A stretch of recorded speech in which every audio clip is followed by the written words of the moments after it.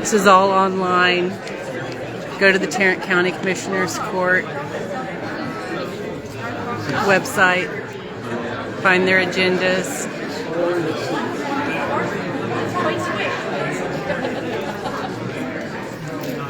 And we are at the very end, very, very end.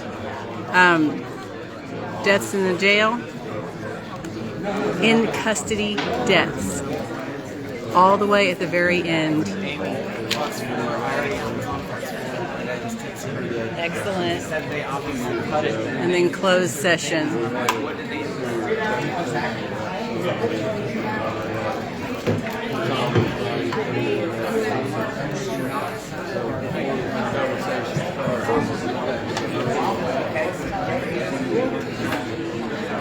Audience participation form. Right by 10.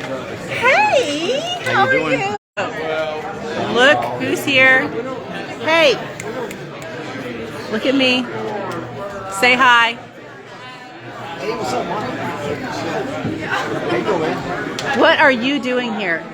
I am here to speak truth to power. So I've got a list of deaths, and we're going to talk about that. Fantastic. And Thank you. I've got a client who they're trying to kill right this second. So.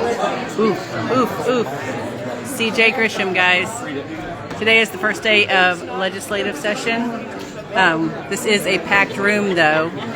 So a lot of us who are not in Austin or would usually be in Austin for the first day of the legislative session are here instead. And right next to the big guys, this is Media Row over here. They make us come over here to this side. And I got the wrong tripod, so it's all wonky. Let me line this up again. And for some reason, Facebook is not letting me stream in landscape mode anymore.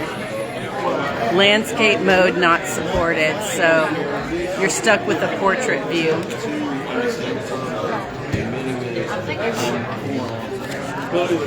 In the caption is a link to the event page that was created when we first learned of Mason's death.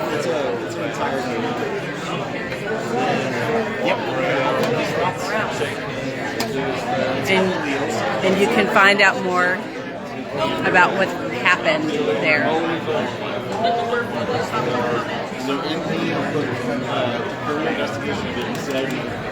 And then see on the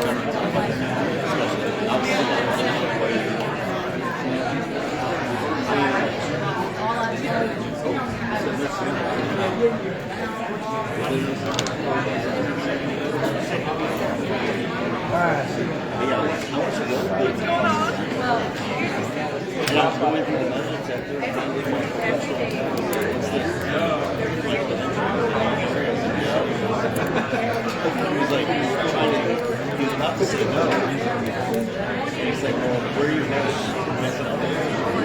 Oh, okay, that's possible.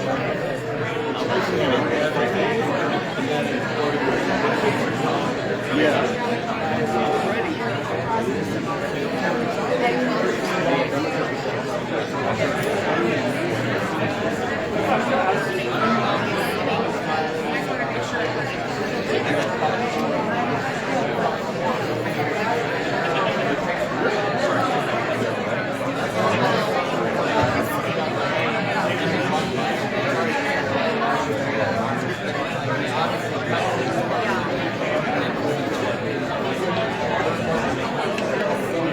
Hang on, I have to turn my hotspot on, so I might lose the stream and have to restart it.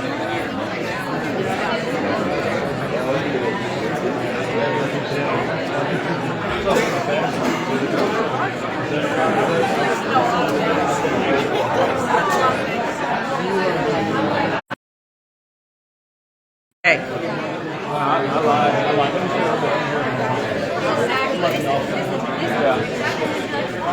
I can hear it on the best.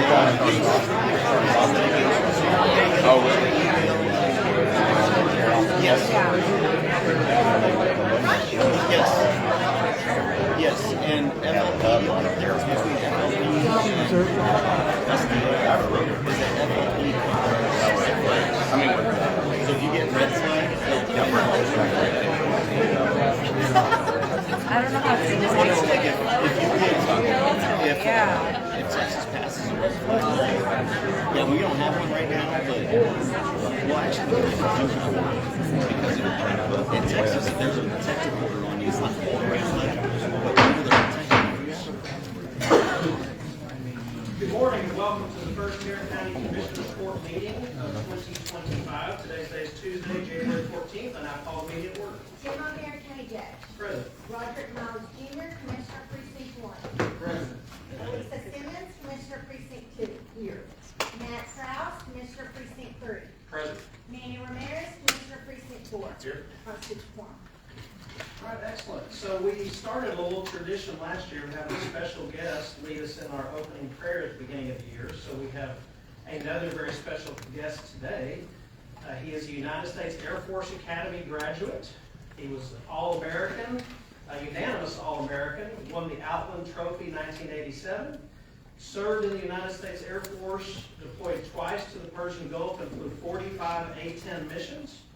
He was inducted into the College Football Hall of Fame in 2006, and while playing for the Dallas Cowboys, won 3 Super Bowls, including the last one, which was almost 30 years ago, leading us in our invocation and our pledge. Please welcome Chad Haynes.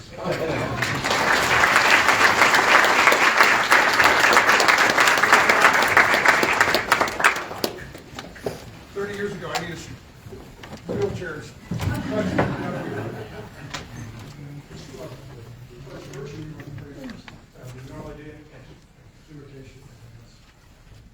Let us pray. Father, we lift our eyes to the hills. From where does our help come? Our help comes from the Lord, who made heaven and earth. He will not let your foot be moved. He who keeps you will not slumber. Lord, you are a mighty fortress, our strong tower, our protector, and our provider. We thank you for the blessings you have bestowed upon this nation and we as a people. You inspired our founding fathers to look to you when forming our government, to be that city upon a hill. They had the wisdom to make our first right, the right to worship as we please. We thank you for the freedoms that we have and enjoy as Americans. Lord, I pray for our nation and its leaders, for you have ordained those in political office. For your word says, let every person be subject to the governing authorities, for there is no authority except from God, and those that exist have been instituted by God. I pray for your wisdom, knowledge, and discernment be upon our leaders during this time of political transition in our nation. Inspire them, Lord, to govern with justice and righteousness, to protect those in need from oppression and violence, to set policy that honors the dignity of man and uphold who you created us to be. I pray specifically for these individuals that are before me today. Father, I pray that in the days ahead they honor you with their words and actions, and the policies they set honor you and those that they serve.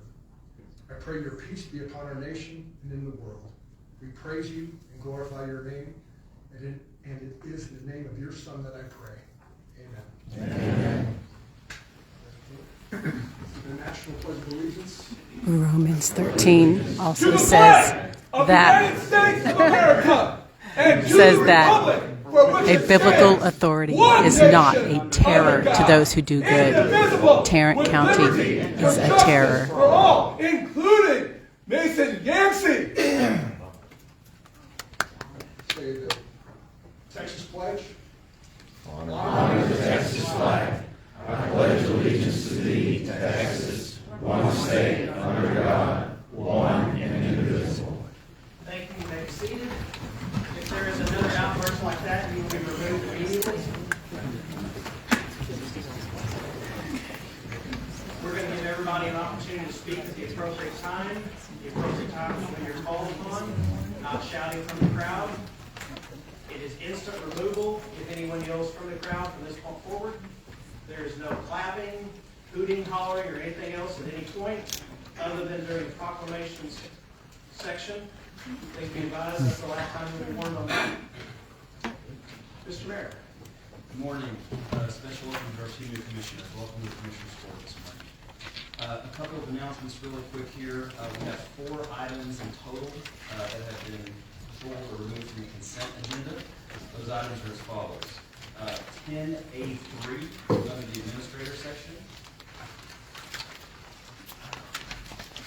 10B3 under the auditor section.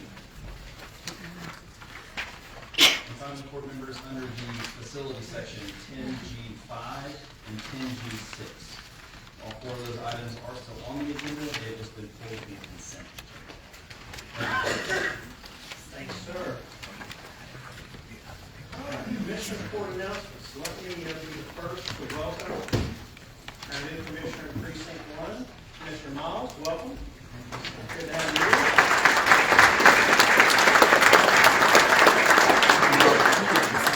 Also new here with us, Commissioner Krause from Precinct 3. Welcome.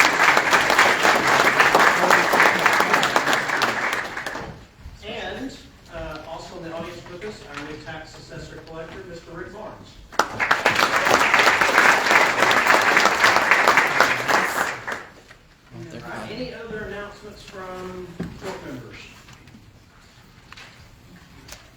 Yes. Happy New Year to everybody, and welcome to our team of court members. It is the beginning of the year, and in Precinct 2, we begin our town hall meetings once again. Our first town hall meeting of the year is January 23rd at 6 p.m. at the Arlington Sub-courthouse. Our topic is the Southeast Connector Project. Now, don't come yelling at the people. I live over there, and I too can become frustrated as I navigate through there. But TxDOT and Southwest Construction will be there with maps and presentation, and they will answer all of the questions. Any other announcements? I have one. So again, this year we're going to partner with the Fort Worth Stock Show and Rodeo to hold the Tarrant County Salutes Veterans event on February 3rd. Remember, this event is going to be free for all veterans. You get free entry to the stock show grounds. And we have hundreds of vendors set up to provide workforce, housing, VA services, anything that you can imagine that a veteran may need or want information on will be here at this expo. It's the second year we've done it, and last year we had an incredible time. In 2 weeks at Commissioners Court, we'll have a reminder and announcement, but want to put it on everybody's radar, February the 3rd, Tarrant County Salutes Veterans. All right, excellent. Any other announcements? All right, now we move to our proclamations, resolutions, and presentation section. And something really cool happened right before Christmas, which is we have a football state champion, 6A Division I, from this area for the first time, I believe, in 35 years. So, Commissioner Miles, could you please recognize the great folks at North Crowley? Yes, thank you, Judge. It is my honor and pleasure to recognize More students are killed via K-12 public sports I'm going to read than this in congratulatory all resolution, school and I shootings. ask that it be ratified. Whereas the North Crowley High School Panthers football team has NCCSIR, demonstrated all sports exceptional report. talent, dedication, and teamwork throughout their remarkable 16-0, 24-25 season, culminating in their victory as the Texas High School 6A UIL Division I state champion. And whereas the Panthers achieved an extraordinary feat by defeating 7 programs with a combined total of 24 state championships in their history, showcasing their dominance and competitive spirit.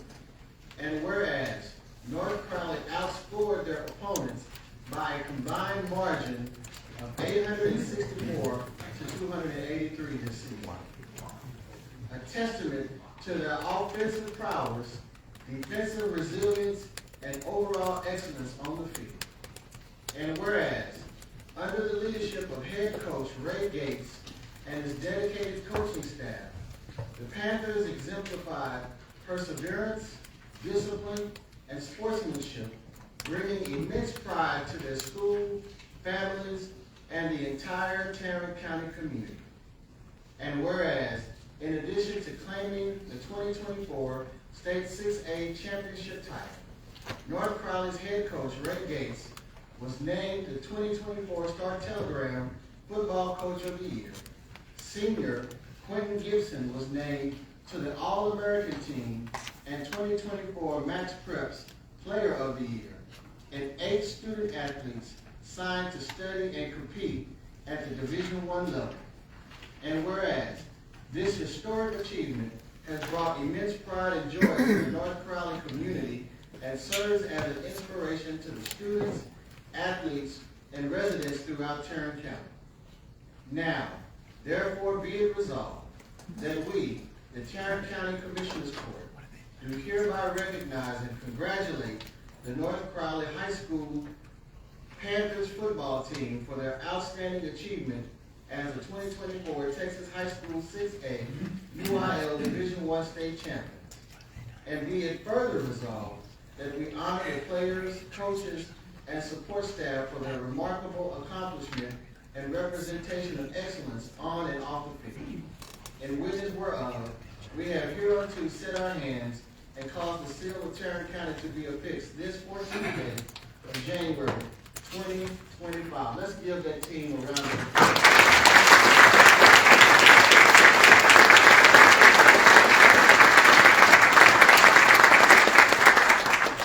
I will present the proclamation at their championship parade that will be happening this Saturday. So I'll present the resolution to them, and I would just say that that team galvanized not only the North Crowley and Crowley community, but it galvanized the city of Fort Worth. They demonstrated what community looks like and the power of unity when we come together for a common goal and purpose. I'm immensely proud of the coach and the players, and I'm immensely proud of the residents of Tarrant County Precinct 1. Thank you, Judge. Yes, sir. Excellent, excellent. What a cool thing. You've made the motion to ratify that. I'll second it. Any discussion? All right, please cast your vote. There we go. Passes unanimously. Next on the agenda is a sad note. I know all of you here know about the sudden passing of Bill Hanna, and just a tragedy to lose him so soon. His wife and son are here with us, Laura and Luke. Where are y'all? How about let's give them a big round of applause.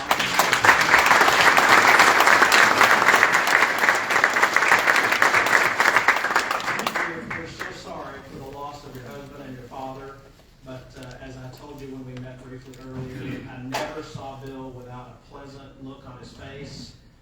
Just a positive guy, easygoing, easy to get along with. I don't know anybody that didn't like him, and you would be well served to try to be like your dad. So we're so sorry for your loss.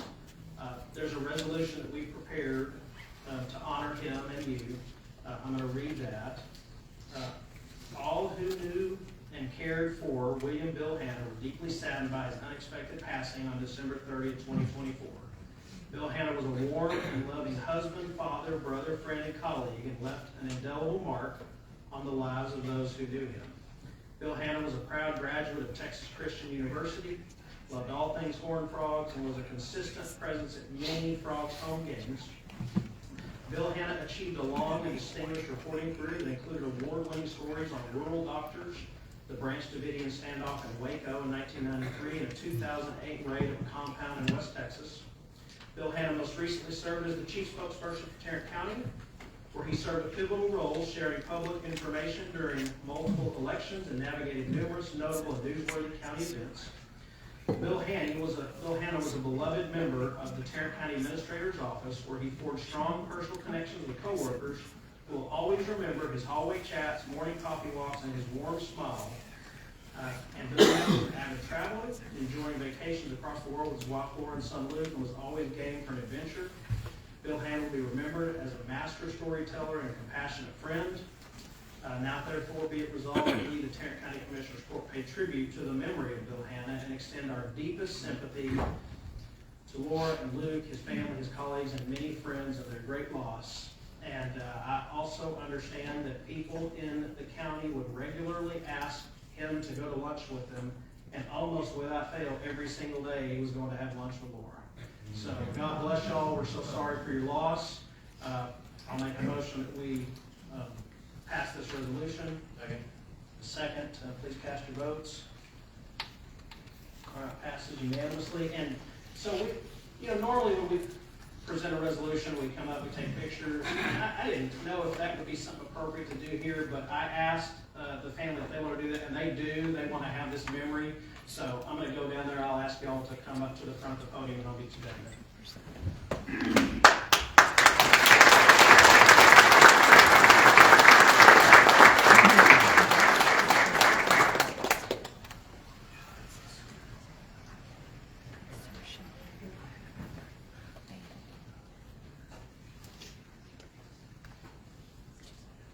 1, 2, 3.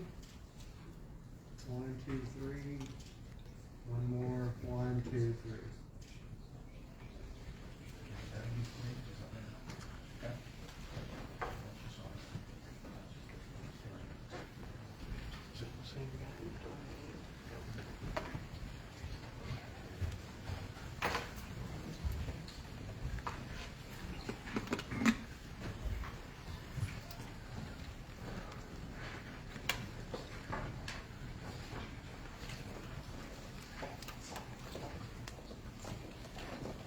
On a couple of other sad notes, we also lost two others over the holiday break. Ty DuPont, who is the accounts payable manager of the auditor's office.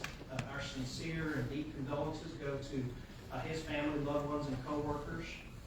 And another one that he was only 58, I believe.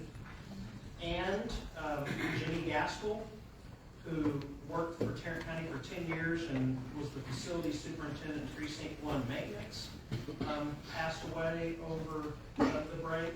He's married with one child. Our prayers are with Mr. Gaskell's family, and a sad time, and it seems to happen to a lot of folks over the holidays, especially the older ones, but these are some younger folks, so we're sad here in Tarrant County to lose all these folks that have served our county so well. Next, we have a proclamation for Tarrant County's 175th anniversary. We just don't know where that is. But I think we have one. It is. I have a piece of paper for it. We were thinking about having the only elected official who was actually present when Tarrant County was founded, Tom Wilder, come and say that would be fair. So, let me read this proclamation. Tarrant County was established on December 20th, 1849 by the third Texas legislator from the Peters colony. Which one are we on now? Which legislature was it? 89. The third. Tarrant County was named after General Edward H. Tarrant, who led troops in the Battle of Village Creek in 1841, and later that same year established a treaty between the Village Creek Native tribes and the Republic of Texas, taking the region to settlement. On June 6, 1849, Major Ripley Arnold established Camp Worth, a military post on the banks of the Trinity River, which was granted the name Fort Worth on November 14, 1849 by the U.S. War Department. Tarrant County held the first county seat election in 1851 and constructed its first permanent brick county courthouse in Fort Worth after the 1860 election. B.B. Paddock created the Tarantula map, envisioning the county as a major hub for railway lines, and the Texas and Pacific Railroad reached Tarrant County in 1876, connecting the county to the rest of the nation. After a period of significant growth, Tarrant County completed construction of its current 1895 courthouse, fashioned in pink granite from Central Texas. Tarrant County's cattle industry, rooted in the early days of settlement, became a driving force of its economy, along with the growth of the oil and gas industry in the 20th century, which shaped the county's development and prosperity. Tarrant County's rich Western heritage and can-do Texas spirit have been key in its transformation from a small agricultural region to a major hub for transportation, aviation, agriculture, education, and tourism. Tarrant County became the third most populous county in Texas in 2020 with a population of over 2 million. Now therefore be it resolved, we, the Tarrant County Commissioners Court, hereby recognize the 175th anniversary of the establishment of Tarrant County. So I'll move to receive and file the proclamation. A motion and a second? Judge, Yes? I actually think we have an audience participation on this side. Oh, we do? Okay. One? Who did that? Jay, do we have a spillover room? We do. Okay. If Mr. Lyons is there, we'll have you come up when you get in, but for now, we'll move forward. So we have a motion and a second on the proclamation. Any discussion? All right, please cast your vote. What? You're not going to listen to public comment before casting the vote? Remove it immediately. All right, passes unanimously.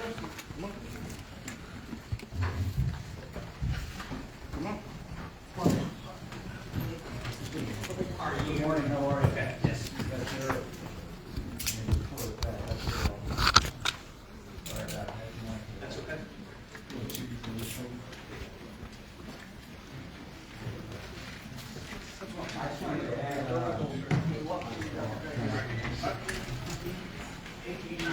Sarah, one moment here, just a second.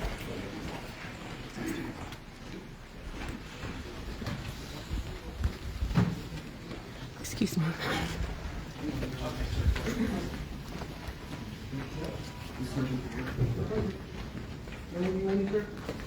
You don't want to be interrupting a citizen who has the right to record. Don't be a dick. You can record, you just need to stay back. Thank you.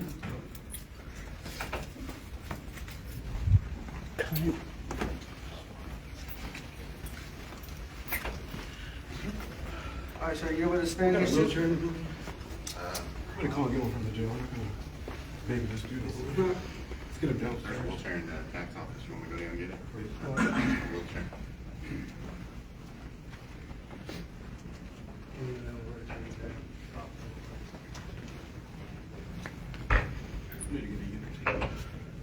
What's your name, sir? What can we call you? I'm Charlie. Charlie? Charlie, you don't think you can walk? I don't do it walking right now. Okay, just giving you the opportunity, all right, There's sir? the elevator. Sure. All right, 1, 2, 3, go. Sorry. You can,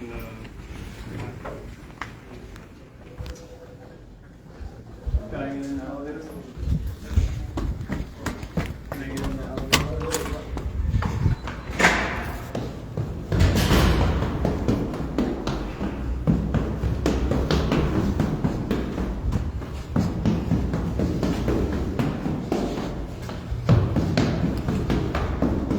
Do I get an award for this? It's probably faster than the elevator.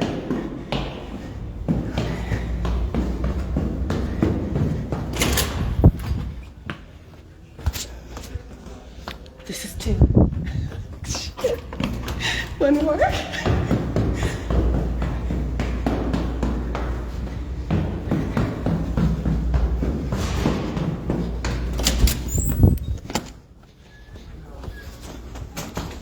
Maybe they're coming down to ground.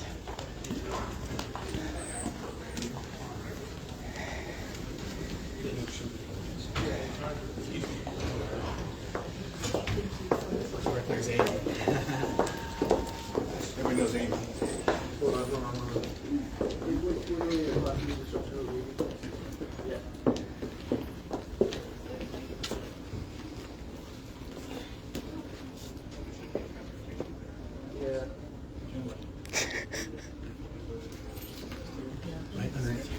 Yeah.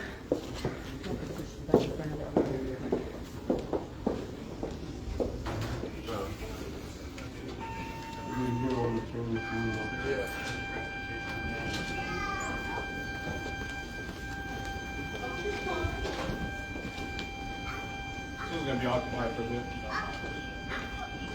We have plenty of video, plenty of memory on my phone to record.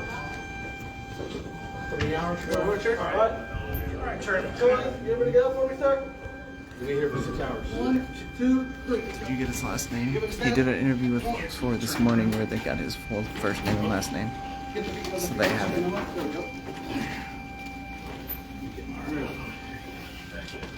You bring it back in here? Or are we going a different I don't know where you guys are going. Southport. Southport, there's no Southport. Let's just get them out. We're going this way. This is all for free speech. It's right here. There's no garage on this building. But we can go down to loading. What crime has he committed? Is he under arrest? Yes.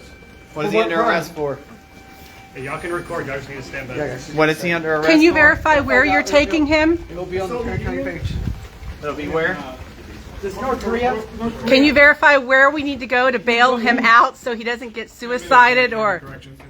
Okay, we just don't want him to, get suicided or die of stage 4 cancer while he's in custody. What was the crime you arrested for him? That's fine. We're not going to go in there. We're not going in there. Well, stand right here. We stand right about right here.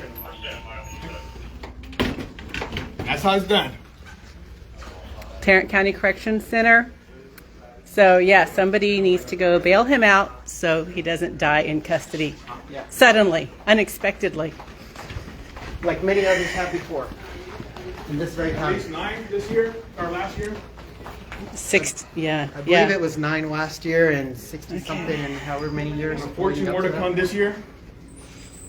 And back to your regularly scheduled broadcast. I I don't know if I'll lose. I tried to go live. You're live streaming, Amy? Yes, I'm Okay, live good. streaming. Good. I got some Good. regular video that's a little I don't better do well on quality at in least. elevators. Y'all, I don't do well in elevators. okay. Sorry. You need some help? All right, I'll be okay. All right. Elevators kind of. Appreciate it. I understand, man. You're good. It's understandable. Stop making it worse, Damien. Sorry, I'm not No, he's good. He's good. I understand. You're good, man. You're good. I'm all right. I'm right. Going down. You need help us? That's it? This is it. Yeah.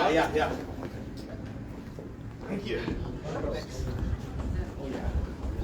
And the courtroom is now full. You'll go to the overflow room. My tripod is in there. My seat is in there. Oh, okay. You Yeah. have that? Yeah. Sir, He was sitting right next to me. okay. One more now. Jackson McMahon, Luis Montoya, Sarah Phillips, David Richards, Brandy Rivas, and Judge Kerry Walker. Thank you all for 10 years.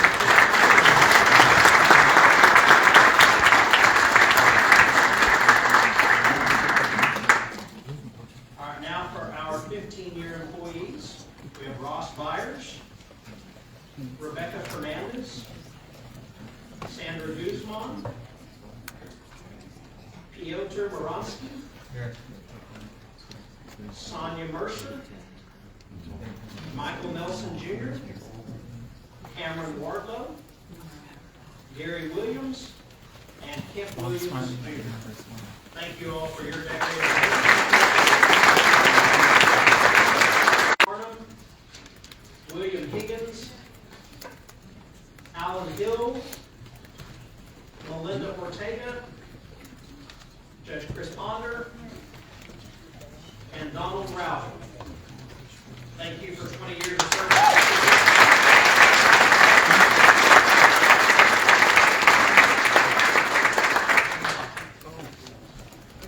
All right, now we do our 25-year employees, and I'll ask each of you, if you're present, to stand. Is Sonia Cruz with us today? She has been in public health for 25 years. Thank you, Sonia, for your 25 years of dedicated service. We appreciate you. Let's give her a round of applause.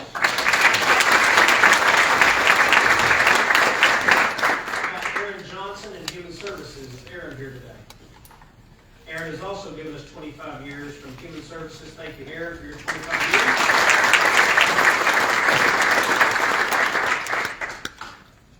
Suzanne Berry with the 153rd District Court. She is not present today. She has also given us 25 years. Thank you to Suzanne.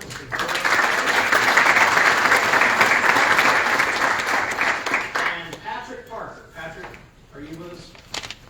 How are you, sir? 25 years as Tarrant County Console Control Officer. Born at Carswell Air Force Base in Fort Worth. Went to Boswell High School. Spent time in college at Tarrant County College. 3 children. In fact, no one knows about him. He has met George W. Bush and Bill Clinton. What he likes to do for fun: travel, play ping pong, bowl, billiards. Other job titles he's had with the county: security control officer. His most memorable moment: his sons winning the United Way talent show that Juvenile Services produced. That's cool. And what he likes the most: the camaraderie among the staff, the benefits in the retirement system. Patrick, thank you for your 25 years. We appreciate you very much.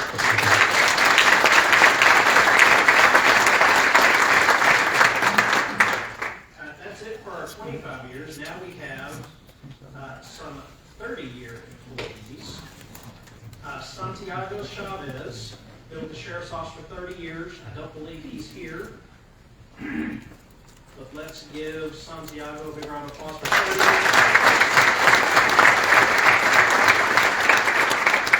Next we have Jeff Hodges. Is Jeff here with us? How are you, Jeff? 30 years in the tax office. So he was born in Johnson City, Tennessee. Went to high school at Everman. Went to college at TCU where he got a degree in marketing. Has 2 daughters, ages 27 and 24. In fact, no, that's pretty funny. In fact, no one knows about you. He ran for Tarrant County Tax Assessor Collector in the 2000 election. There's some deep humor in there. That's pretty funny. So what he likes to do for fun, enjoy spending time with family and friends, photograph wildlife, play music. What's the coolest thing you've ever taken a picture of, wildlife-wise? Wildlife-wise? Yeah. Well, I don't know about wildlife-wise, but I caught a really good picture of at the rodeo, a clown walking over a bull as the bull was trying to get through it. That's probably the best picture ever. Other job titles he's had with the county: assessment manager in property tax and property tax units liaison. His most memorable moment, probably two things. What all went down during the terrorist attacks on September 11, 2001, and then the March 2000 tornado that hit downtown. What he likes most, working with the wonderful audit team to meet the challenges each day brings and doing his part within the team to make the organization successful. Jeff, thank you so much for 30 years of service to Tarrant County. We appreciate it.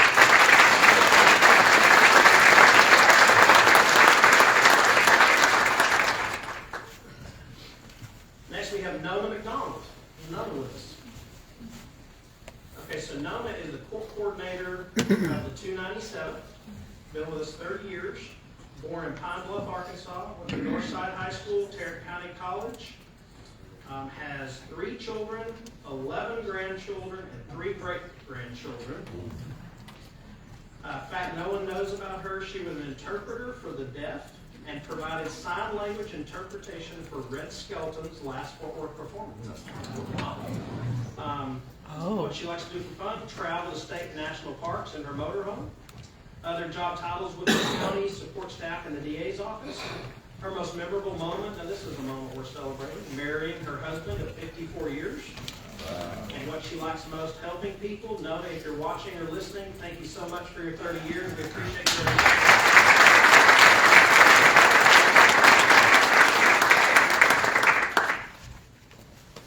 Well, who do we have next? District Clerk for 30 years, Tom Waller.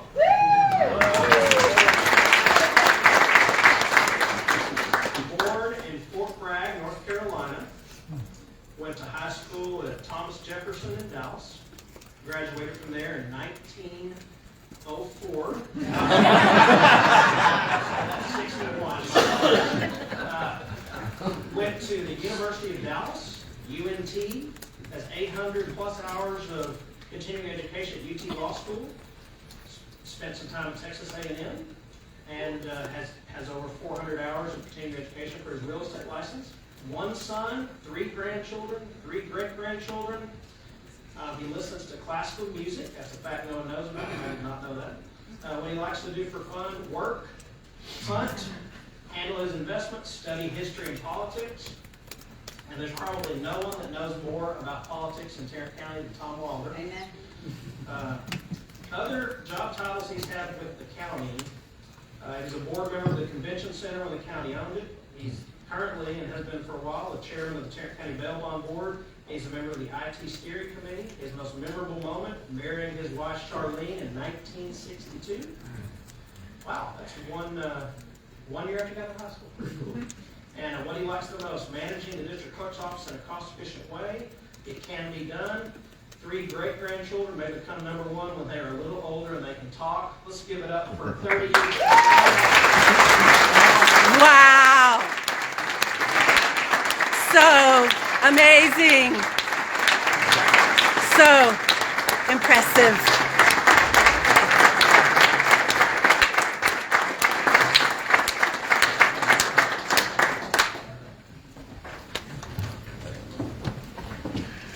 All right, we have 1 35-year employee. Pamela Walker here.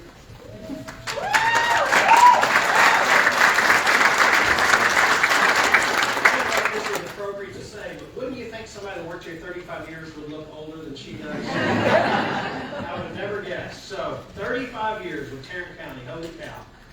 She's a financial accountant, born at Lackland Air Force Base in San Antonio, went to Azle High School. She has 2 children, a son and a daughter, 2 grandchildren. She likes to do off-roading, camping, and exploring the outdoors. Other job titles she has had with the county: election clerk under Robert Parton, election administrator. Her most memorable moment, the year the auditor's office did the Wizard of Oz for Halloween. What she likes the most, friends she has made while working at Tarrant County over the years, and the experience and opportunity to work with a great group of people through all the years of her service at the county. 35 years is incredible. We appreciate you very much. Thank you, Pat.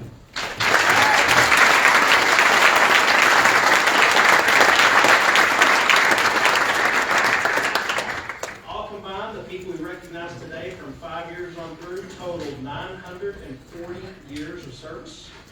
I move that we receive and file the employee recognition. We have a motion and a second. Any discussion there? All right, please cast your vote. All right, passes unanimously. And we do have a reception on the 4th floor. So for those of you who are here for this and would like to escape, now is the time. If you'll make your way out somewhat quietly and head to the 4th floor, there's a reception. Too bad those 69 deaths couldn't escape.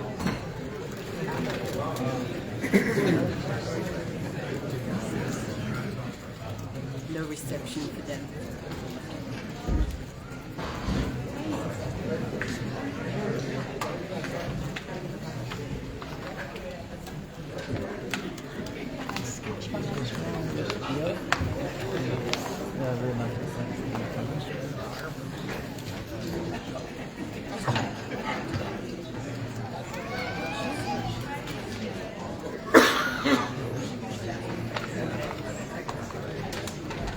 Okay, next up on the agenda is the consent agenda. Do I have a motion to approve the consent agenda as amended? Second. We have a motion and a second to approve the consent agenda as amended. Any discussion? All right, please cast your vote. All right, passes unanimously. Now this takes us to item 10A1, which is to consider out-of-state travel requests.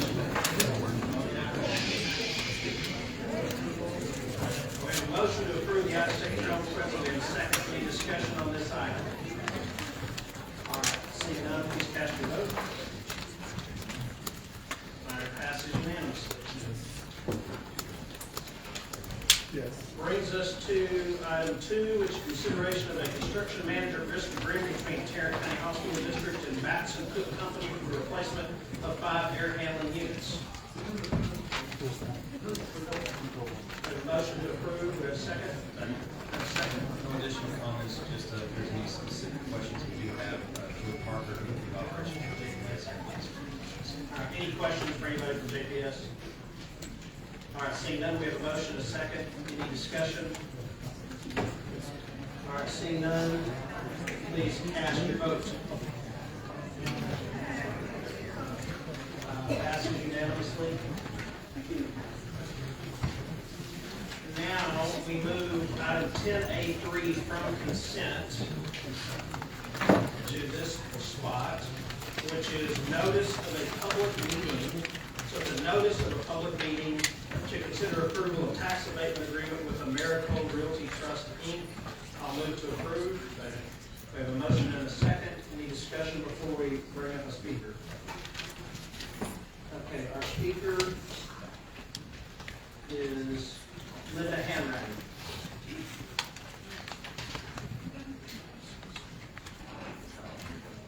Good morning. As a Tarrant County taxpayer, I would like to know the taxpayer benefit of providing a 50% 7-year tax abatement for the expansion of the cold storage facility on Blue Mountain Road. The company is not required to provide any new jobs. Could the tax abatement give an unfair advantage to this company versus the cold storage competition? It is unlikely that the company, is it likely that the company would not expand if the county does not provide the tax abatement? Tarrant County and the city of Fort Worth are constantly providing tax abatements, which is one of the reasons our real estate taxes are so high. This may be a great deal, but I can't tell from the documentation provided. It is time to stop giving so many tax abatements without justifying such abatements to local taxpayers. Thank you. So, just so we're clear, clear on what this item is. This is required to notice that it's going to be addressed or voted on at a future meeting, February 18th, I think it is. So we have a motion and a second to notice this meeting. Any discussion? All right, seeing none, please cast your vote. All right, passes unanimously.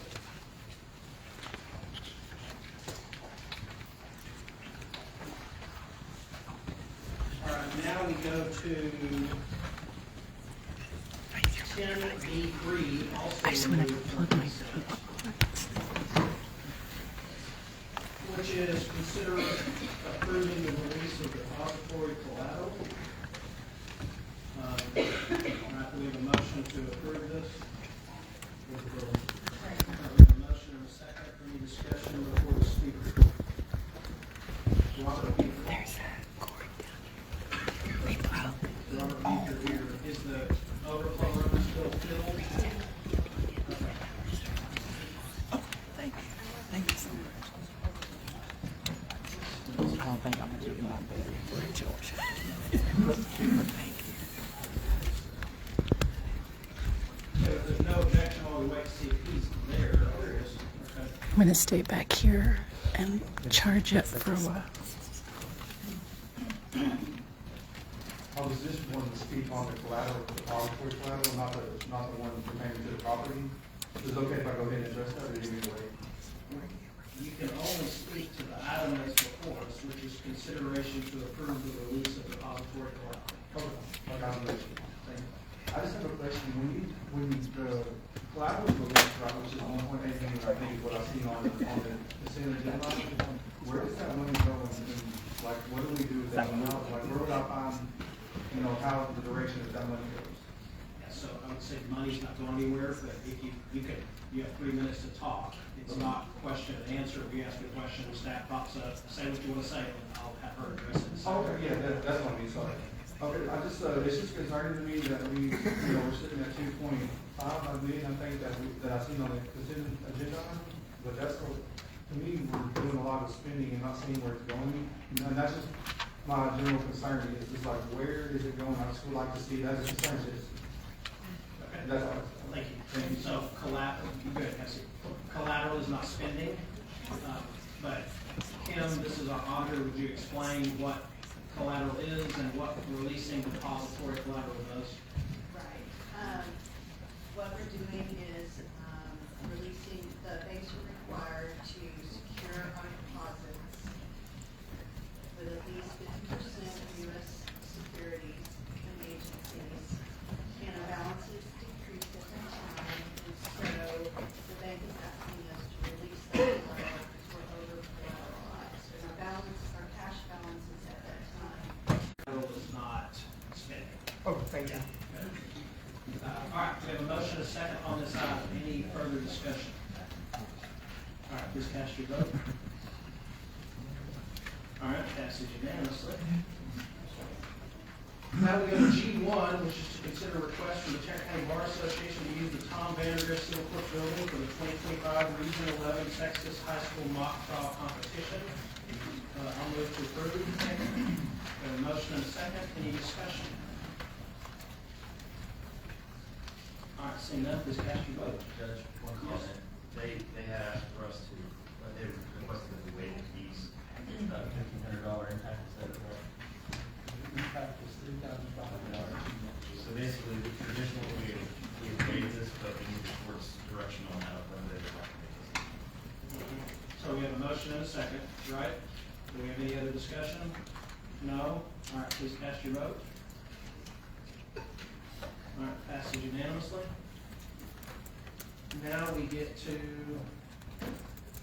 item G5 from consent. G5 from consent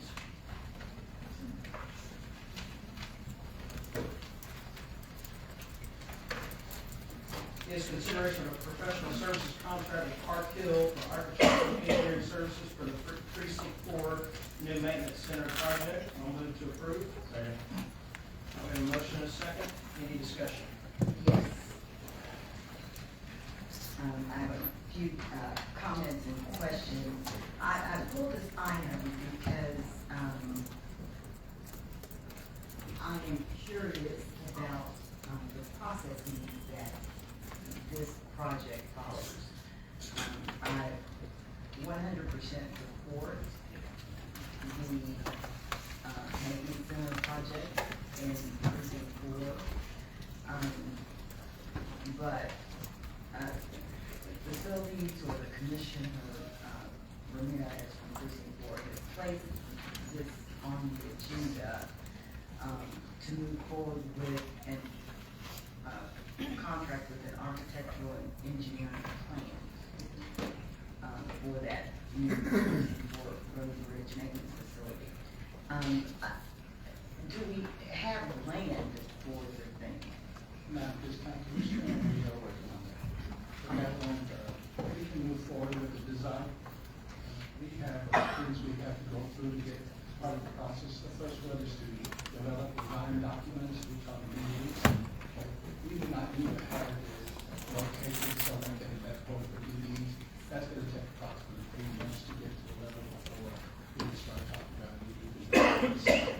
Okay, so we're going to design this maintenance center with, and there's no land. And is that the normal process? Is that how you typically build facilities for Tarrant County? We can do it either way, Commissioner. Is that how you typically build facilities for Tarrant County?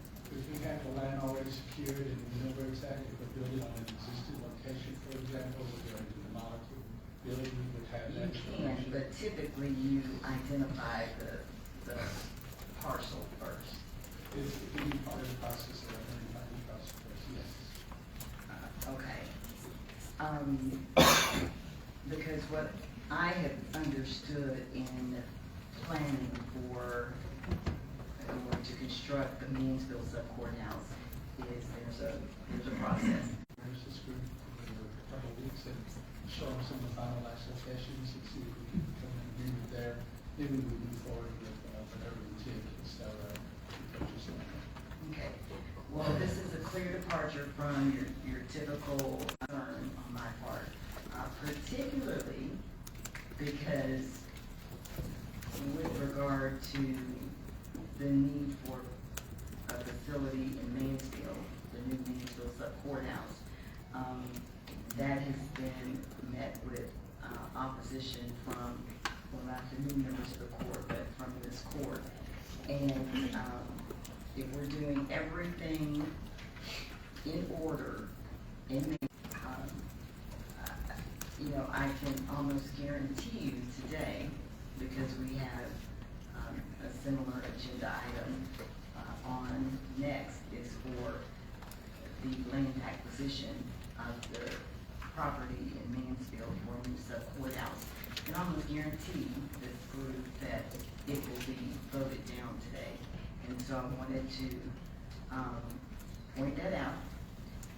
I have never voted down a precinct 4 project because the constituents in precinct 4 are your constituents, yours, mine, and his. And so I hope that we can get past whatever power plays or partisanship that exists. We clearly need a new maintenance center in precinct 4. We need a Mansfield Sub-courthouse in Mansfield. And so hopefully we can do the right things today. Any other comments or discussion? We have a motion and a second. Please cast your votes. Passes unanimously. Next up, we have item G6, which is to consideration to approve a letter of intent to Stillwater Capital LLC for the purchase of 5.7 acres of land located at the northeast corner of Heritage Parkway and Regency Parkway in Mansfield. I move to deny. Second. I would also, did we issue a letter of intent for this agenda item? No, this is the letter from the developer. They send it to us. They send it to us, and then the board has to approve it. All right, we have a motion and a second to deny this. Any discussion? Yes. Like I just said, we have partisan politics and power play underway. The Mansfield Sub-courthouse, the constituents there need the Mansfield Sub-courthouse. Foundation issues, plumbing, HVAC, energy efficiency, square footage, all of it. This is not a sub-courthouse that I said we need to replace. There was a commissioner before me, and there was a commissioner before her, who happened to be the Republican commissioner that that administration decided that this Mansfield Sub-courthouse needed to be replaced. Budget office, facilities management, our administrator's office, both administrators have determined that that sub-courthouse needs to be replaced. We've got the land that we need to go ahead and purchase because it's going to only get more expensive. The land is going to get more expensive. The repairs and rentals and replacements are going to get more expensive. We are seasonal. And so I just want our taxpayers to see that partisanship is at work. It was a Republican commissioner who started this whole. Commissioner sits in the seat.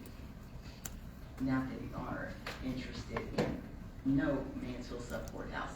For the constituents that stand on the steps, that lean against the wall, that sit on the floor to visit our tax office, that stand on the wall, that sit on the floor, and every place else to visit our JP's office upstairs while either freezing in the winter or burning up in the summer.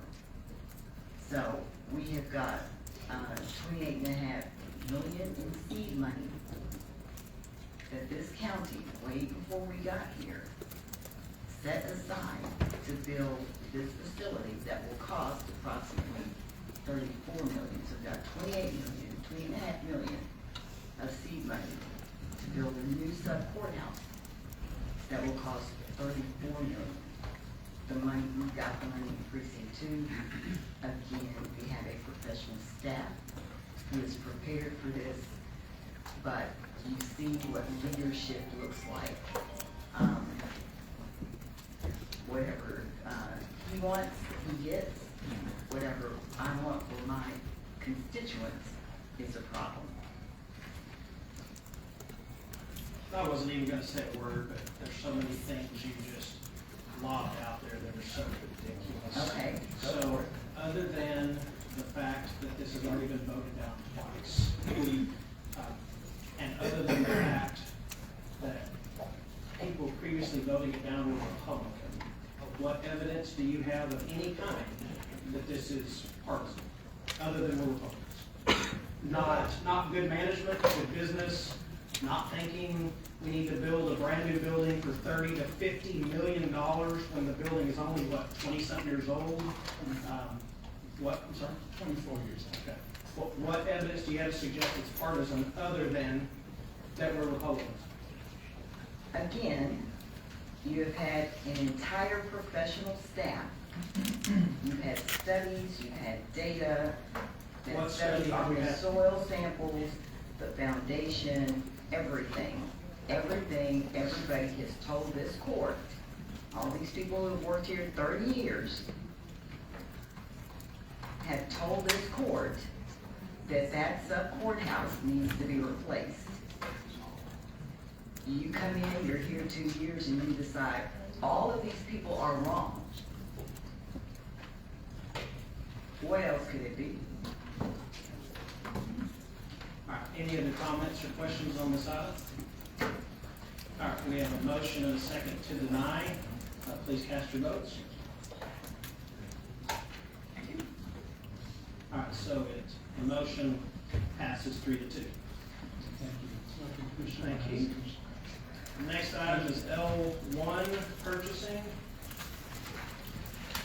annual contract for professional engineering and planning services, transportation services with various vendors. We have a motion to approve. We have a motion to approve, I'll second it. Any discussion on this item? Not seeing none, please cast your vote. Passes unanimously. Next up is item L2. Approval of invoice payment for preventative maintenance for advanced instruments, fluorometer, and crash public health. $4,800 payment. Move approval. Now, we have a motion and a second to approve. Any discussion on this item? Please cast your vote. Passes unanimously. Item 3 is permission to take bids and issue RFPs. I have a question on item 3A. Has anyone ever conducted in this county an analysis to determine if we hired people versus contracted out on the security guard services, whether or not we can save money? I don't know what that is. So we have? Yes, sir. Okay. Can you come up to the microphone? Or yeah, you stay there, microphone. When did we do that? It's been several years ago when we were looking at the cost of the jury parking lot and the resource connection to have security. Ballpark, what are we talking? 2 years ago, 5 years ago, 15 years ago? Okay. And what did we determine? We determined that it was more cost effective for us to have contract out security. So if we were to authorize this today, certainly doesn't obligate us to go hire security. After 5 years, I'd like y'all to take another look at it and see if it would be more cost effective to have our own folks instead of contracting out, and just report back at the time whenever this will come up again for any kind of vote. Okay. Any other questions from any of the board members on items 3A through E? Yeah, I have a question about, when you say your own folks, is that deputy, sheriff's deputies? It could be, you could do it from a constable's office, you could just hire our own security force. I mean, that would be any number of options. But I do think, we're gonna have to, correct me if I'm wrong, Aaron, on this, so we already made a plan for juror parking as the grade is torn down and Panther develops. What's our plan? Basically, we have a CA closet garage, we had an extension, I think it's through next September, and we're now on the grade. I think the plan is to eventually a lot closer as a surface lot now, next to the closet building, we move into those new spaces available in closet, and then those that have been parking down the jury parking, move into the surface lot for the morning for the heavy dockets, and then we potentially have it available for purchase in the afternoon for anybody in downtown parking. And that would eliminate the need for security at that lot. That's correct, yes, sir.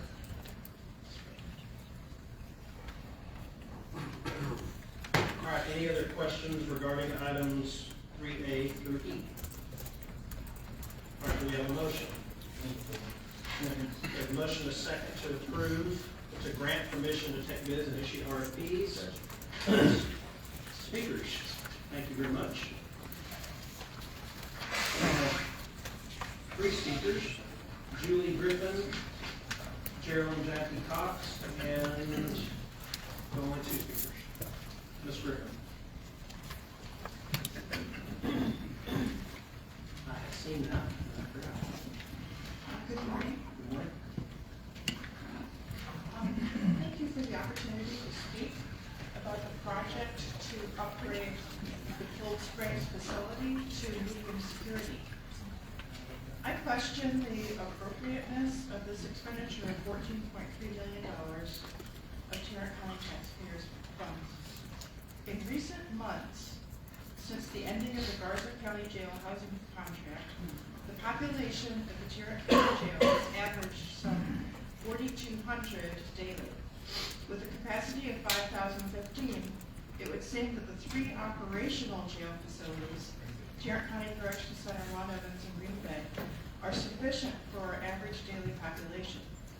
We can continue to do more to keep our population at a reasonable level by deflection and diversion of individuals with mental illness into a correct level of care, transfer of appropriate persons to the mental health jail diversion center, and also cutting down on the incarceration of the 67% of the jail population that is pre-trial, i.e. not convicted of any crime.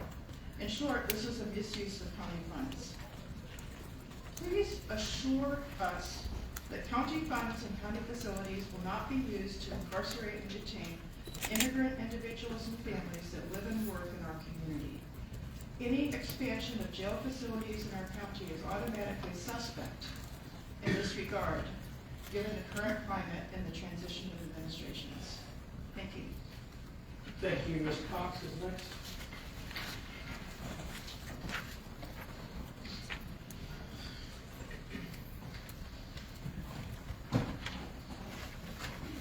Ms. Cox, not here.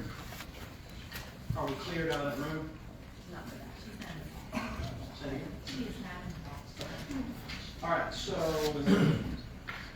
we have a motion and a second on this item. Any further discussion with court members? All right, seeing none, please cast your vote. All right, passes unanimously. Next item is appointments to boards and commissions. I have several I would like to make.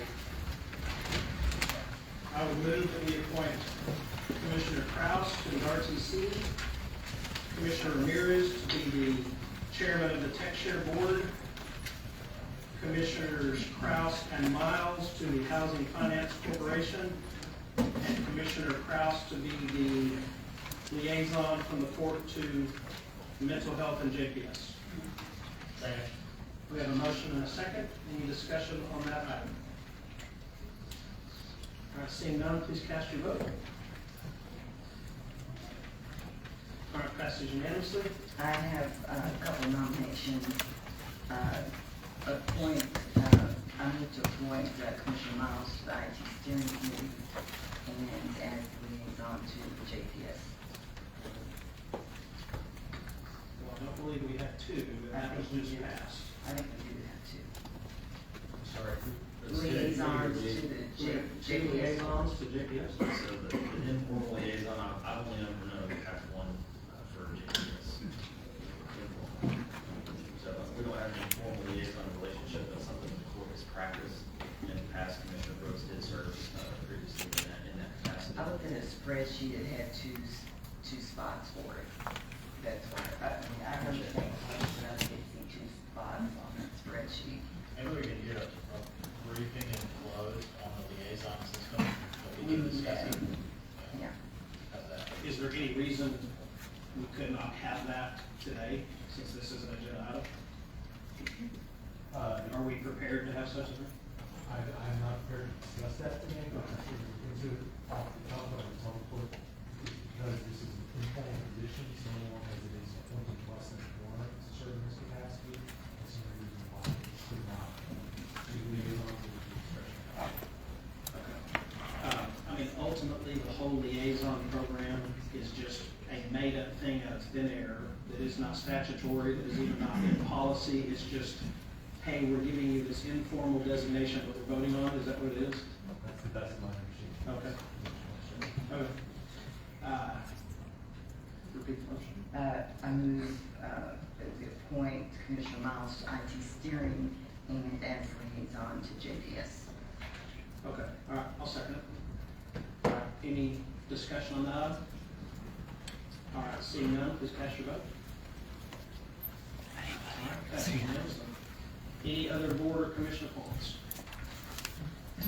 All right, seeing none, we move to.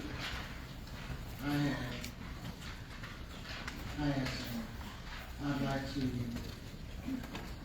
appoint Commissioner Simmons to the Purchasing Agent Board, the Regional Transportation Council, and Mental Health Jail Emergency.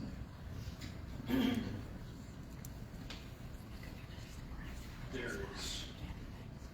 I guess you can make whatever motion you want to, but the RTC was just filled.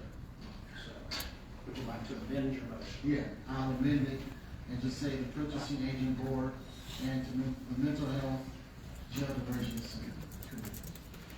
All right, so there's a motion. Do we have a second? Second. All right, we have a motion and a second. Any discussion? All right, seeing none, please cast your vote. All right, passes unanimously. Anything else?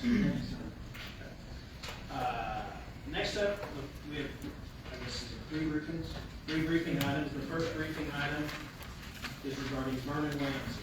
Do you have someone here that's going to address this? So we have a clutter of individuals here. We have representatives from the sheriff's office. I believe the sheriff himself is here. We also have representatives from MHR and JPS. I believe the sheriff will explain this in person. Okay.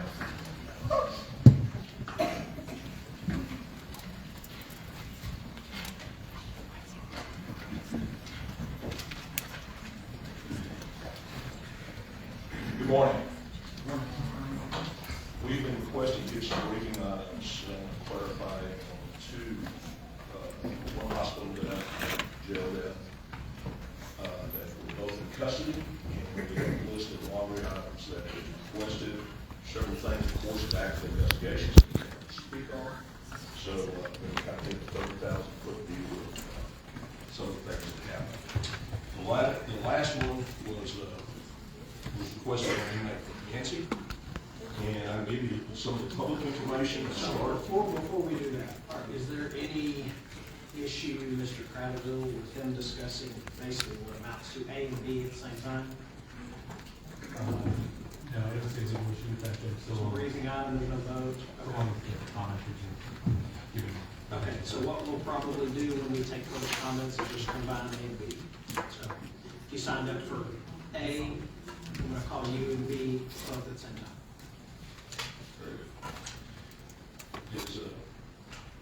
Anyway, I'm sorry. Here's the public information on the first one.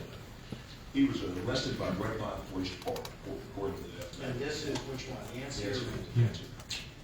And they received a call to a smoke shop in Grapevine, and he was said to be stumbling around the parking lot. When officers arrived, they found him slumped in his vehicle. They knocked on the window.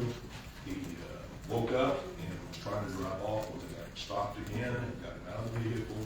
He was very disorientated and obviously intoxicated. He was complaining after his arrest of some medical issues, and he was transported to Baylor Hospital, where he was seen and cleared and then sent to the Grapevine jail. He then came to the Tarrant County jail on the 24th of December. His profile, be very careful with this, is as his profile fit 80% of our inmates. His profile fit that he had underlying chronic health issues, and he also had an addiction to drugs. And he had been involved over the years of the last, since he was a kid, several arrests for narcotics and that kind of thing. The particular drug that he was arrested for this time was ketamine. And ketamine is often used by anesthesiologists. It's used in the private market, but however, there is obviously illegal ketamine being sold. Anyway, highly addictive, often looks like opioids, but isn't, but looks like it. So he was placed as a high priority inmate, meaning medical services could get to him. He was in our custody for a total of 4 days. He was seen by medical on 9 occasions.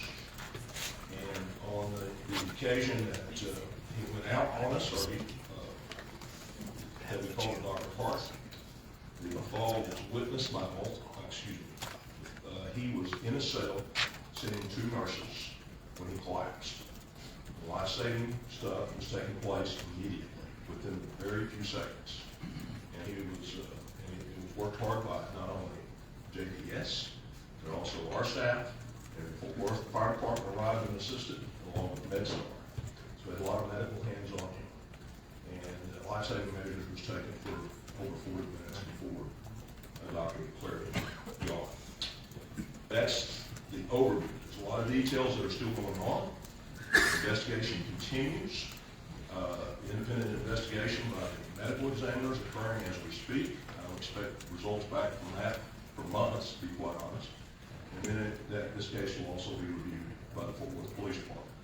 I don't see that conclusion until late summer, to be quite honest with you. So it will not be fundamental. I think the takeaway is that all protocols were followed by Tarrant County Sheriff's Office personnel.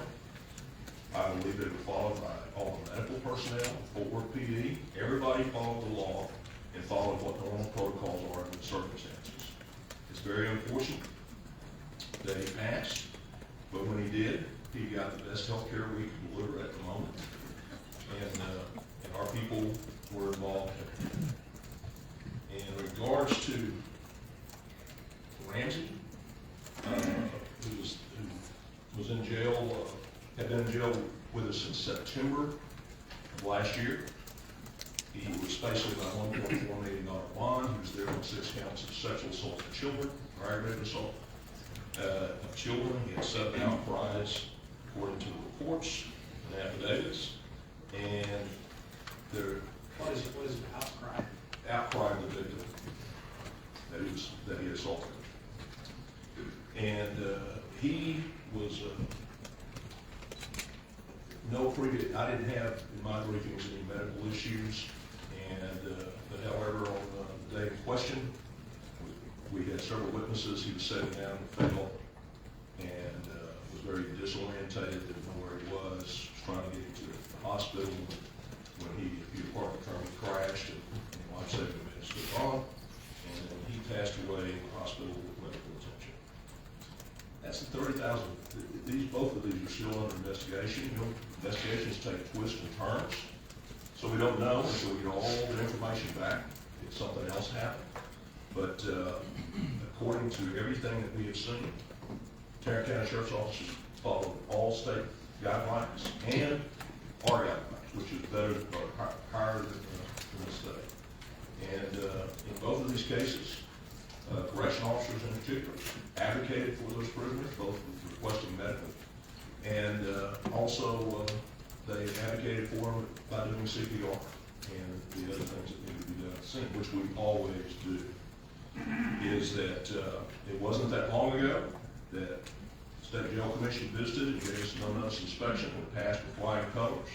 And they reviewed all this, and of course, the Department of Justice was in, and in fact applauded in particular JPS and the system that we have.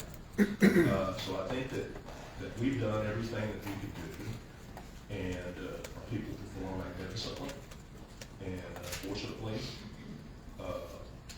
you know, as I tell people all the time, you know, these 80% that we talk about that have narcotics problems, is that it's very difficult on the body. And in that hidden city we call the jail, is yet our rate of death is still markedly lower than the free world. And I think that says a lot for what's going on. And I do want to finalize what I have to say by saying that both JPS and MHMR here, they're incredible teams. And we collaborate all the time together. We visit with each other about what we could do better, and we find ways to do better and deliver the care and the services that they have. And I think that's what the DOJ saw when they were here. That's what other people have seen when they're here, that it is a model to pursue. And we continue to do that. We have over 200 JPS people on staff in the hospital 24/7, and our medical responses are less than 5 minutes to when people ask for medicine or they have a medical issue. And we have now that our inmates are issued a tablet that they don't have to go through the correction officer. They can send a direct message to JPS that they need to be seen. And of course, your classification systems and stuff like that, we sort out different folks that need high priority. And we put that on them, meaning that they go to the front of the line as far as medical services or MHMR services. So that's what they do. I think I covered the gamut there as best I could. Still a lot of things going on behind the scenes. So one question about Mr. Yancy. There have been reports and, I don't know if I call them reports, a report that I've seen, but multiple people with sending emails that Mr. Yancy was denied medication. Do you have any knowledge or information on that? There's no evidence of that. In fact, he was delivered medicine on numerous occasions while in custody over those 4 days. And when medicine is delivered, that's recorded. Yeah, it's all over. And that's been checked, and whenever he was supposed to get medicine, he got medicine? Yes, sir. All right. Anything else, Sheriff, that you want to add? No, sir. I spoke probably to. Okay. Hi, Sheriff. I have a couple questions. I'm not sure if they're for you or JPS. I think the first ones might be for you. At what time, and I think I sent this over, I had Chandler send it over. What time approximately did the detention officers notice a medical emergency? And then how long before JPS was notified? And what's that process? So Well, the pod officers have the ability to immediately request medical review. And our response time in jail generally is around 2 minutes that they arrive. And as I said in the Yancy case, is he was talking to 2 RNs, standing up and talking to them, and he collapsed. They were right there. Okay. So the accounts that I have received from friends and other inmates that he was in distress for hours and hours and hours, and the other inmates were allegedly asking for help to say he's struggling. I was told that it took a while for detention officers to pay attention to him and notify JPS. So that's why I was asking approximately what time did your detention officers discover him, and then discover he was in distress, and how long had he been in distress? I'm going to make JPS very nervous here. I don't mean to, because we cannot talk about some of these procedures that go on. But what I would say is that I have seen absolutely no evidence. I've poured over everything in these things of what you just said. What my evidence is that he received medical on a regular basis. He's seen 9 times in 4 days. And the officers, when they check on folks, they're checking on folks. And that's recorded, right? Yes. When they check on folks. Yeah, it's absolutely recorded, and it's part of the investigation. If we fail to check on them, that's a violation of jail standards. And so I have that same question for Mr. Ramsey. Do we know about what time was his incident at 10 and medical didn't get to him until? No, he was sitting in the middle of the pod in front of the officer. He failed. The officer rushed to him, said, "Are you okay?" I'm giving you more information than I should, but these rumors are just incredible. Is that he said, I don't know where I'm at, and immediately within 2 minutes, I believe it was, just a couple of minutes, he's talking to the medical authority. They're taking him out. They're going. Everything was happening very quickly at that point. He was a witness fault by 3 people, including 2 correction officers, right there. Okay, and at some point, all of this will be in a report that will one day become public. And so I think the rest of my questions are going to be for JPS. And I just want to say that at some point, if we can hold the sheriff accountable, but we've got to hold JPS and HMR and this commissioner's court accountable. This full court is going to need to decide to take seriously the high number of deaths occurring in this jail. We finished out 2024 with 9 deaths, and our jail population is what, 500, 4,100. And Harris County finished out 2024 with 10 deaths. Their jail population exceeds 10,000. Okay, so there is enough blame to be shared amongst us, medical, behavioral, confinement. I am going to attempt to be optimistic that with these new court members and a new jail chief, and with all of y'all's continued efforts to come down here, put pressure on us to stop these deaths, I'm going to be optimistic that we will see some progress, some changes, and in order to not just complain. You know, I've talked to other commissioners, other sheriffs, that's what you go to conferences for, that's what you build relationships for. And so there is definitely room for a wide spectrum of solutions starting at the front end. And some of those include policies not to book people if they are in medical and mental health crisis. Emergency detention, to crisis stabilization units instead of booking them. Counsel at first appearance, PR bonds for pregnant people and elderly folks, actual continuity of care, CCQ checks, not placing people with IDD on forensic wait lists. I am not out to get anyone except the people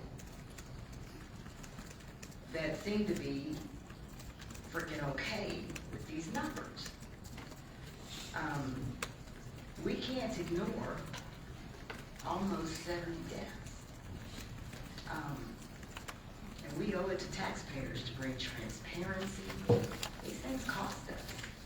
These deaths cost us.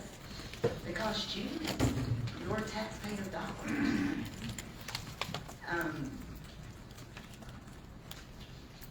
You know, we've got to reduce the cost. We've got to reduce the loss of lives. To the Yancy family and to the Ramsey family. I've spoken with the Yancy family, and representatives are here today from that family. I offer my condolences, and I pledge that if I have to single-handedly do it, I'm going to continue to attempt to get to the bottom of this. And I hope this county staff and I hope these commissioners will see the issue, and there are several. I have some questions for JPS. Anything you want to say, Sheriff? Well, is the realistic thought is nobody dying while in custody is absolutely absurd. And, you know, these people, we have people right now that have DNRs on them in the hospital that are dying from some disease, but they're in custody because they killed people or they raped somebody. And nobody wants them out of custody because they're a threat to the safety of the country or the county. So there's got to be some reasonableness thoughts on how do we stop natural deaths. Somebody drops dead of a heart attack, happens all the time. I mean, we just celebrated Bill Hinn, God rest his soul. But there are other people of all ages that this happens to in the free world all the time. But once they come into custody, we can't give them an immortal people. I do not expect 0 deaths in the jail. But let me, and I've got to redact some information here. This was forwarded to me on January 2nd. I just saw it last night. My name is Crystal Duffy, and I am concerned about my son's safety. His name is Kristen Harrison, and he is located at Tarrant County Jail. He called yesterday to let me know that officer, not going to say that name, is continuing to threaten him. The officer threatened to kill him, told him, F your mother. He told my son he would die in jail. This is the second time I've written a complaint about this officer. I'm afraid for my son because of the terrible things I've seen and heard on TV about Tarrant County Jail. So can someone please check into why this officer, who is supposed to be protecting instead of threatening, is doing this, and can someone get in touch with me? She is a constituent of mine, and reached out to me. She lives in Arlington. So So she's claims she's filed complaints.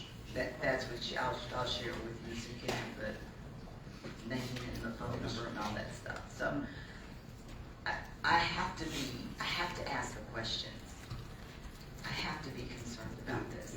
And I would very much say, if you get those, forward them to us. We get those all the time, and we always, 100% of the time, run them down to see what's happening. And about 99.9% of the time, it's not true. But we're happy to continue doing it. We don't sit back and let it go. We chase them down. But if we don't have it or we don't know about it, we can't. All right, any other questions for the sheriff? All right, thanks, Sheriff. Then we have, do you have a presentation, or are you here to answer questions?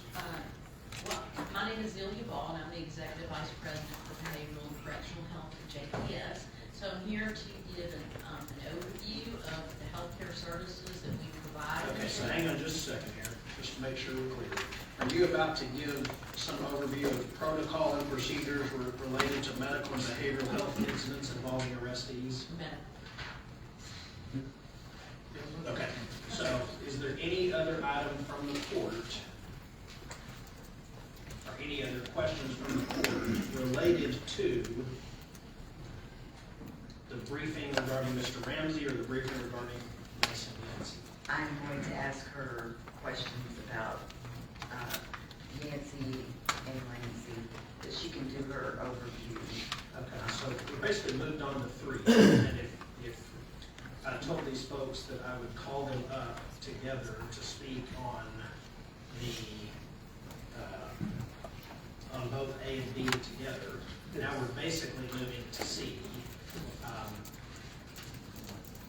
We don't exactly conduct polls here in the audience, but what is the court's pleasure? Bring speakers who signed up for A and B now, or continue hearing from them and then bring all speakers up at the end?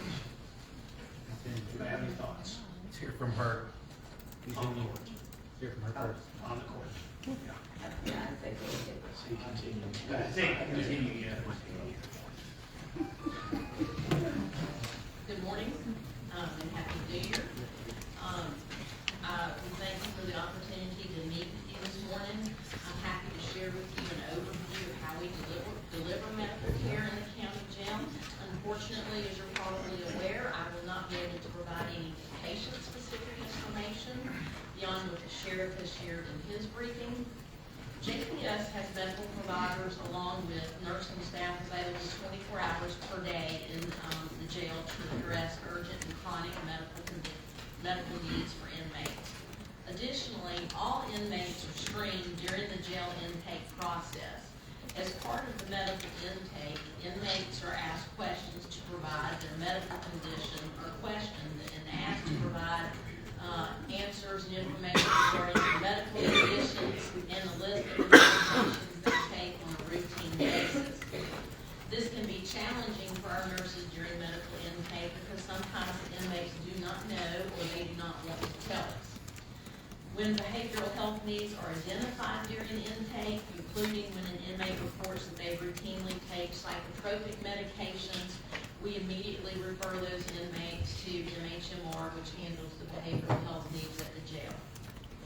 We provide primarily outpatient care, much like a clinic. We do not operate a hospital in the jail.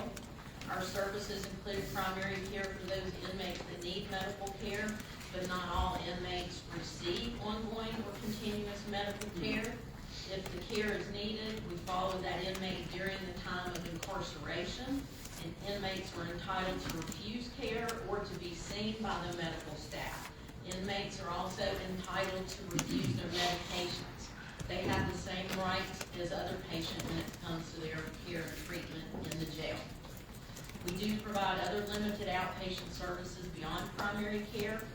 If a patient has an ongoing or urgent need beyond what we're able to provide in the jail, that individual is transported to JPS Hospital for further care and treatment.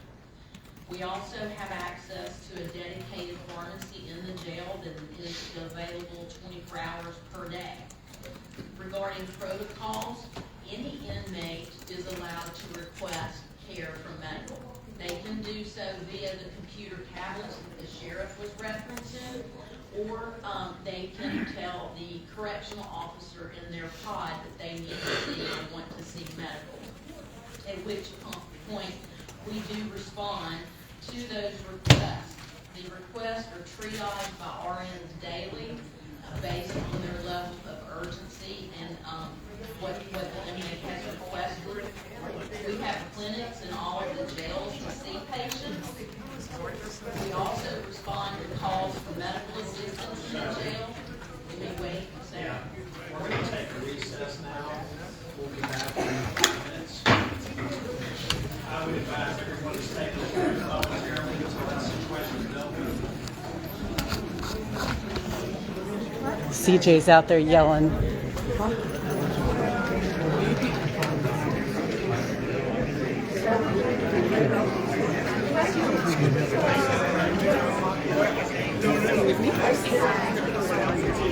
Your people changed the rules, so why didn't you carry it? Why didn't you go past it? Because I made an agreement with you guys. Yeah. Okay, so I won't do that agreement anymore then. Okay. I carry in every courthouse in the state. And you will too, but I sue your ass because you know exactly what the fucking law is, and it doesn't say T-Cole. It says 926C, 18 USC 1926C. Right here. You don't have to debate it. You just gotta violate. You just gotta protect my right. Excuse me. Don't touch him. Don't fucking touch me. Don't assault him. Excuse me. Don't assault him. That's assault. Tell me to relax. You're assaulting me. You're assaulting me. Don't tell me to relax. Sir, they're assaulting you. Let me fucking go and I will leave. And I will sue every one of you. Don't tell me to fucking relax when you're touching me. Get the Y'all got qualified immunity. You know what qualified immunity is. I'm not breaking any rules. Y'all don't need to. Am I going to leave what? Don't touch him. As soon as you get my stuff out of there, I'll leave. We will. And I want everyone's name and badge number, Chief. Where you at? Right here. Everyone is right here. I want everyone's name and badge number. Don't fucking touch me either. Your guys are putting you in jeopardy, Sheriff.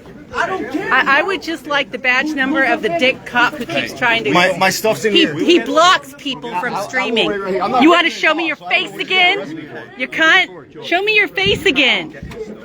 You like your face on camera, right? Right? No, this guy likes to block people. He's on probation as well. We will get you got a name? You got a name to go with that attitude? 3 or 4 rows in on the end. What have you got? I've got a tablet. I want to know his name. What's your name? Where's your badge? What's his name? What's his name? George something. Chicken shit. Come on. Give us your name. You like standing in front of streamers. George. Officer George? Excuse me. Sorry. Excuse me.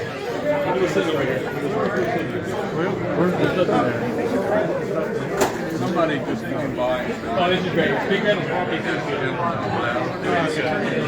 Officer George, same guy who stood in front of us, deliberately trying to block when they dragged out Charlie. Yeah, he was here.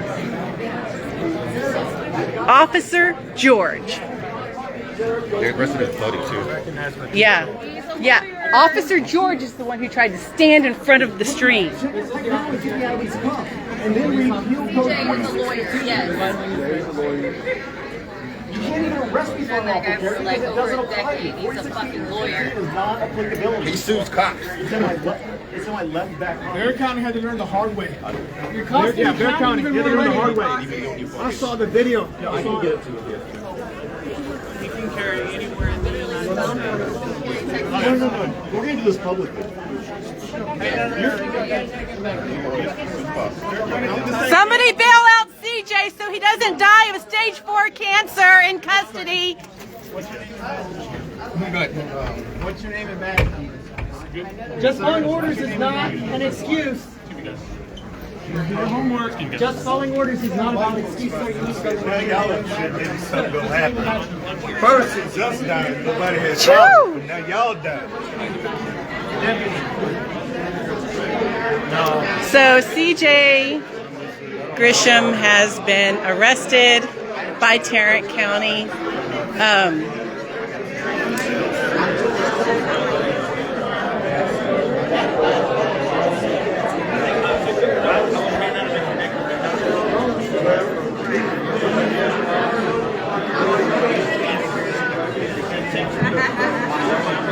Oh, KJ Michaels. Yeah, you know, I'm not really a choir kind of gal.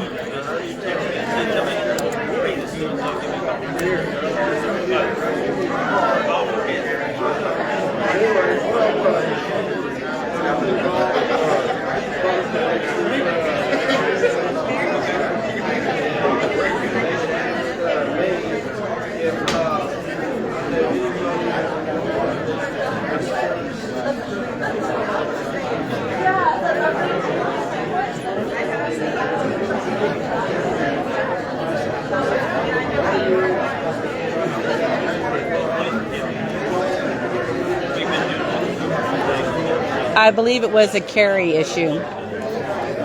TJ's an officer, or CJ's an officer of the court.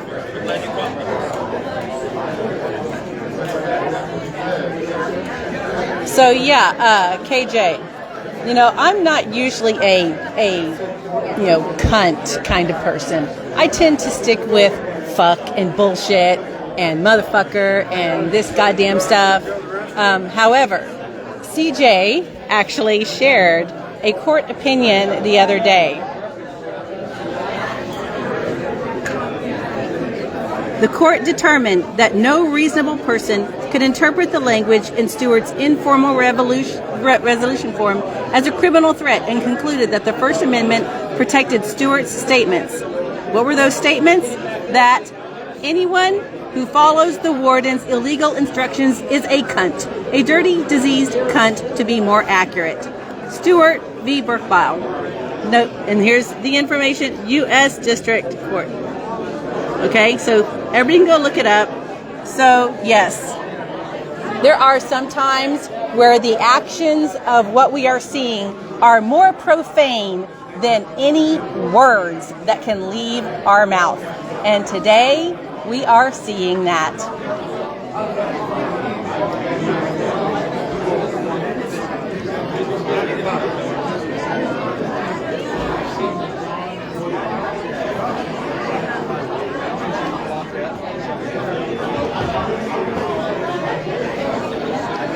I'm having problems. Weston, any chance you can join the courthouse Wi-Fi so the video will stop buffering every 36 seconds? I don't see. Well, number one, I don't usually use anybody else's Wi-Fi because I already experienced the building Wi-Fi going down during one stream. So I don't rely on government streams anymore at all. Hey, I'm still streaming, guys. All right. Do you want to say anything or you just want to hang out?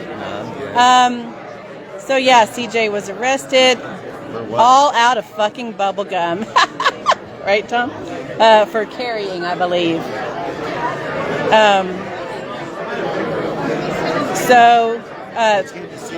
Yes, you too. Thank you very much for coming. So it's going to be an interesting little thing. We'll see what happens. CJ's a big boy. He knows what to do. However, as we have already seen and already know, Tarrant County Corrections has a high death rate among jails in the state. So Charlie and CJ need to be bailed out before they suddenly collapse from stage 4 cancer or a natural death natural causes, or they get suicided. So, and Officer George is the guy. You'll see him when this video is over, when this stream is over. You can go back and see Charlie getting literally dragged out earlier, and Officer George was placing his body directly in front of our cameras and moving with our cameras to try to block the stream.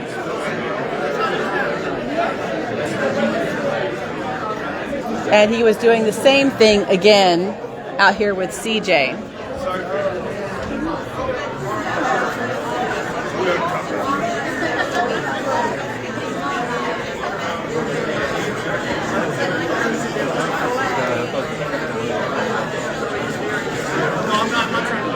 And yeah, Jody, you know me. I'm not going to go out there and, I'm not the all cops are pigs and these cunts. That's not my style. That is not my style. And y'all can go through. I have posts and videos from the last decade, and yeah, after CJ's post using that word and the context in which it was used to describe jail activity and this whole situation, that is the word of the day, I think. Cunt. Cunt is the word of the day.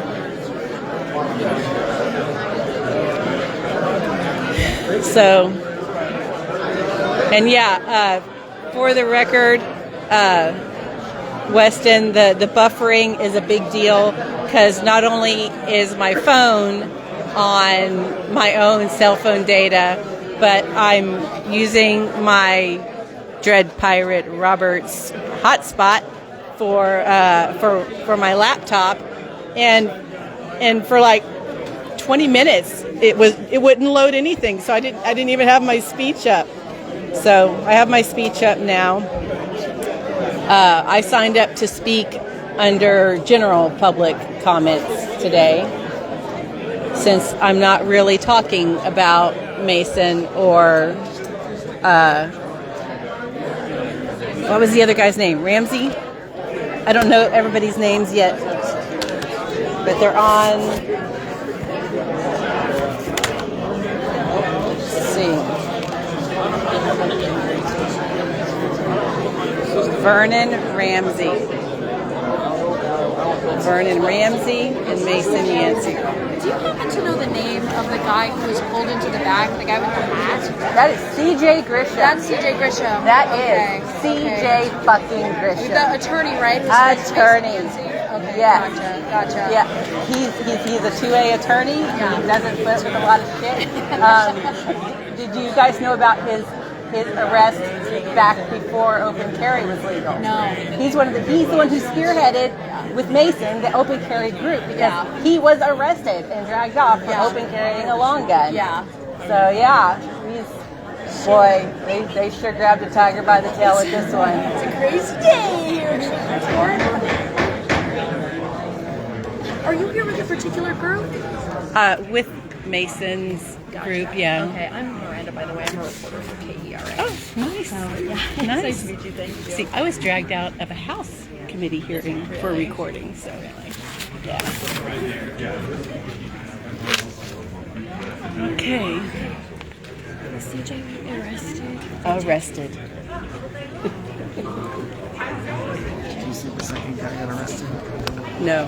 And he got arrested, and he was when the doors closed. I kept trying to stop the doors and kept asking about capacity, and they closed them. But then I can hear him inside, and he said, "You're slamming me into the wall." I heard that, and then the doors opened again, and he was on the ground, and the doors closed again. CJ was on the ground? No, the other guy that got arrested. CJ, they dragged him off to another place, even though he said he wanted it to be public.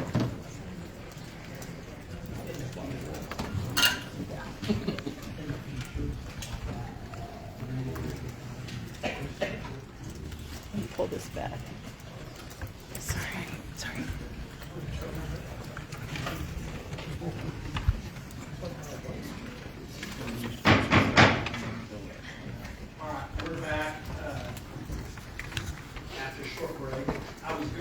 this in a little bit, but now seems like an appropriate time to read it. I think every member of this court wants people to be able to participate, wants people to be able to speak and have their time, but we are also going to maintain decorum here and out there. I'm the presiding officer. I'm the one in charge of decorum. I'm the one in charge of people's safety. So I take that role very seriously. We will probably adopt a policy, a new policy, an updated policy regarding speakers here sometime in the next 30 days or so. But for now, I'm going to read the policy that's been in effect here for longer than I think everyone, for sure, longer than everyone on this dais has been in their seats. It is the intention of the Tarrant County Commissioners Court to provide open access to the citizens of Tarrant County to address the Commissioners Court and to express themselves on issues of county government. Members of the public are reminded that the Tarrant County Commissioners Court is a constitutional court with both judicial and legislative powers created under Article 5, Section 1 and Section 18 of the Texas Constitution.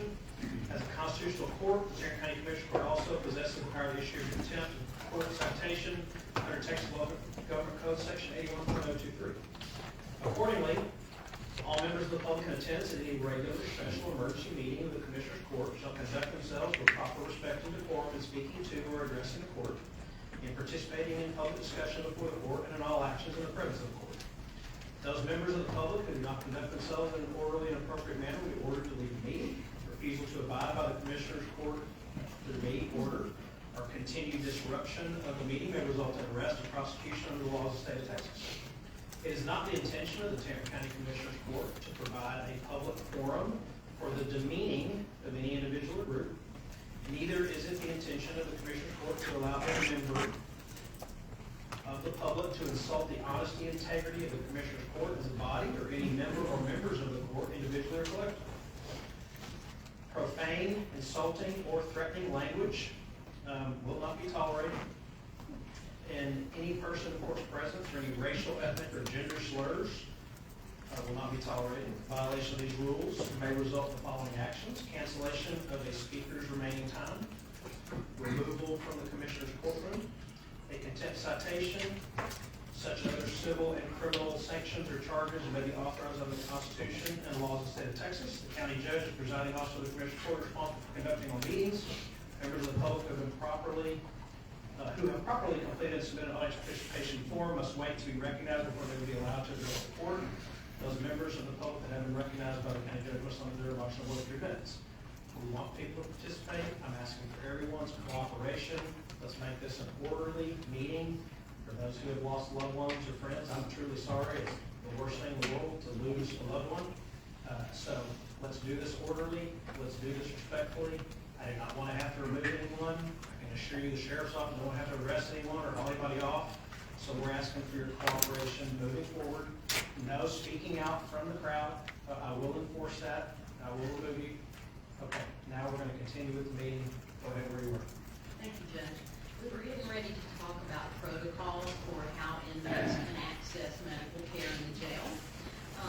Any inmate can request medical or behavioral health care in the jail. They can do that via request on the computer tablets that the inmates have, or they can reach out to a correctional officer that's in their pod and say, I want to see medical.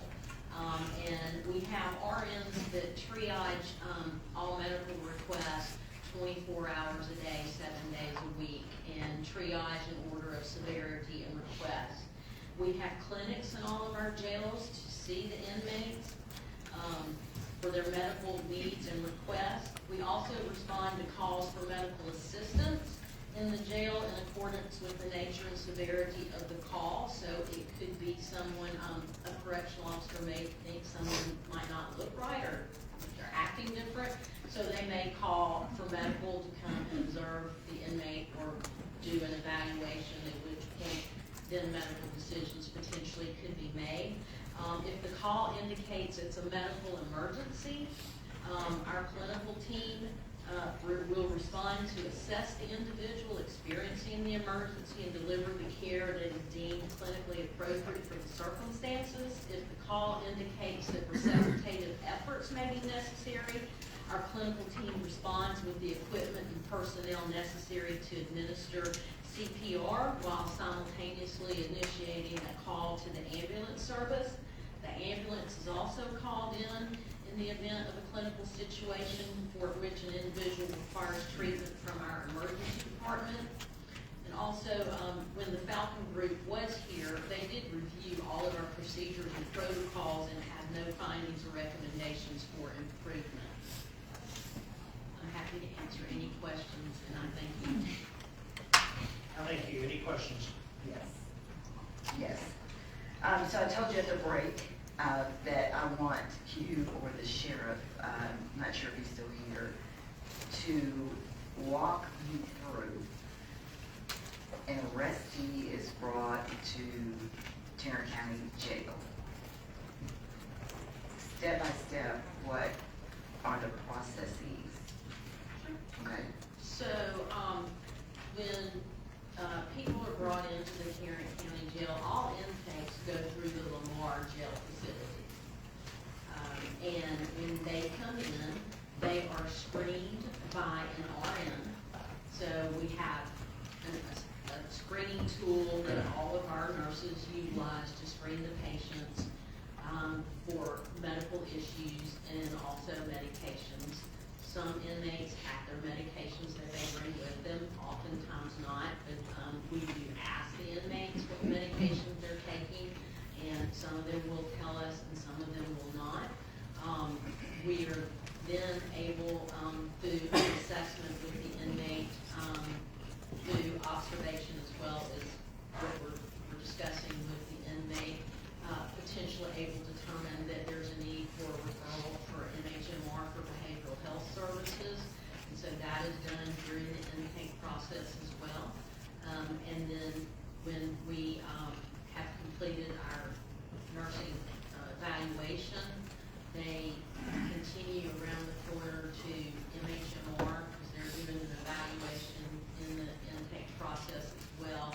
And then also with the sheriff's office for further intake with regards to where they're going to go in the jail, the type of cell that they need, and those types of things. Okay, with regard to medically, so you determine somebody has something or other. Then how long does it take before you get their medication? Or you establish protocol, medical protocols for that person, correct? And so how long does it take to produce the protocol, get their medication, get their prescriptions filled, get their medication started? Typically, it's less than 24 hours once the intake is complete and we're able to ascertain what prescriptions they are on and providers approving those. Okay, and they go someplace to receive their medication each day or each every 4 hours or whatever? So we bring medications to the inmates. Okay. And all of the jail. All right. So with regard to Mr. Yancy, was he given his medication? Unfortunately, I cannot talk about that because that's protected health information.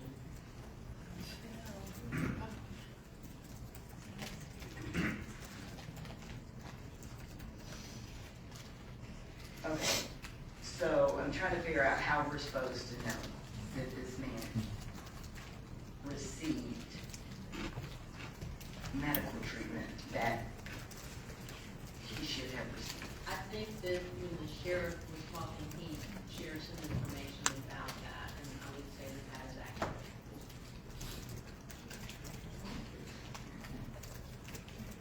And the sheriff mentioned Dr. Hardcode. Can you talk to me about that?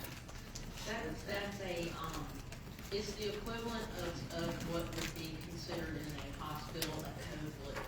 patient is down, potential resuscitation may be necessary, and so, a Dr. Hart is called. Okay. In the jail. And you dealt with me and my staff with these things before. I need to understand the setup in the jail when I receive calls from families that say, my brother, my husband, my whatever is not getting the medication, or the ones which I received that said my husband was supposed to have his hernia surgery 6 months ago. Can you help us make sure he gets this surgery? And I have to call your office, but because of who I am, it's taken care of. Who are people supposed to, who are these family members supposed to contact in the jail for medical issues? So I believe that we shared with your office the telephone number where families can call, and it's monitored 24/7 by nursing leadership in the jail, and they will answer those calls and then speak with the inmate to see if the inmate is willing to sign a release of information for us to speak to the family.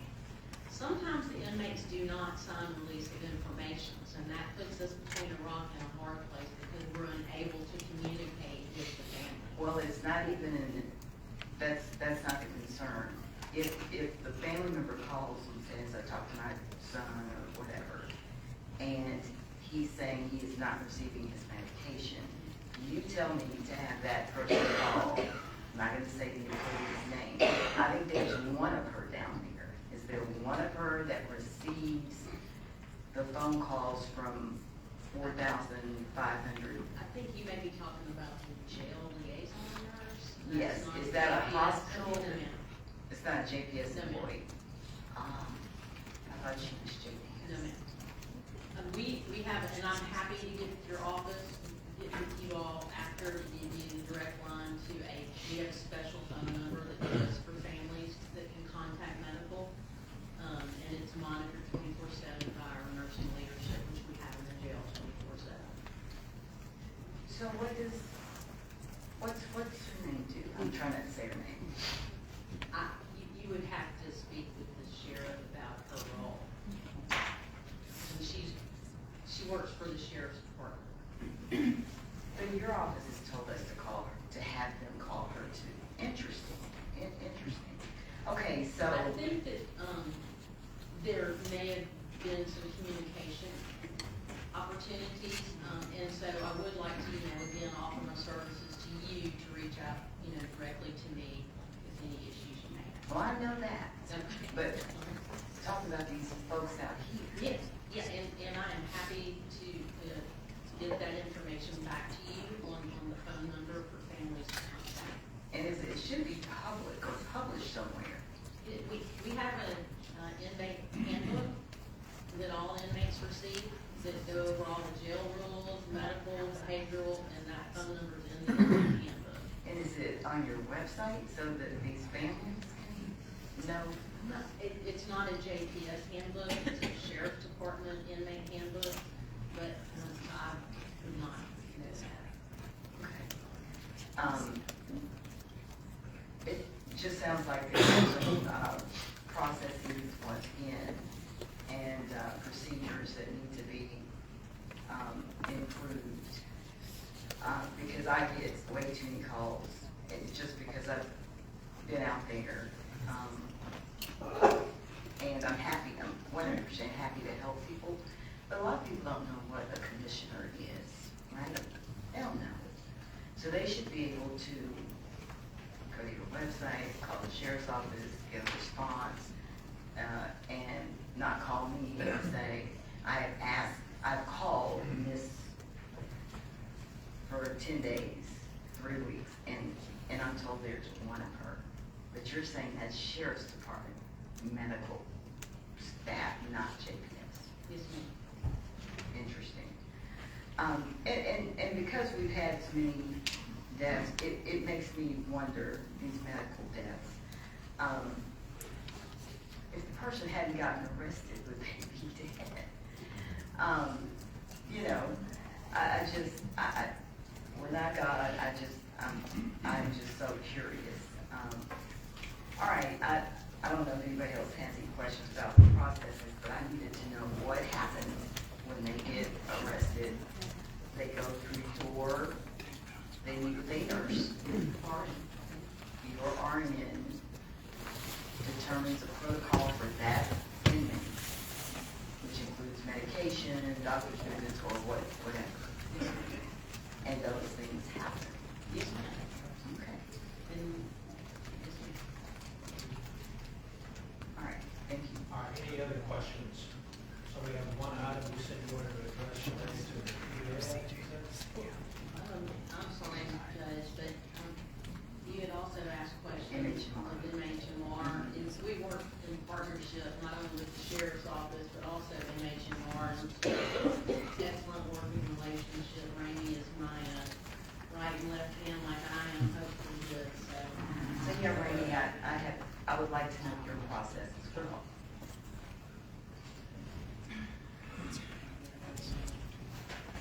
You did a good job going over some of the process, and I'll just kind of fill in when an individual comes, and I'll just say this, I started multiple program managers over the forensic program in 1996 is when I started. Do a lot of other things for MHMR, but I've always been over the jail program in some form or fashion. So I've seen it change exponentially to where it is today with so many more services and coordination. And as you heard from the sheriff and from Julia, we have a really good working relationship, and the goal is to provide improved services all along the way and better coordination. And that really starts in booking. There's guidelines for the sheriff's department when someone is screened into booking. There's questions that they ask that involve medical, and it also involves mental health type questions. And that's a state form that all jails use. It catches a very broad group of people. But if you get a hit on that, the officers doing this, if they get a hit on that, then it will automatically, they'll generate a referral to MHMR, medical, et cetera, but they're still going to be going through booking to stop at those different stations along the way. So, but a referral will be generated regardless. They also do that CCQ inquiry I heard you talk about earlier, Commissioner, and that's required, that everybody who comes in gets that run to see if they have any hit on a statewide system. And that system, it doesn't have to do with private hospitals, but any type of local mental health authority, any state hospital, state-funded kind of a deal, the individual will be on there. It doesn't necessarily mean they have a mental health issue, but it means at some point they were involved in some type of service. Who does the continuity of care query? Is it the jail staff or MHMR? Sheriff's Department staff. Okay. So it's required for them to do. Yes, under the Sandra Bland Act. Yes, ma'am. Yes, ma'am. And then those do generate where they have to send a response to the magistrate that they may order an assessment. So then it goes around to us. We do an assessment. Medical does an assessment. If medical sees something and that they think they need mental health, regardless of whether anybody else has done anything, they'll generate a referral to us as well. So we have lots of spots in booking, and most people, their needs are identified in booking. Most people, we base it a lot on what we observe, what we see, what people tell us, those kind of things. Those are going around, and then classification has an opportunity to see that individual, and they may generate a referral as well if they see a need. When we see somebody in booking, we're going to assess to see if they have a mental health history. We're going to check any databases that we have access to see if that person has a history. We're going to see if they have any medications. If we can get the names of those medications, we can get those verified. We can try to get those started as soon as possible. Sometimes we have to do a little research to verify the medications and when they were last given. So that happens immediately once we identify that we have nurses that start working on that. So the doctors or prescribers can write a prescription. So we also determine whether that person needs follow-up assistance, follow-up care. So most individuals are identified in booking. If they leave booking and later on have an issue, they have an opportunity, if they decide they need to see us, They can do a referral. Zillion went through that whole process. Anybody can make a referral anywhere along the way, including medical again. If they have an opportunity to see the person and they decide there may be some mental health issues, they can make a referral. We monitor those referrals. We also get calls from families, so we get those calls. And when we get those calls, we address those issues. We also get calls from the sheriff's department who have gotten calls from families. They say, hey, if family members call, here's the issue. We follow and address that. So anywhere along the way, we try to address those individuals who either identify initially or later on in the process. You know, I will say, just because having the luxury of history, I can tell you that the cooperation between medical, the sheriff's department, and MHMR is better than it's ever been. It's not that it was always bad, but it has improved exponentially. In fact, we meet several times a week, and they go over specific cases, specific individuals, and it's not just whether the person has a mental health issue, but a medical issue as well. And we try to make sure we're on the same page with those folks who have high acuity or high needs. And we have staff that are there 24/7, every day of the week. We have staff. We have psychiatrists or mid-level psychiatric providers that are there 7 days a week. And we have a 24-hour on-call for those individuals who can prescribe. So every effort is made to ensure that no one gets missed. But if something happens and we get a call and that person isn't caught, we immediately respond to that. And again, I've been to jails around the state. I've been to some other jails around the country. And listen, no one's happy with when there are bad outcomes by any means. But I think we have a process that works really well, and because it takes everybody working together. You can't have 3 divisions in a jail not working cooperatively, or something that you will have some issues. So I appreciate the support of the sheriff's department, JPS support to get the job done. Okay, a couple things. So let's look at the Anthony Johnson Jr. case. He was picked up in Benbrook. He was seeking help for a mental health issue he was in the throes of. Was taken to the county jail. Was he evaluated when he came in, and were his mental health issues identified? Well, you know, honestly, I don't have the specifics on that case in my brain, but I can tell you everyone that comes in to the Tarrant County Jail gets assessed at one of those points, and if they're identified as having a mental health need, then that person is assessed and set up, if they need services, set up to get those services or get medication. Do they go into the general population, or is there behavioral health? There are behavioral health pods. I've been to some of those. I'm glad you brought that up. So I left out that part. In booking, when classification goes to house an individual, they'll look to see if we made a recommendation. There's lots of factors that I don't know that go into housing someone in the jail, but they do take our recommendations. So especially if we think someone has maybe suicidal, that they're going to be put in an area where they're on a suicide watch. If the person may not be functioning well, and we're concerned about their safety or someone else, then they may put them in a single cell for their own protection, etc. Or we also put people in what we call the general population, right, where they're in a room that has more than one individual, an open pod, those kind of situations. So we make recommendations of where we think an individual needs to go. Now, we do have one pod on 59C, which really is many jails don't have this, where it's a general population pod that has a single room, which is different from a single cell. So you don't have a roommate. You've got one individual in there.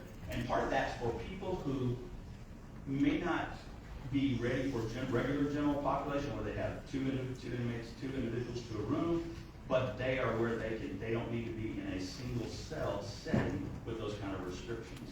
And so that's been in our jail since the early 90s, and it's really proven very productive for individuals with mental health issues. It's a better place to recover, take your medications, and to deal with the issues that you're dealing with. And which brings up the Kyrie Campbell case, and he was IPD. And was he in general population? I'm thinking he was. No. I went and saw him, and I didn't, he was not in jail. Okay. And that's the one nice thing, I can go into jail anytime I need to. If there's an issue, or something comes up, or I just wanna go in and see how things are going, I have the ability to go in, I don't have to say, Sheriff, I need to come see somebody in jail and see what's going on, because we provide the services there, we have the ability to come in and do things. In the NIC report, and the sheriff keeps referring to it as the Department of Justice report, it was not a Department of Justice visit.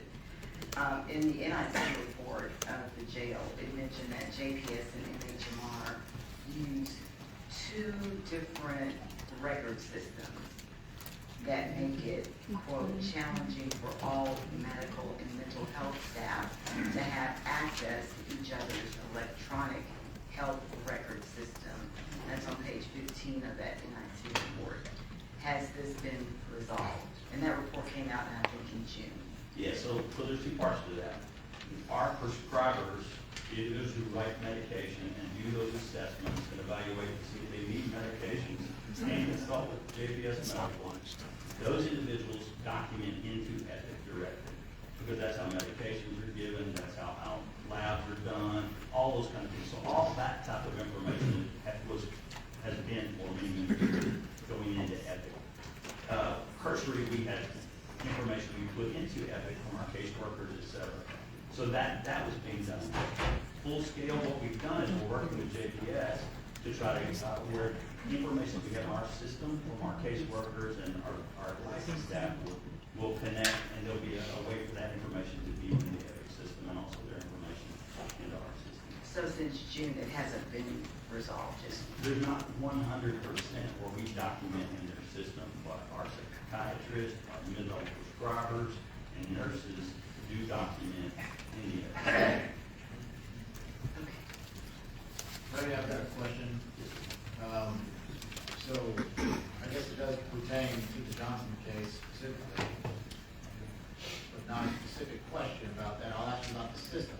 So arguably, your family call, your mental health crisis, if the police department that arrests him, if he doesn't present and there's no referral made on the front end from either Tarrant County staff or MHMR JPS staff, is there a system that tracks initial calls, all of that data from the initial encounter to essentially funnel somebody to the correct place if they're in mental health crisis? Is there a system that does that without the person having to self-report? Because obviously, a lot of the times, that's not the case. Someone won't tell you if they're suicidal. Someone won't tell you if they're in a crisis. You won't know.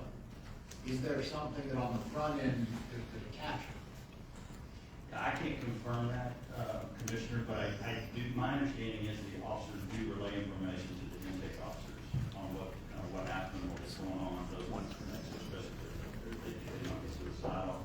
There may be something that I'm just not aware of other than that, but my understanding is that does occur. So the only thing that's there is kind of that continuity of care requirement to report, but there is no system that speaks to each other where that type of, whatever the medical call came in or something. Now, I guess that is a hole there. That it could be. I just don't. I'm not aware. But yes, that's Any other questions or comments?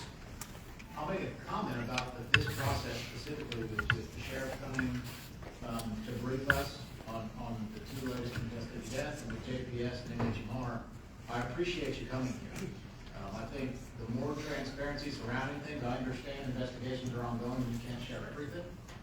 But I do think the more information, the quicker it can get out there, the better it's always going to be. Even if it turns out to be bad, even if it turns out that somebody in Tarrant County violated a policy or something happened, then the quicker we know that, the better.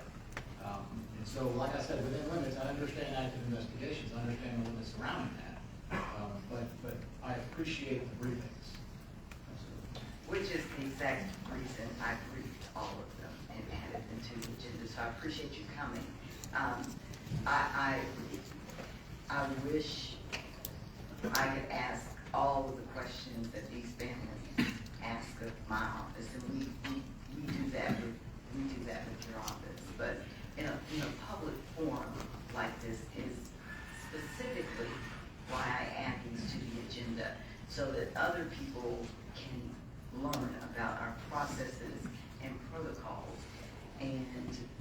where we need improvements, because we need improvements. And so that's the reason I believe these things. We should never have anything to hide. If we make a mistake, a misstep, we have to own it. And we cannot continue to stonewall and block and hide information from even me, the commissioner. I should not have to get my information about what has happened in our jail from the media. But thank you for being here, and we'll talk to you soon. He has something running in front of the DA you want to address? Yes, that was the first thing, actually.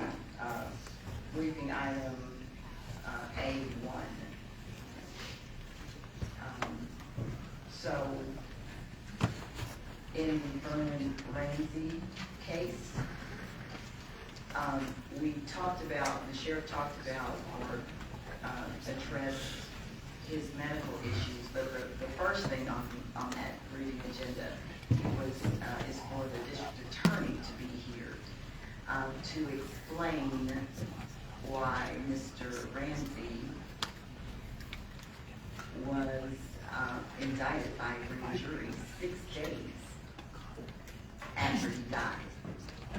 So there was an entire grand jury presentation, and he was indicted, and he's in our custody for 6 days.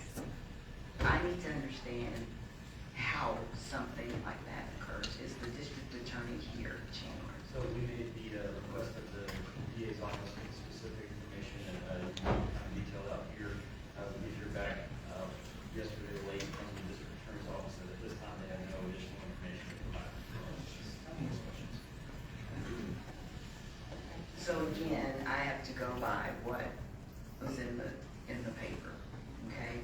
And so I cannot bring you good folks any information about why your taxpayer dollars were used to put on an entire grand jury presentation and indict a deceased man. But I've done my own research. As a rule, the criminal district attorney's office is notified of the defendant's death by the court. So I'd like to ask the DA, if he were here speaking to an empty podium, did that happen, not happen, why didn't it happen? Typically, the defense attorney informs the court and the court coordinator in an effort to clear the judge's docket, notifies the state with the expectation that the case will be dismissed. Article 2.01 of the Code of Criminal Procedure states, it shall be the primary duty of all prosecuting attorneys, including any special prosecutors, not to convict, but to see that justice is done. They shall not suppress facts or secret witnesses capable of establishing the innocence of the accused. The criminal district attorney has access to more information than the defense attorney in the court due to their role in the criminal justice process. There should be integration with all case management systems, such as TechShare Prosecutor, to inform the criminal district attorney's office if a defendant is deceased, down to the assistant criminal district attorney assigned to the case. It is reasonable to assume that one of the duties of the prosecutor is to ensure that the defendant is alive before presenting the case to the grand jury to see that justice is done. Moreover, as stewards of the funds provided by this commissioner's court, the criminal district attorney's office, as the chief law enforcement officer of the county, should ensure they are prosecuting cases that can be resolved in the interest of justice. In short, steps and processes should have been in place to ensure that your tax dollars were not wasted in this instance. And it is unfortunate that the district attorney, with a staff of 3 or 400 people, couldn't get over here or send somebody over here to tell us why this occurred. And you have an office full of attorneys. I'm not sure how this occurs and how this will be prevented from occurring in the future. What are the solutions? It's actually embarrassing. As sad as it is, it's embarrassing. But we're not going to get any answers because I don't have them. And your elected criminal district attorney is not here to take questions. So, sorry about that. Anybody else have anything on any of these 3 items before we get to the speakers? Okay, I'm going to call 2 at a time. I'll start at 2 at a time, then I'll announce the speaker and the follower. It's 3 minutes, doesn't limit it to 3 minutes. Do not go past 3 minutes. I will ask you to leave if you go past 3 minutes. No reason to have a ruckus over it, it's 3 minutes. If you are a speaker, come up to the microphone. If you are second, if you would be kind enough to go stand in the back, so you can come up as soon as the next speaker is over. As soon as the speaker is over. I have a point of clarification, or I have a question, because we kind of combined all of those. Some people, I was going through this, and some people signed up to speak on different ones. So then I guess they'll be called in that order to come back up. I'm going to call them in the order that they're sitting here like I always do. Okay. Gerald Banks is first. Following Mr. Banks is CJ Grisham. Do we have anybody in a holdover? Do we have anybody in a holdover? We do. Everybody's wanting to be forward and follow the person in the back, but I haven't been able to do everybody on the second floor.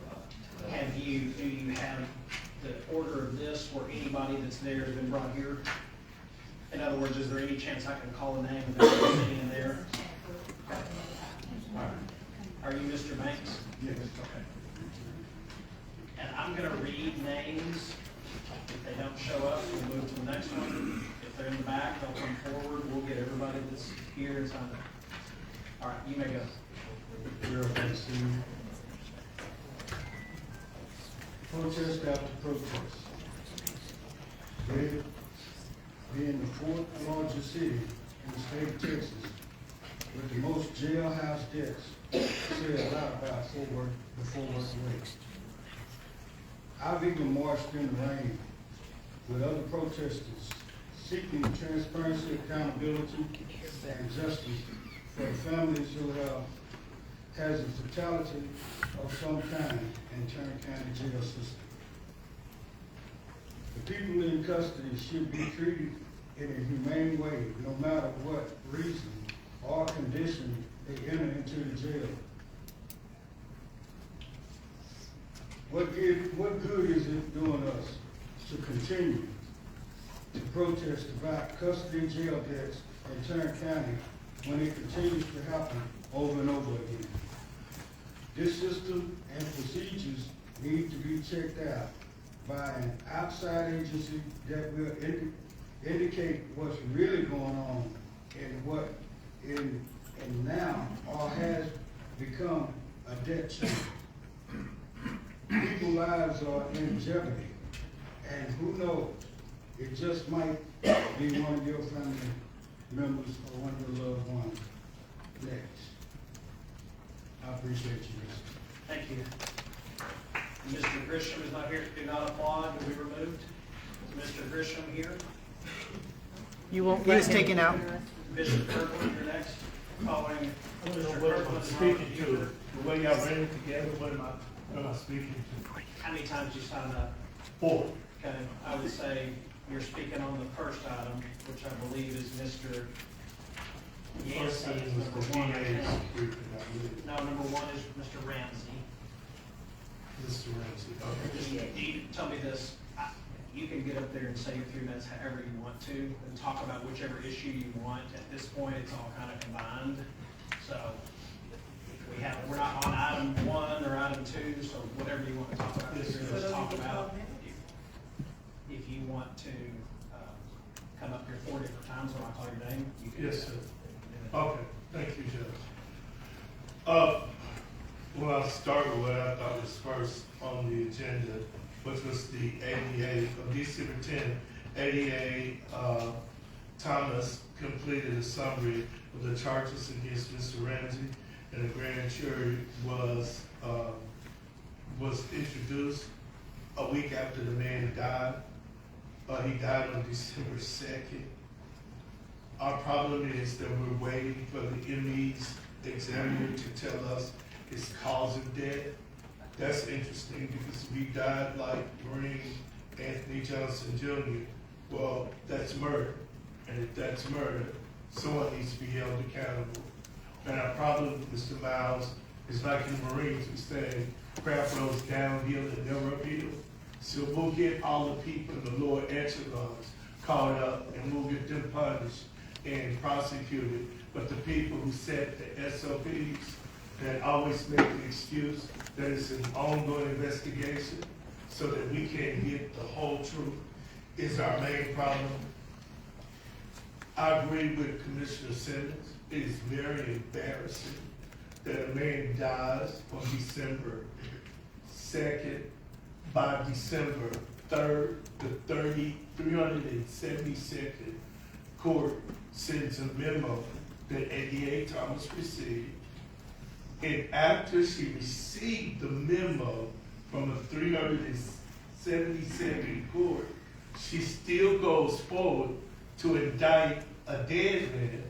Only on December 10th do we withdraw the indictment because after all, the man was dead. So that leads us to believe how perfect things have been presented to us today, how great the system runs. And I call it ACE covering ACE, because that is really what's going on here.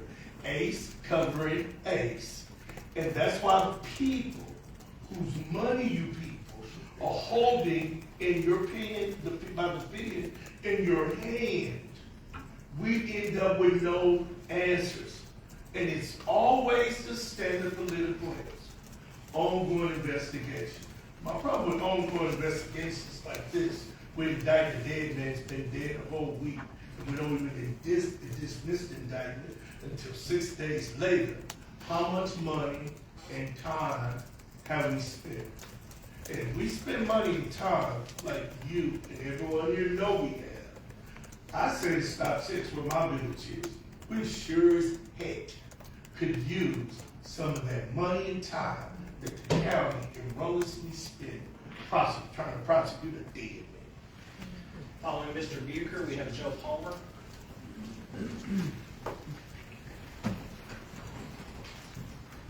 The reason for the jail deaths are due to negligent and time frame to get your medicine from the time you enter into the facility. Especially if you're a heart patient like my son, who is due to be on the transplant list. As my son sits in JPS, by the way, in Tarrant County Jail, who does not know what to do with him medically as he is critical. In Tarrant County, you don't just go to jail in Tarrant County. You can be falsely accused medically and mentally neglect your stricter rights and convicted. It's not just a normal conviction from the cruiser in the courthouse all the way to the jail. If you end up in the Tarrant County Jail, it's cruel and unusual punishment followed by a death sentence. While in JPS, inmates are not allowed to watch TV, read books, or call family members. How do you handle that? You can have one of the jail staff call them on the number that can be provided so they can be vetted. Also, when you come into Tarrant County, there's sometimes you don't just come into Tarrant County. You go to the South Corrections, which is the old Mansfield Jail, if anybody's familiar with that. When you go in there, there's 0 medical. So if you're in crisis, they have to call MedStar and hope to God they get there in 10 minutes to call the traffic. Ask me how I used to work there. I know the ins and outs very well. Very, very well. And everything I heard from JPS, I've got to see a little bit for myself while my son sits in JPS. He can't have a look. He can get a Bible. A Bible, basic religious right. Because the staff is like, he might smuggle it in. Okay, well, get it from your chaplain. He's asked the chaplain time and time again. I've been in there when he asked the nurse.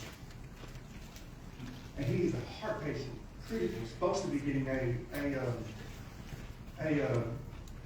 heart transplant, but that doesn't possibly happen. He's a year away. He just got sentenced to 3 years because of the corrupt system. And I would love to share with you on how corrupt it is. Some of y'all are butting with it.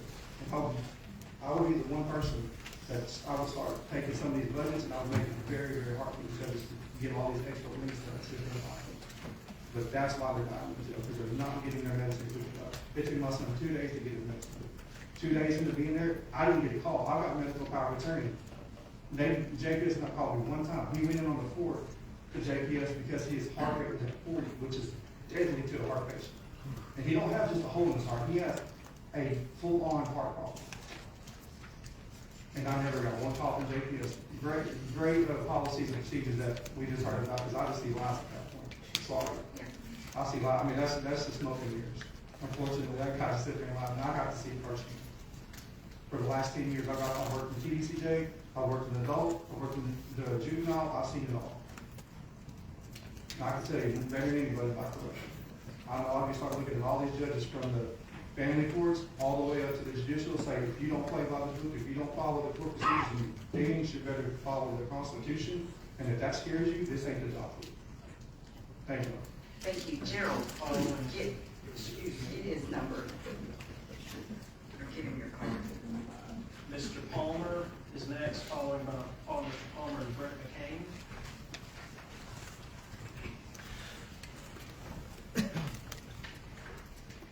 afternoon, late morning.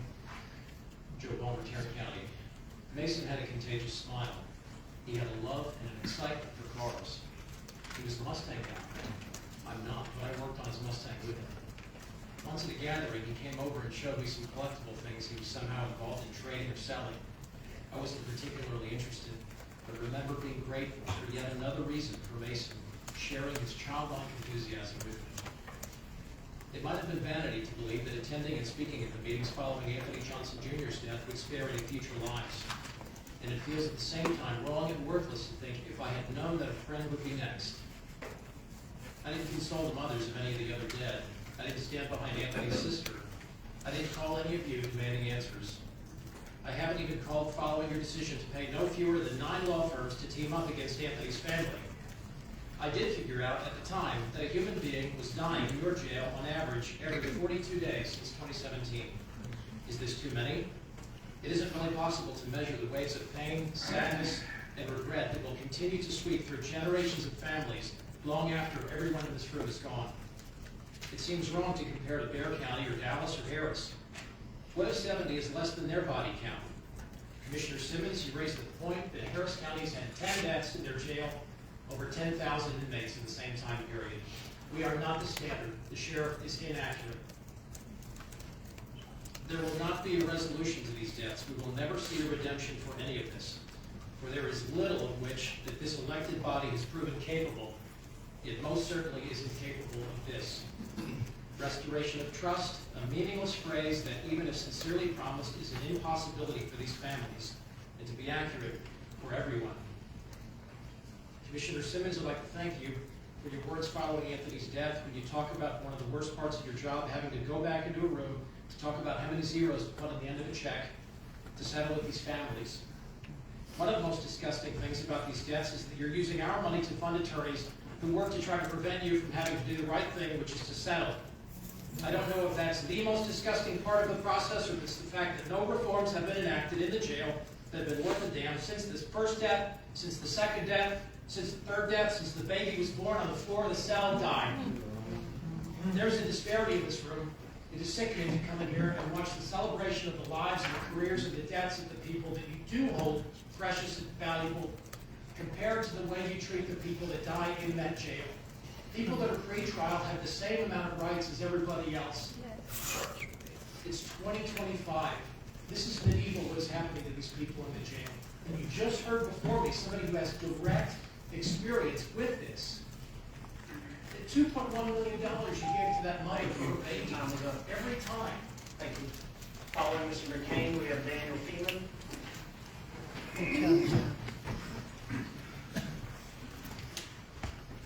Good afternoon, my name is Brent McCain. I've worked as a paramedic for the past 37 years.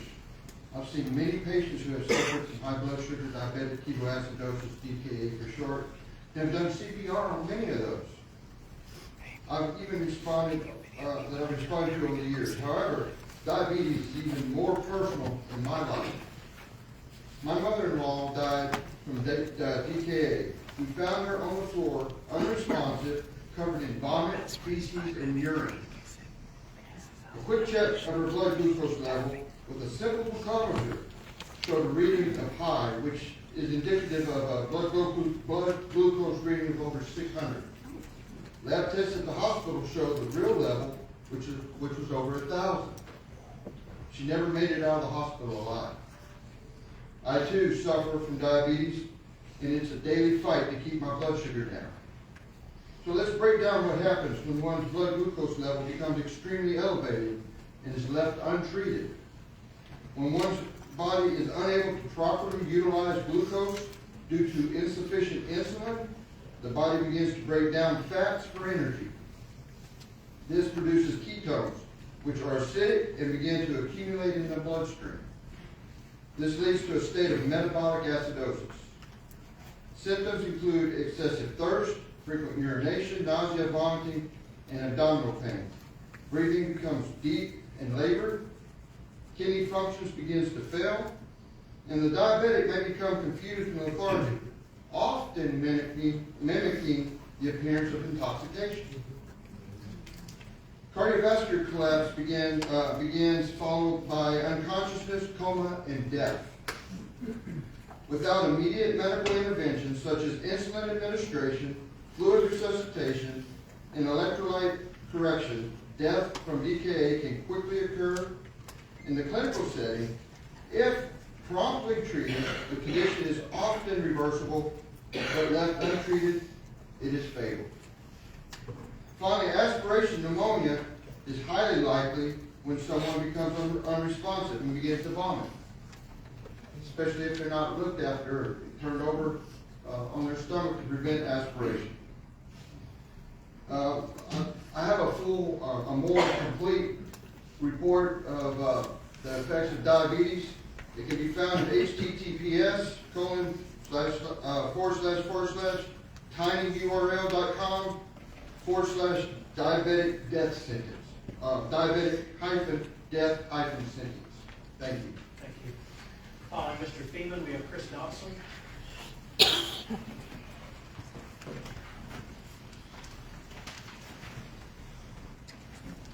Commissioners, I would just like to say a few things, hit on a few things. This isn't just about Mason, this is about all the people who died due to, it seems like obvious negligence on the part of Tarrant County Jail under Bill Waiver, and they talked a little bit earlier about seeming to blame this on drugs or an overdose or something like that.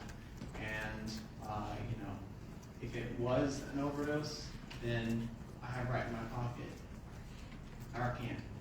They should have Narcan, they should have injectable naloxone. They should have had that if it was that, but I don't believe it was that. He was most likely denied insulin, and that was the cause of it. But even if it was an overdose, people who use drugs, people with substance use disorder, they're human beings, they deserve respect, and they deserve proper medical care and treatment. And I just think, he should not have been there in the first place.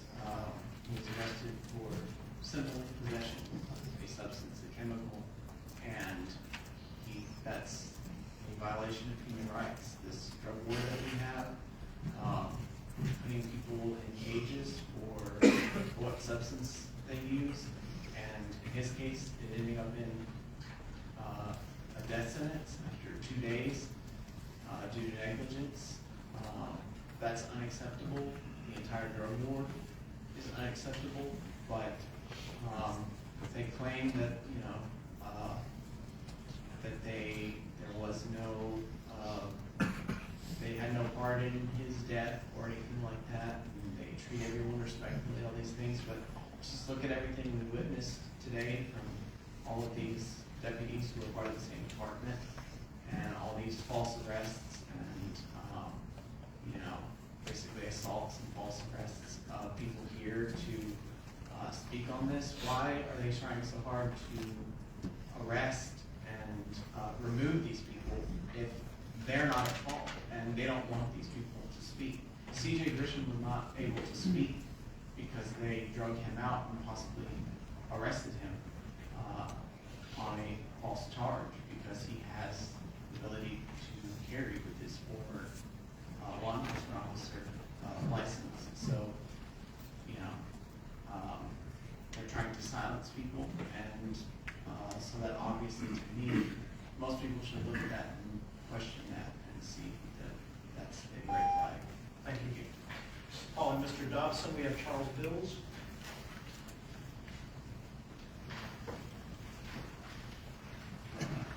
Chris Dobson from Arlington. I was a little dismayed to hear Sheriff Wayborn speak and say that he was waiting for information to come in about this case. 20 deaths were investigated by the Tarrant County Sheriff's Office, and then that case was reviewed by the Fort Worth Police Department. That took place over the last few years. I would like to know what outside, independent, third-party organization is investigating this death. It is not acceptable to have the Tarrant County Sheriff's Office investigate itself. State law says that an outside organization must do that. It used to be the Texas Rangers until the Tarrant County Sheriff's Office hired the Texas Ranger who had been investigating these murders. Deaths.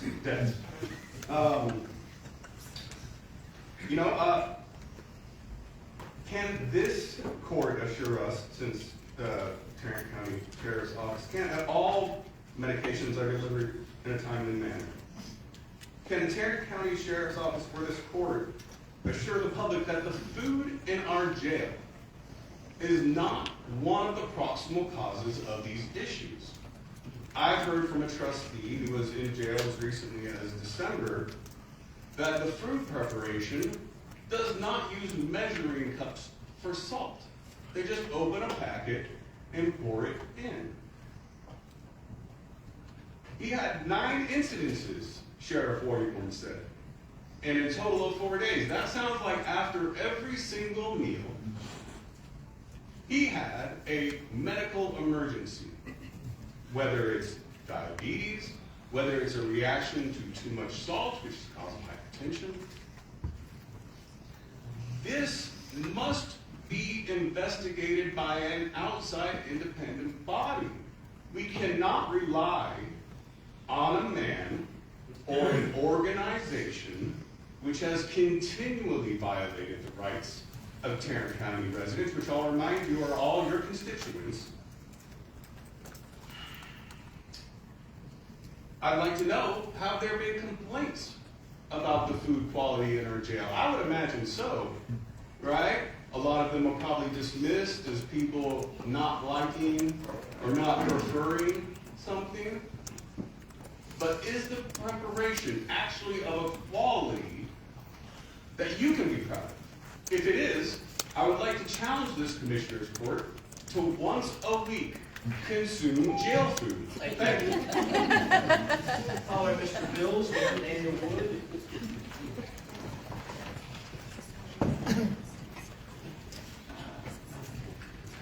I'm here to talk about appearances because I really don't know the facts, but we've had excessive jail deaths, and then for 6 months, coinciding with the beginning, the election, we had no jail deaths.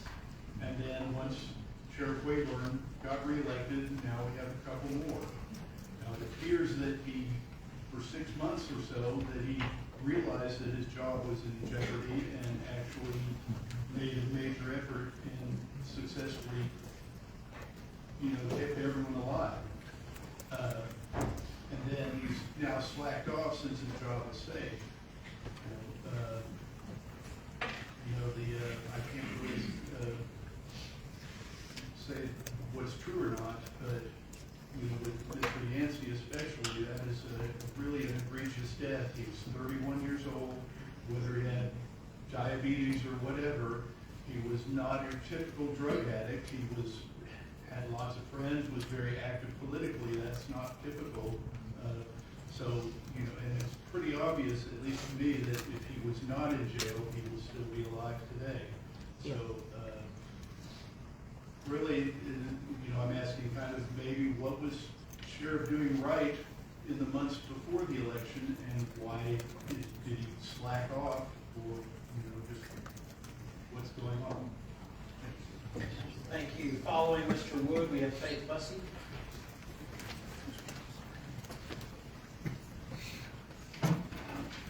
Integrity. Firm adherence to a code, especially moral or artistic values, incorruptibility. Merriam-Webster's Dictionary. Synonyms for integrity: decency, honesty, righteousness, uprightness, virtuousness. I had no idea what was going on in the Tarrant County Jail until my friend Mason Yancey was dead. And then I started independently researching all of the other deaths in this facility, many of which seem to be through negligence, just pure medical, you know, whatever escapism that you want to use. A woman gave birth on the floor of her cell by herself, and her infant died. At what point did we not stop treating other human beings as human beings? We had an example given earlier of people not getting medical care because of violent. I don't care what these people are completely defenseless. I don't care what they're in there for. It is not the job of the Tarrant County Jail to put anybody to death. It is not their job to make anybody suffer for what they've done, if they've done it or not. That's not their job. Their job is to make sure that they serve their time. They fulfill their sentence, and that is it. We need integrity. We need people who can defend these people. They're completely defenseless. They have no way of defending themselves at all whatsoever. The people who are in charge of them need to be held accountable. The man who's in charge of the whole thing, Sheriff Wayburn, he should be just ashamed of himself. He needs to rescind himself from, or whatever the word is, and we need to have a special election for a new sheriff. We need new jail administrators, and we need y'all's help to help. This is your facility. These people are dying in. It's your facility. We need you to take part, bring integrity back, show the people of Tarrant County that we actually do have some integrity in this county. Because at this point in time, I don't see it. Thank you. Thank you. Following Ms. Bussey, you have Katie Storms.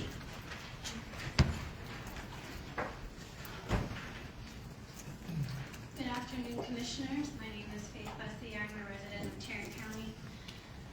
I hate the fact that Mason's memory has been demoted to just a drug addict who had some problems. So I want to give some background. A little over 10 years ago, I was doing some local reporting for this really small conservative website called Opinion Arlington. I started going to every city council meeting and every school board meeting that I could. I very quickly learned about the corruption that was taking place at the local level and was shocked by how similar it was to the corruption we see every day at the national level in D.C. Pretty early on in my reporting, these wacky gun rights activists started doing walks around the city and started passing out pocket constitutions in order to raise awareness for what they called open carry or constitutional carry. I started following some of their walks as an observer and eventually as a supporter. That's where I met a young man named Mason Yancy. He was the youngest in the group by a lot. And Arlington police appeared to enjoy questioning him, intimidating him, and trying to separate him from the rest of the group. But Mason and all of his friends fearlessly started showing up to every city council meeting too, to challenge the harassment they were receiving by local police under the guise of an ordinance that was actually a restraint on free speech. And long story short, they ended up winning their battles for free speech and for gun rights at City Hall, in the courtroom, and down in the Texas State Legislature as well. And then a few weeks ago, we found out our friend Mason Yancey died here in the Tarrant County Jail.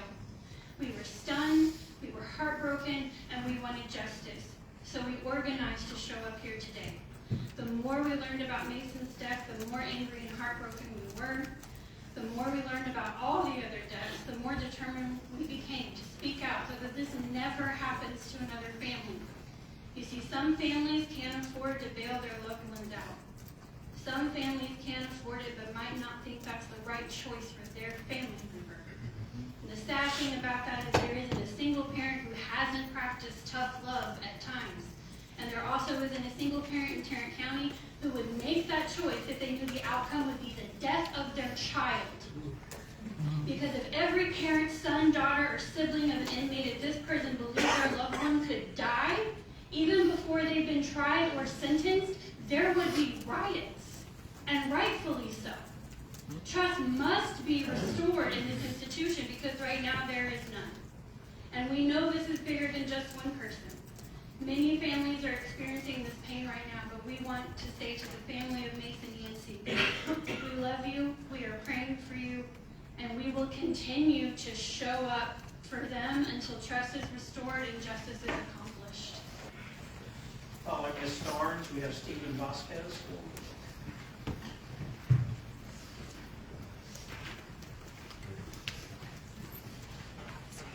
I have hypermobility syndrome, a connective tissue disorder, which commonly comes with food allergies, intolerances, and life-threatening allergic reactions.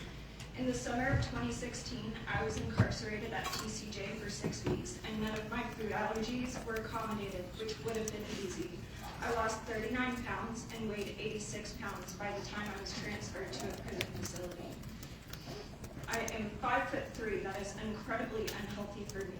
I could only eat a few items from the trays. Most of my main courses were rice, beans, and salmon from commissary, which I could not have afforded if it were not for my loved ones. While I did break the law and deserve jail time, ignoring my health conditions while I was in your care is cruel and unusual punishment, which violates my 8th Amendment. Even though this was during the last year of Sheriff Anderson's tenure, it speaks to a culture of medical neglect and cruelty over incarcerated people in Tarrant County. That same culture was allowed to continue and increase under Sheriff Wayward's tenure. Many people experience mistreatment and neglect 10 times worse than my own while incarcerated at TCJ. We know Mason had diabetes and his health was neglected and he died under your care. We know a woman gave birth in her cell by herself and her baby died. It's also worth mentioning the death of Anthony Johnson Jr. caused by excessive force and chemical asphyxiation. These are 3 out of 69 deaths in 7 years. Anybody incarcerated has the right to a fair trial, which is the 6th Amendment. Some of you call yourselves conservative and yet allow the Constitution to be violated under your watch. Allowing people to die without a trial is un-American and a trademark of communist countries. I hope with the new sheriff, we can change the culture of cruelty into a dignified, law-abiding system that doesn't let people die due to medical neglect or violence by officers. Thank you. Thank you. Following Mr. Vasquez is Darren Yancy Sr. Your Honor, Commissioners. I spoke to Mason on December 26th, begging me to get him out of jail, saying that he needed to get to the hospital. What follows are 2 messages he sent from within the jail. December 26th, 9:57 p.m. Bro, this is a matter of life and death. I would never ask you anything like this if it wasn't serious. December 28th, a few hours before he died. Bro, I can hardly move. Please get me out. His cellmate reached out to me and we've been in contact. This is an account of his last hours. I think we'll answer a few of your questions, Commissioner Simmons. It's a little bit of broken English. I'll read it as is. Firstly, he didn't get any of his meds or insulin at the beginning of the day. He came into the day room, he seemed fine, but shortly after everything was going downhill. The guard came to the door and he was the first to notice Mason going into a seizure. I was above him, so I couldn't see him at first. Then I asked him how he was feeling. He was able to respond in front of the nurse. She asked, have he had a seizure before? He responded to telling her he had one 3 days earlier, but she said he wasn't really having a seizure because he spoke. She was laughing. So I jumped off the top bunk to tell the guard that she was saying he's not being for real. He had already called the code after they came with a group of guards. They made me sit in the day room and placed him on the floor. He really was having one. Point they was laughing and not being adults. At the time it all happened so fast, they put me in a new cell, but he was there for hours. He had passed after, half naked. I was standing in the window, there all night watching him, just laying there. Honestly, I'm no good. I honestly can see it. Please, I gave him the best I could give. God bless his soul and family. I'm sorry. I wish I did some to save his life. This is a direct account from a cellmate of what occurred that day. And I think it shows that we have been lied to today, and I'm appalled that the sheriff and JPS did not stay to hear from the people. It's appalling. This whole thing is appalling. We've been nothing but lied to. And Mason was murdered. This was murder. He was begging to get to a hospital. So if all these policies were in place and he was begging us, and he was begging his family, he was begging everyone else to get to the hospital, then he had to have been saying it to them. So all these policies are broken. And I think the finite point that can be made by all this is that the people in charge of guarding these, arresting these people, they have lost humanity. They don't see these people as humans. They see them as prisoners. They don't believe what they say. They don't believe they're having seizures. They don't believe they're having a problem. He told me on the 26th that he needed to get to the hospital. So 2 days passed. Shortly before, he couldn't feel his legs. He couldn't walk. His cellmate was telling me that he was having to get him food, that he couldn't use his legs. He couldn't use his hands. He couldn't use his feet. This was for days. So this was occurring for days. So he gets arrested for a minor offense, a small amount of a drug that's used to treat depression. He gets incarcerated, kept from care, kept from insulin, clearly denied insulin that day, and murdered. This is murder. Yeah. Thank you. Following Mr. Yancy, we have Samuel Holloman. Judge, before you start my timer, I'd like to report. Hand it to him. Thank you very much. My name is Tarrant County, I'm Mason's brother. For the record, my brother did have diabetes. And for the record, I absolutely reject the testimony that Sheriff Wade made in terms of the conditions of the circumstances. Obviously, we can't discuss that anymore, but I want that on the record. I applaud the fact that the Sheriff's Office and JPS and MHMR have all these wonderful policies that go together. What were the words that were used? He was given life-saving techniques, and he died. Those are contradictory statements, and they don't say. You've got a lot of my brother's supporters here, and there's reasons for that.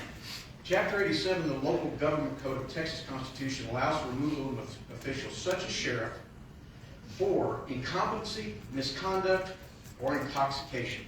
I'm not going to go over the number of deaths that we have because it's all I can do to just sit here and talk. The problem that we've got is my brother was number 9. That's 9 too many.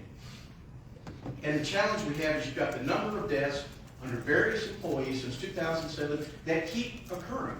And there's one man at the top, and that's Bill Waver. Now, either at some point you acknowledge a failure of policy and incompetency, or maybe you shouldn't be on this board. Okay? Those are facts. According to news outlets, he appears to be out of compliance on post-death investigations, violations of the Sandra Bland Act. Okay? I would advise this court to have the Texas Rangers investigate it. Nothing against the Fort Worth Police Department, but from what I've read, they've taken what the internal is and put a rubber stamp on it. That's not investigating. That's simply doing a once-over. There needs to be outside investigation, and I can assure you, the horror stories here that I've heard of other families, I'm shaking right now. My family will bring a political stick to this council that has never been seen. Yes. If they're not done right, I promise you that. What I have put forth is the demand for the wrongful death of my brother to both Sheriff's Office and JPS, for you to look over. I'm willing to do this in a manner that is without getting into lawyers and litigations, because I do that for a living. And if you're a lawyer here, I'm going to apologize, but I hate lawyers. Okay? But the reality is, this cannot continue. How many bodies have to stack up before the stench makes you cry? People birthing in jail? A young man being suffocated to death? Why are we having this man as sheriff right now? Please think about that. Please take the time to reflect. My brother, his visitation will be Friday at the Moore Funeral Home from 6 o'clock. We'll have Mass on Saturday at the Blessed Sacrament Catholic Church in Arlington. Thank you for your time. Thank you. Following Mr. Hollerman, we have Bishop Kirkland. The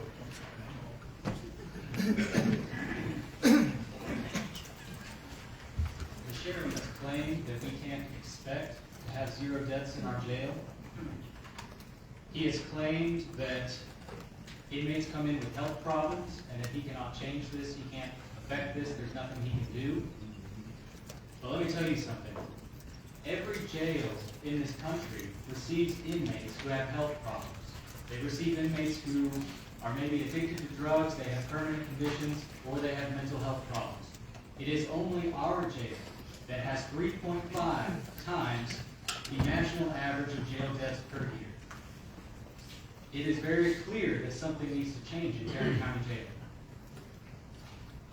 The sheriff has claimed that he has to hold people who are a danger to society, people who are rapists and murderers.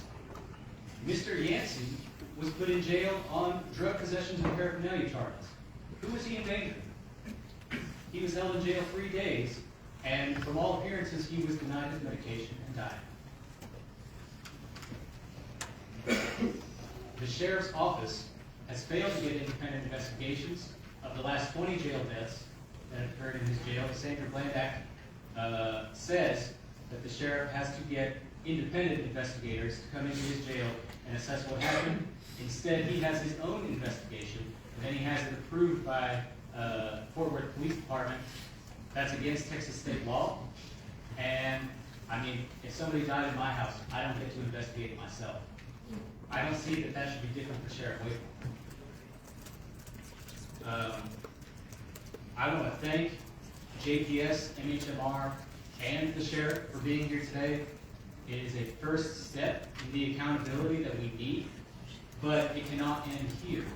We need independent investigations into these deaths.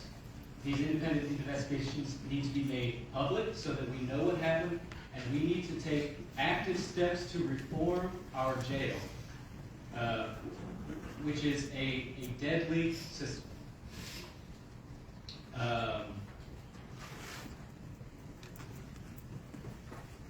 I would like to mention also that we hold far more people pre-trial than any other country in the world. If you look that up about the United States justice system in general. I mean, it seems like people are being held who clearly aren't a danger to society. I think that that would be something that we should look at changing. That's all I have to say. Thank you. Thank you. Following Bishop Kirkland, we have Mr. Bucher. While the problems are not necessarily black and white, I just find it ironic. When Chastity Bonner died, Wade Water wouldn't come. When Anthony Johnson Jr. died, the sheriff wouldn't come. No offense to these families. No offense. 2 white boys died. He's here. That's a problem. We can no longer have the fox with the key to the henhouse. The chief of police is a very good friend of mine, and I trust him. However, this is a DOJ issue with this jail. It is not Texas Rangers. It is a DOJ issue with this jail. We are all out here suffering, the Masons, the Yancys. We are all out here suffering. Just because the way you guys sit there, the Dems on this side, the Republicans on this side. So we suffer because of bipartisanship. We suffer because y'all are so interested in your own political party's agendas until people like these 2 young men keep dying in their death trap. And we are suffering because y'all are so interested in your agenda. Some people in this room know what I'm talking. Now, I'm a Marine. I'm a retired Marine. I love guns. I'm glad that we have guns. I go to West Africa and do missionary work. I see all the bad guys with guns and the good guys who can't defend themselves. So I'm part Republican. I'm part Democrat. In fact, I'm for whoever's best in my village. I don't have no allegiance to either group. But my problem is that some of the same people voted for Bill Wayborn because he is a Republican, or some of the same people in this room now who are hurting because of partisanship. Mr. Yancy, I don't care if he was the biggest drug addict on this side of the bed. He did not deserve to die like so many of my ancestors have in the jail that were taken out in the middle of the night and hung on the county square. I liken his death unto the death of my ancestors who died horrible deaths in the United States jail. It is a shame before God that these people could come in here and tell us how prompt and pristine your policies are, and people are still dying. 10 people this year have died. Now there's some white boys dying, things have changed. On Mr. Bucher, we have Billy Wilson.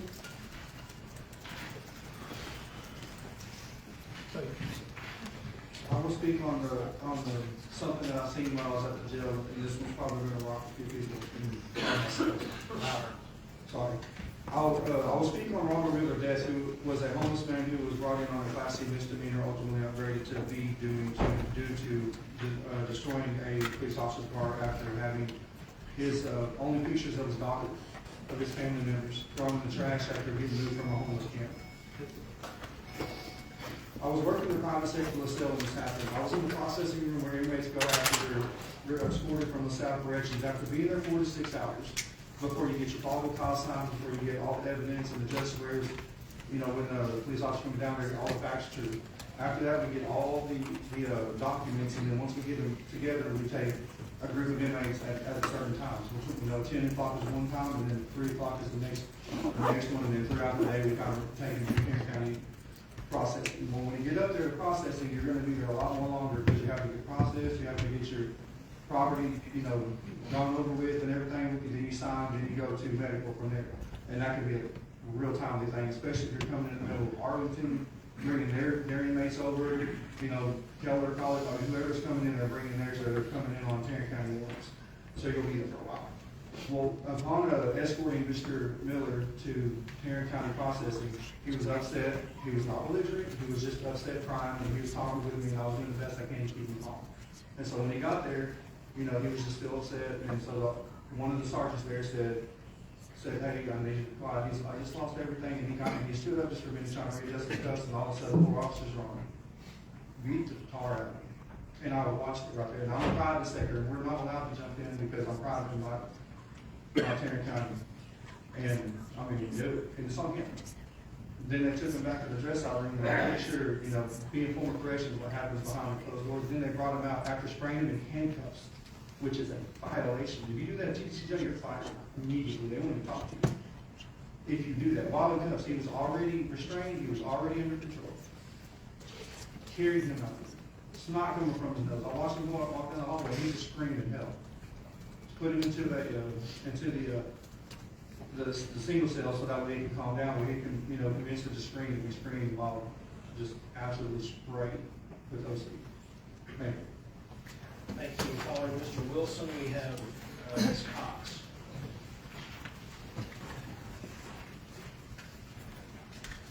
Is Ms. Cox present?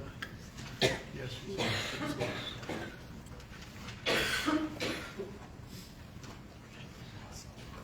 Happy New Year. Glad to have you here. Welcome on board, new members. Glad to have you work with us. You might not have heard this. Wrong head. Something my dad would tell me. It's when somebody's trying to keep doing something that you know is not going to work, but they keep doing it because of the wrong head. Wrong head is a democratic government that attends conventions, conferences, and meets with councils, and then pushes forth an agenda without general input, public input. Then comes and tells us that everything is okay, and these are just acceptable losses, it's just the way things are. I have seen, Mr. O'Hare, with your interviews at the end of the year, how proud you were of the accomplishments that you've done, and how you've accomplished your goals, and you should be proud, because those things that you focused on, you have accomplished. I only wish that you had mentioned that you had wanted to reduce the amount of deaths in the county jail, that you wanted to reduce the 63% of the population that have mental issues, that you had a system of identification of IDD persons, someone who can come and explain to the citizens the actual process on how these families can advocate for themselves. Thank you for bringing that up. And law enforcement, I have many law enforcement friends who could act on the front line, who can actually explain to you which options they have or how they're going to be diverting these people. I wish that my leaders would listen to, would be able to brag about how you listen to your people and you forwarded their agenda and you made access to their agenda, not your national agenda. Thank you. Following Ms. Cox, we have Reed Bills.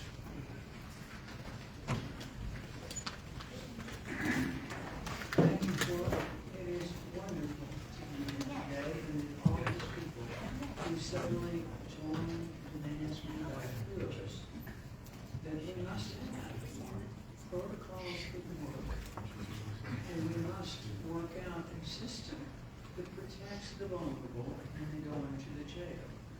If people have health conditions or a history of drug use or just basic diabetes, there are many people with healthcare conditions who will perchance end up in jail because we incarcerate so many people. I think there are many people with misdemeanors who could just be cited and released. And I've been saying for a long time, we need to reduce the population of the jail because we're now having trouble hiring jailers. And we need fewer people in the jails so that better attention will be paid to the needs of those who are there. There's also a report available for you all, the members of the court, who may not have seen it. It was called the Critical Incident Response Team Site Visit Report that was prepared by the National Institutes of Corrections. It is replete with suggestions that are very concrete and direct and well considered as to things that we could do that would reduce the chance of people dying in the jail. Some of them have to do with what you do for detoxification for people who come in with alcohol problems or drug problems, whatever. It has to do with increasing the ability of people who do intake to get accurate information from people as they come in. Having an accurate healthcare record really matters. It matters that somebody at the jail pay attention to family members when they call in and say, my loved one has diabetes, who do I talk to? We need to get them their meds. That kind of call has frequently, too frequently, gone ignored. There are things that require staff training and that just have to be addressed. People who work at every level need to be aware of their obligation to be sensitive to the needs of inmates and not to think of them as mongrel dogs to be kicked about while they are the last of their time in the jail. Thank you. Please work on this. I really, this is the first time I've seen a whole panel listening with such attention. I really hope that this is going to work. Thank you. Ms. Bills.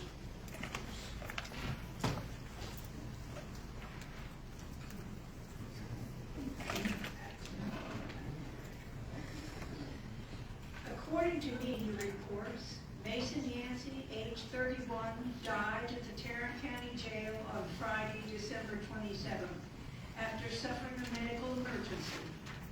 Yancy was booked into the Tarrant County Jail on December 24th. News reports added that during the medical interview at intake, the inmate disclosed a long history of medical issues, and the inmate was scheduled for a medical and mental health evaluation and placed on detox protocol. According to the contract with MHMR Tarrant County, the following is listed under required services. Qualified mental health professionals shall be available in booking 24 hours per day, 7 days per week to assess inmates. An MHMR assessment shall be done as soon as possible within 4 hours of referral if inmate is in booking. 8 hours if inmate is not in booking, to determine the urgency of that need.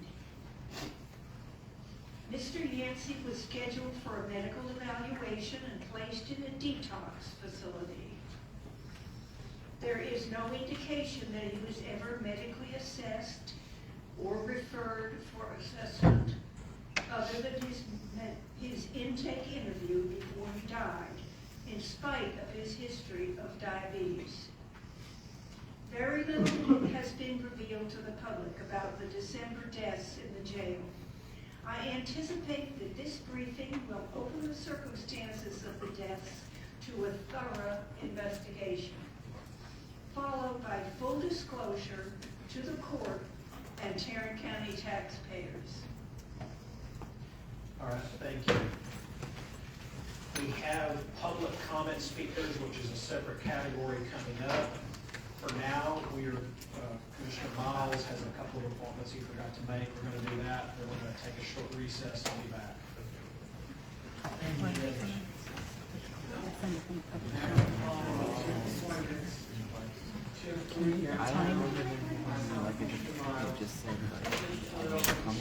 Quiet.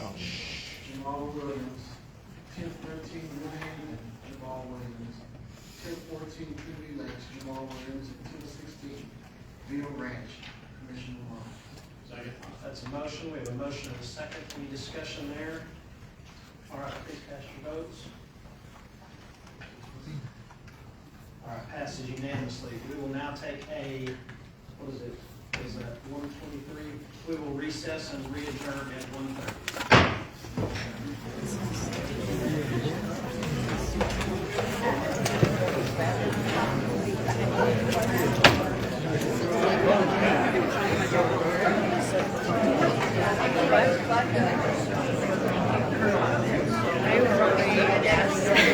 I would hate for you to not be here. It's okay. I want to see if I can talk to his brother. Yeah. He's right there. Yeah. Older gentleman. Here, go ahead.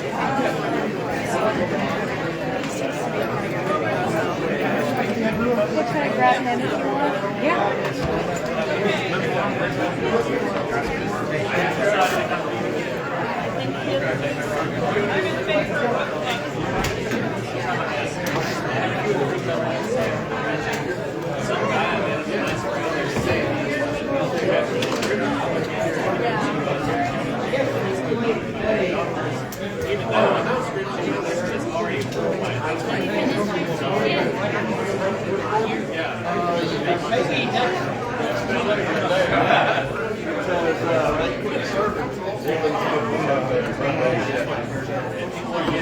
I've got a 2 o'clock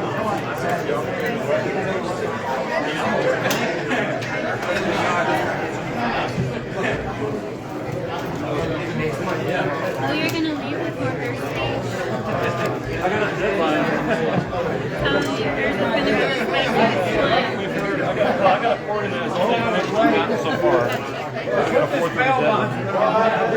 We got enough. It's always on the stream. It's always recorded. We use the stream a lot too. So if there's more that comes up, we can cut off YouTube. I'm telling you. I'm sorry. She might get arrested. I know. I'm up against them. Otherwise, we'll get on video. Well, we're going to be on YouTube. What is it, NBC? No, Channel 5. Yeah, Channel 8 and Channel 11. Yeah, I'll be there.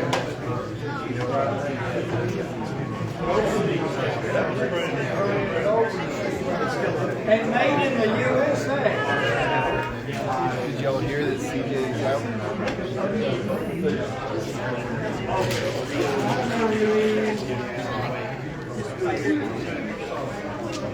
I think I met you. Hi, you're Chick. Eric's here. Yeah, Oh, you'll meet you nice to there. Every time I go to something like this, I have something thought out, and then as I insert I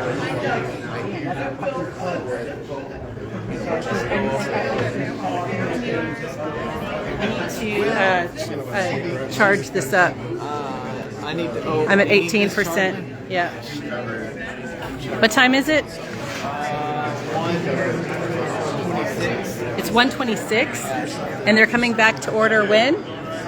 He just said a recess. He didn't say what time. I don't think it was. I thought he said. I thought I should have brought another charger. Oh well.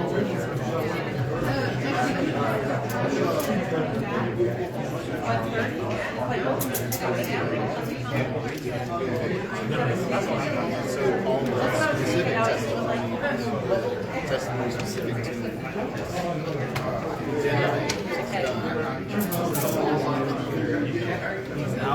yeah, so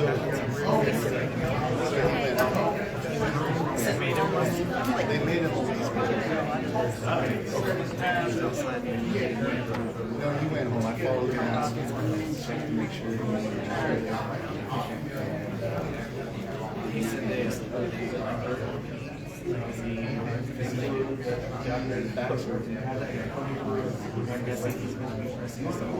oh yeah, he told the sheriff.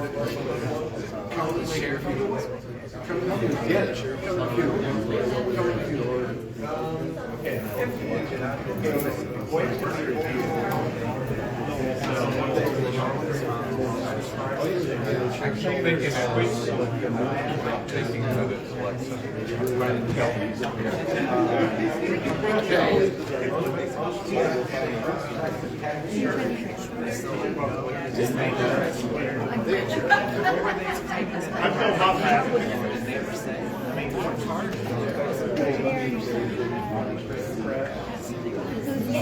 I mostly wanted to make sure, you know, it's just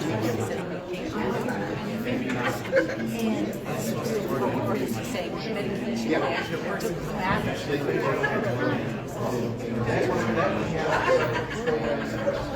but they'll wait.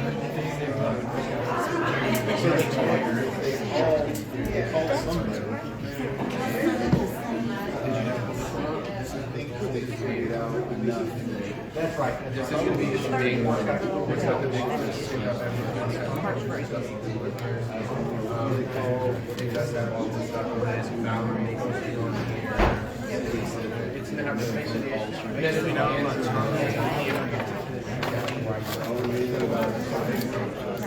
I said he loved all I had to do was hand it. That was good. Yeah, CJ, he heard, I just didn't know. That's right. He takes care of these.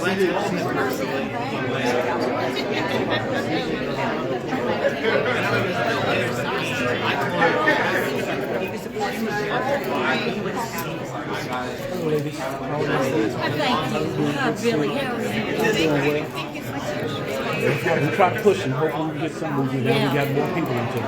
Yeah. We'll see. God has a way of working things out. Yeah. Who's doing valid parking thing now? Because I know that guy who used to do it. He's not. Huh? Well, is he still with him? Oh, it's a different guy? Yeah. Not the tall white guy. Oh, this is a black guy. Okay. Real good looking. Okay. All right. So he's one of the. But I'll tell you, he'll just went back there. Arizona. She just took my car back there. There she comes. Oh, she did? Okay. I'll catch her. The long dark hair with the white top. Good to see you. I'm part of. What is your name? Derek. Yes, they were all. How much was it into the I'm going to probably stay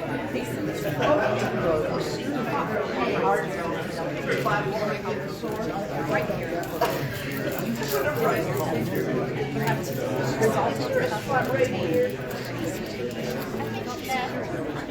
I'm not sure there's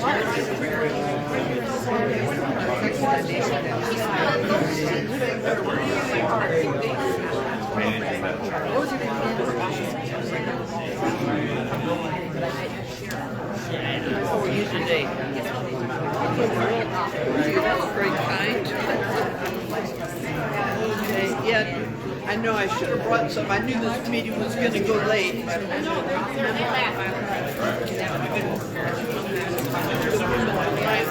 church was meeting at noon. I said, we're going to make it at noon. Local government,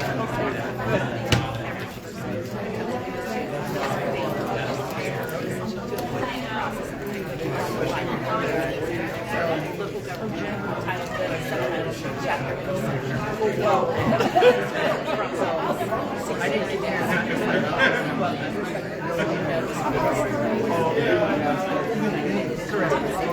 Okay. Yeah.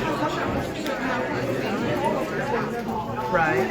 Yeah, I'll do that for future. I'm all right, thank you.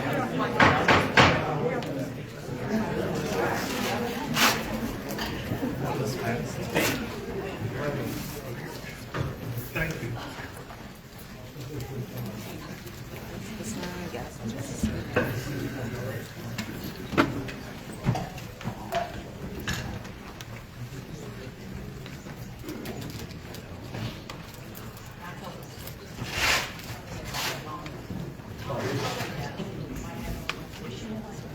That was supposed to be there. No, I better not.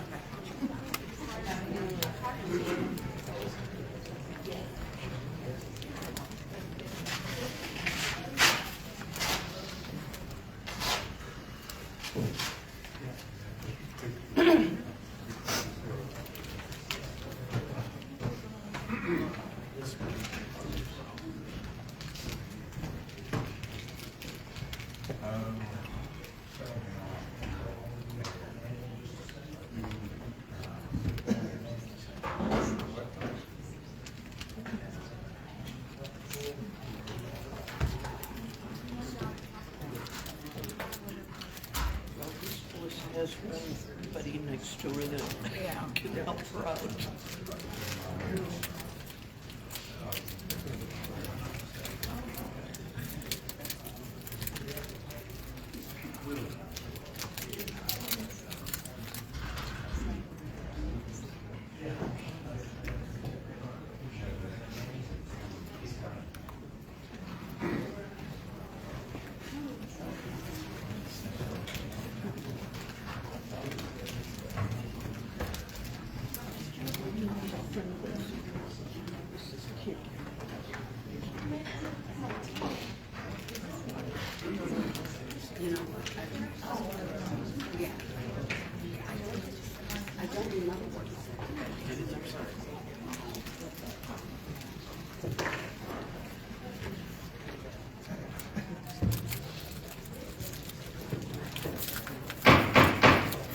All right, we're back on the record, and we now get to the public comment section. Same rules obviously still apply. This, though, is comments on anything that you want to speak on. We follow the same process. I'll call 2 names now, and then I'll repeat it. So if you'll go to the back of the room if you're up next. First up is Matthew Mucker. Following Mr. Mucker is Catherine Woods.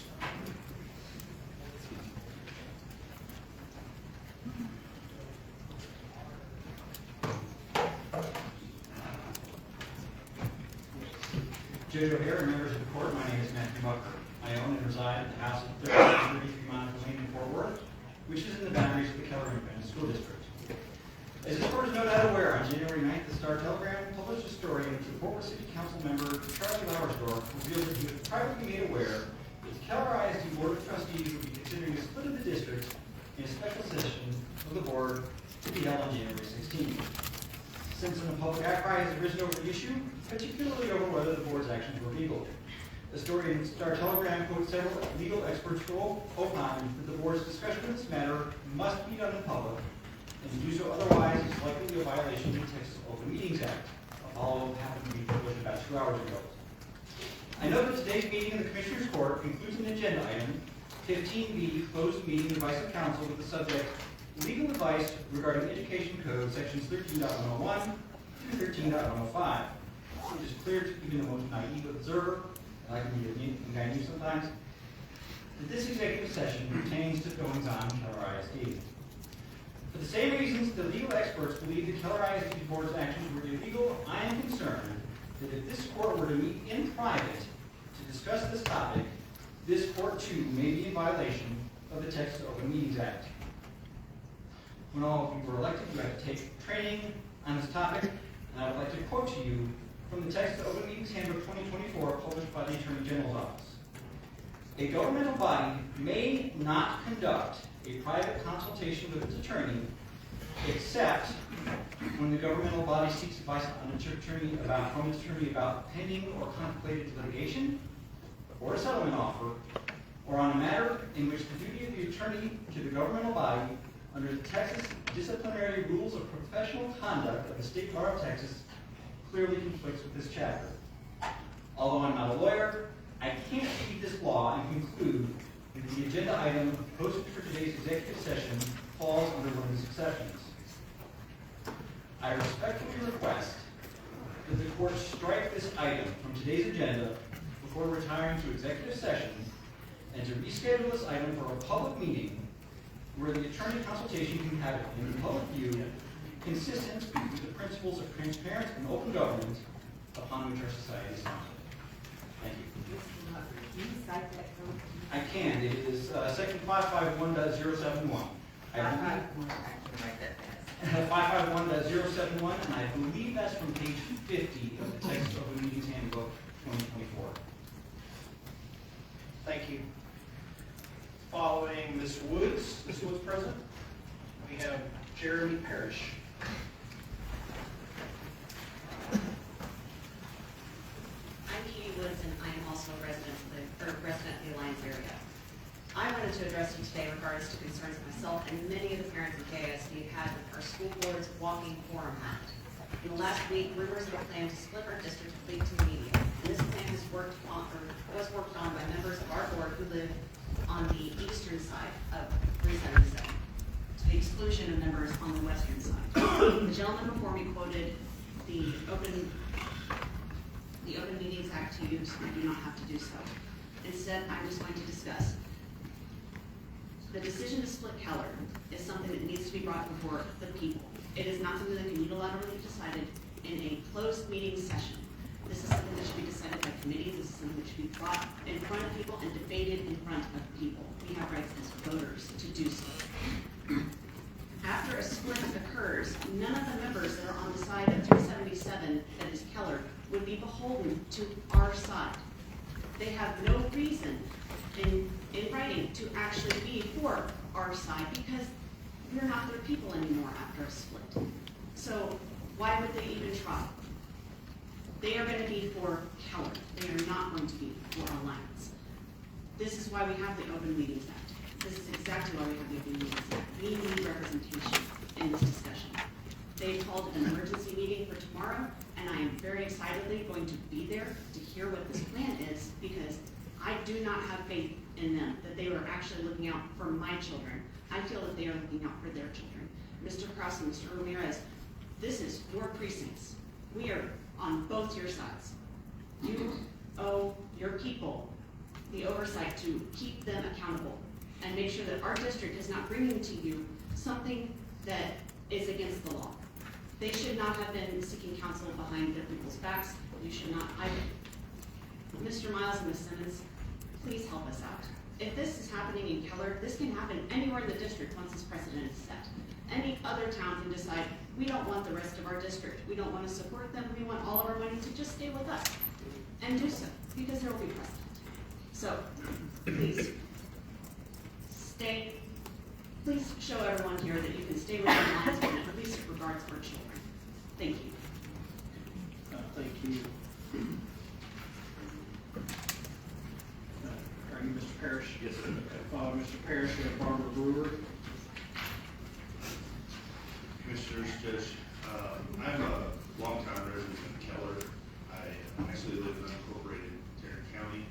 I'm in precinct 3 or 5, because the map is like right there. Our neighborhood is carved out. So I'm either with Mr. Ramirez or Mr. Brown.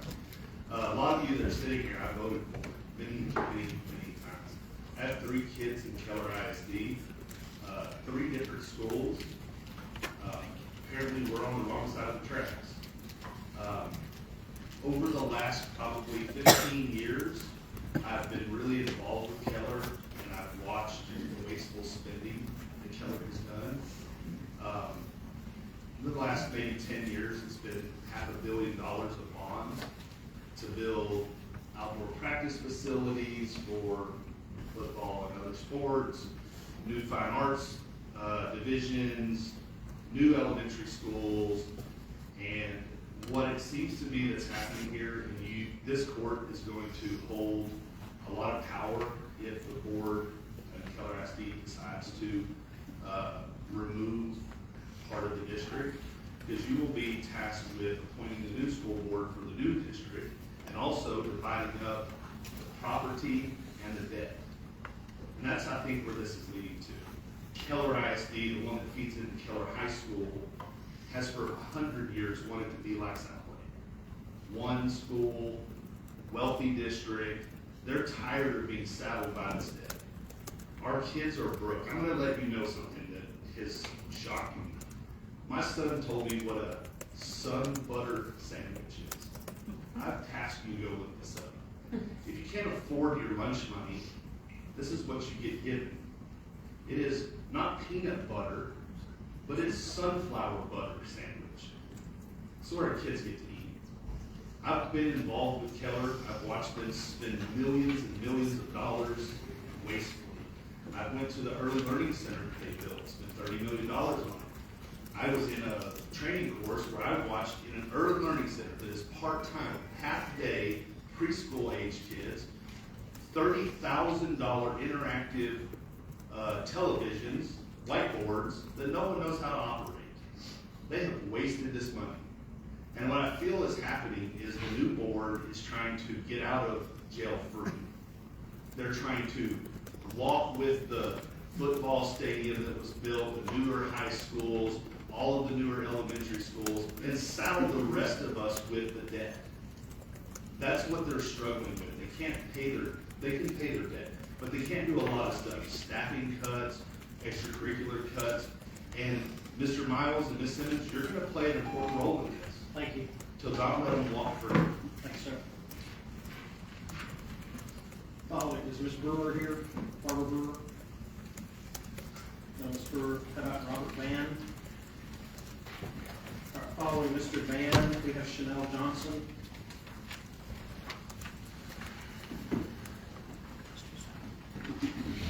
Well, back to the jail again. Running the jail is a tough job, a really tough job. I don't envy Mr. Shannon Herklotz at all. He's being asked to assume administrative leadership of a system that has demonstrated serious flaws over the past few years, leading to the deaths of almost 70 prisoners.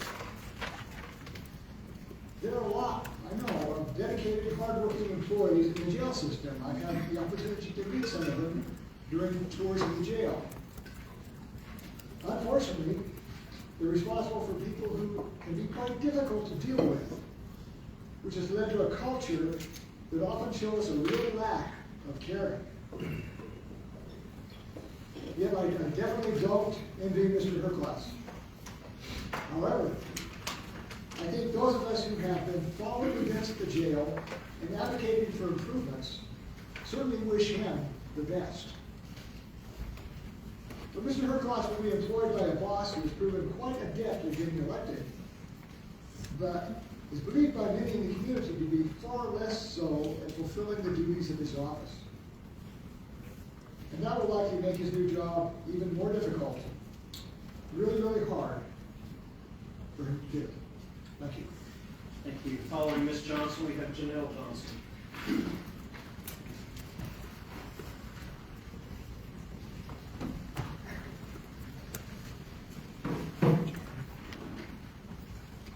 First and foremost, I'll make sure my attorney access to the bill since I have to leave work early to come speak.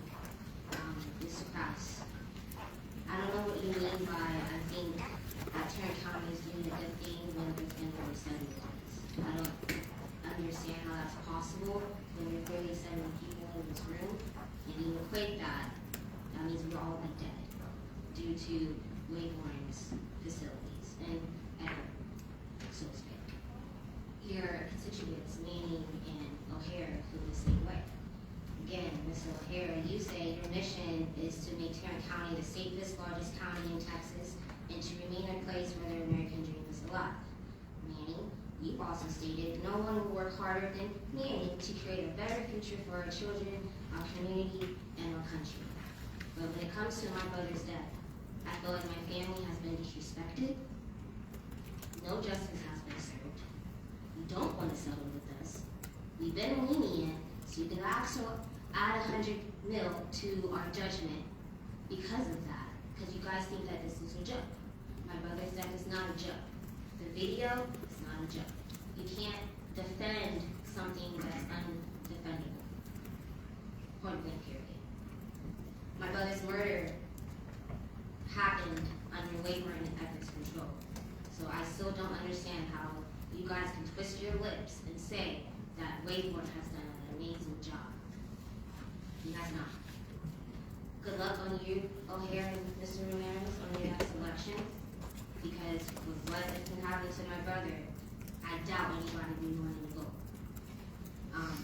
Facial expressions, they show what you guys are afraid to say. And it means a lot. Following Janelle Johnson, we have Sharon Hines.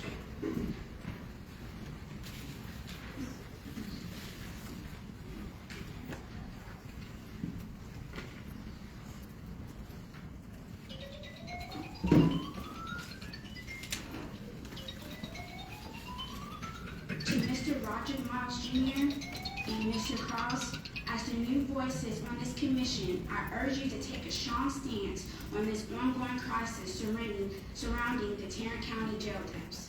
Sheriff Wayborn's leadership continues to raise serious concerns about his ability to ensure the safety and well-being of those in his custody. You have the opportunity to break from an inaction and silence of your predecessors, Commissioner Brooks and Fix, who failed to acknowledge their support of our families. The jail's medical liaison has yet to face any meaningful scrutiny. According to the article from Fort Worth Report, it states that a computer system is implemented to monitor inmates' medication compliance and that medical liaison coordinates with MHMR and therapists. Yet none of those measures were effectively utilized during my brother's tragic murder. This is just not a failure of the system, it's a failure of leadership, and yet the commissioners are the ones who voted for it. Mr. Ramirez, since you keep forgetting our conversation, that is what we're talking about. The power that you have to prevent people having positions in the Tarrant County Jail to continue on with the depths. Now, this is what I'm going to say. There's a whole video that shows exactly how the jail operates. So it's funny how Wayborn sits here and says that, oh, we're hiding. You are hiding the tape. You are hiding exactly how you guys operate. Down at MHMR, how are you going to sit here and say that your facilities are for us, but yet when we went there to first grab assistance, you denied them. And that's how it all turned out. Like I keep saying, more and more. Every time I come up here and you guys sit here and have the same mindset as O'Hare, the truth will continue on to come out. And it's going to cost. Now, it cost somebody else's life in your neighborhood, Mr. Cross. I'm curious to see what y'all about to do about that. Yeah. Thank you. Following Ms. Hines, we have Julie Griffin.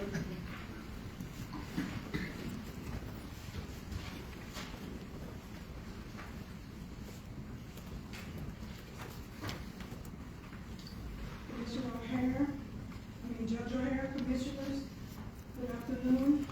I am Sharon Hines. I'm a member of Circles of Christ, a social advocacy group between First Presbyterian Church and Mount Moriah Baptist Church. The words I speak today are my own. I speak for those who have passed and cannot speak for themselves. An article caught my eye the other day, and I tried not to listen to the news. I tried not to read the news. But when the article said awaiting trial shouldn't be a death sentence, I could not ignore that because that just makes so much sense. I don't understand why almost 10 deaths a year have been allowed without any accountability. I asked several times what's the acceptable number, when is it okay, and I know now the acceptable number is when it's one of your own. If one of your family members or one of your friends die in the Tarrant County Jail, some changes will occur. I don't know who investigated NIC, DOG, or ABC. All I know, it It wasn't a civil rights investigation. The sheriff said that people have pre-existing health conditions and he can't do anything about stage 4 cancer. How many of the 69 had stage 4 cancer? He also said there will be some natural isolated incidents. Now pregnancy happens what, 1 million times a day? That's not so isolated. But to die in jail when you're pregnant and then the baby dies, somebody had to see that. Something had to happen for her to die on the floor alone. If 69 is not an acceptable number, what's being done about that number? Why is the sheriff not being held accountable? I was a commanding officer in the U.S. Air Force, and in the security police unit, had command over about 3,000 people. My boss wasn't concerned about me, because he knew I had to come before him. But I was responsible for the 3,000 people under me. I could never go to my boss and play it off. I wouldn't have that kind of nerve. So I'm answering today. Somebody has to be held responsible. And I think this commission will take those numbers seriously when it happens to someone you care about. Thank you for your time. Thank you. Following Mr. Griffin is Charles Hermes. Hermes?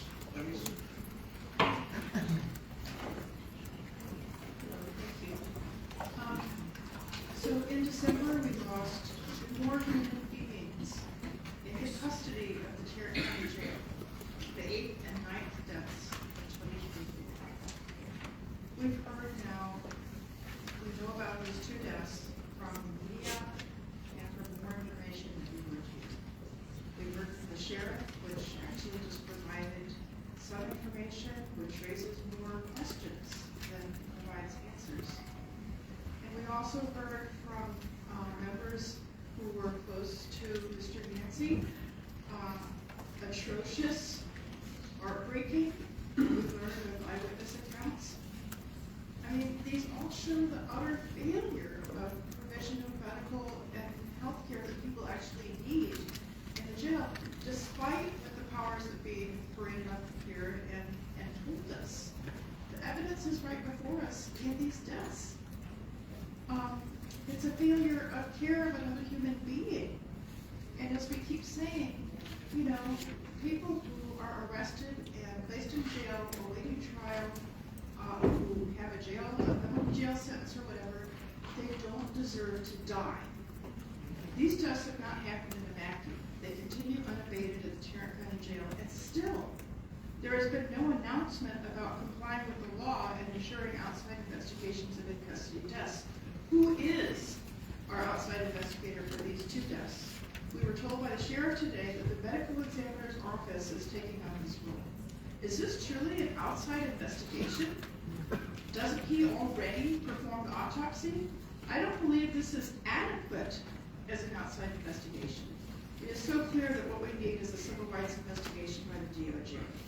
I hope the new jail administrator will conduct an upside-down review of all procedures, policies, protocols, training, hiring, culture, and the incidence of death since 2017. We need answers, and we need change.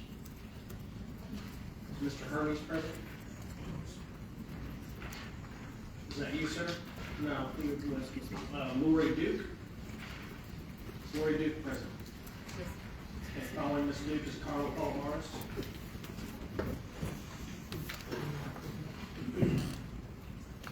It's a clear perversion of justice for the Tarrant County Jail to act as judge, jury, and executioner for those in custody. The jail staffing issue must be addressed. Nothing new here. The HELLO's acronym, our team, is our first priority. It makes me question who really is the priority. Because as I see it coming from a public service standpoint, not only are you failing these families who have literally brought their children's ashes to y'all and sat them before you, you're failing the workers that are in the jail, whether it's from the police side, medical side, or anything else, because staffing matters. And 2022 MIT report shows that work environment is the top factor in staff retention. Before pay, work environment. They're working 52 hours. Something we see in public education as well, where 79% of teachers in the union cite as the #1 reason for leaving. Some of whom on this panel have highly criticized. Now, as a former public school teacher working with students with a variety of qualifying disabilities, public schools get 1 school year, no matter the circumstance, no matter who comes into our classroom, to make growth. And I question and I challenge, how long have these families had to sit here and wait for answers and wait for movement to take place? I think it's been longer than I've given any grace on. And we're dealing with the same issues of mental health and security and all the problems that you see in the jail. Guess what? They're in our public school classrooms too. This is not a new phenomenon, never has been, never will be, but yet we sit here and do nothing. Someone has to be accountable. It needs to be posted publicly. Do you want to see what schools are doing? You go online, you see every data point from here to kingdom come. I go to the commissioner website, I can't even get a stinking email. A phone number to reach. I come, I miss work, I come, I bring my kids, I get removed for going over the time. I'm sorry. These families deserve answers. I'm here, not for politics, but I'm here for the fact that people matter, and Tarrant County needs to start caring. At the end of the day, when we all walk home, we're not all going, bye, oh yeah, I'm a Democrat, I'm an independent, I'm a Republican. We're going home to our families that we love and care about. And that's what should have happened with the 70 jail deaths. Bill Waiver needs to be held accountable. Stop making excuses. Stop telling us what's right. Tell us how you are going to fix what is wrong and do it. Thank you. Following Ms. Palomares is Austin Poff.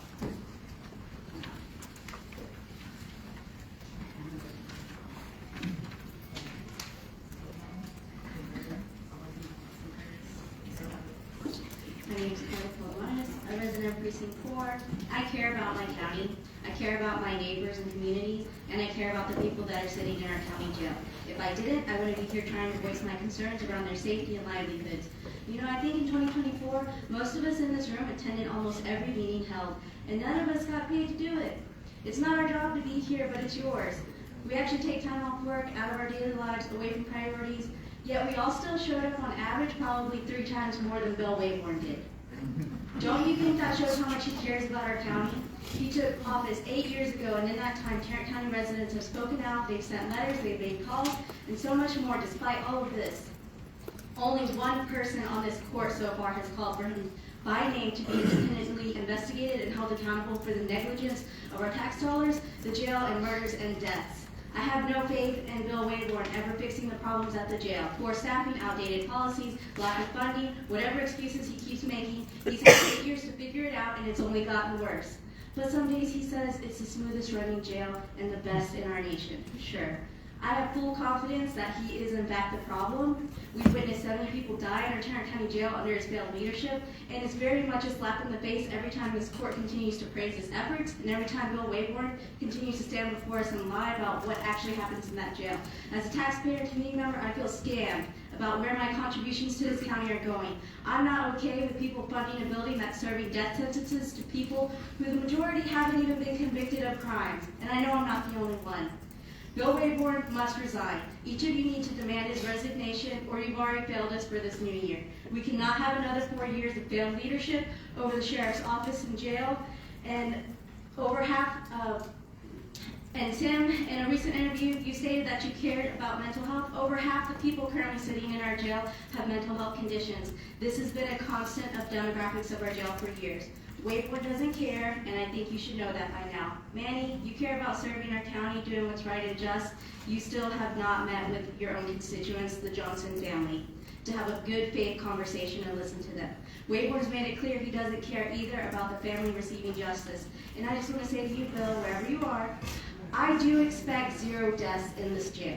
Because regardless of the crime anyone commits or is convicted of, the purpose of the jail and duties of jail staff are not to be delivering murder at their own hands, which one of your officers and lieutenant were indicted on last year. That's the jail running smoothly, though. We need honesty and transparency, and we need it now. And as long as Bill Wayboard is sheriff, we are being robbed of the truth.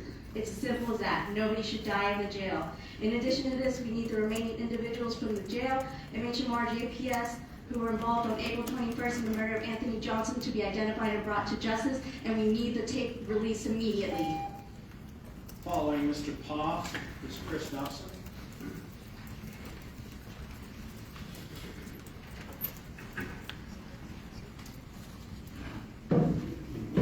Hi y'all, my name is Austin. I was a friend of Mason. I missed the earlier window because I'm bad at instructions. So it was Mason. He was a heavily flawed individual, but everybody knew Mason. People were brought together by Mason. A ton of my friends I have because of Mason, and I'm 9 years older than him.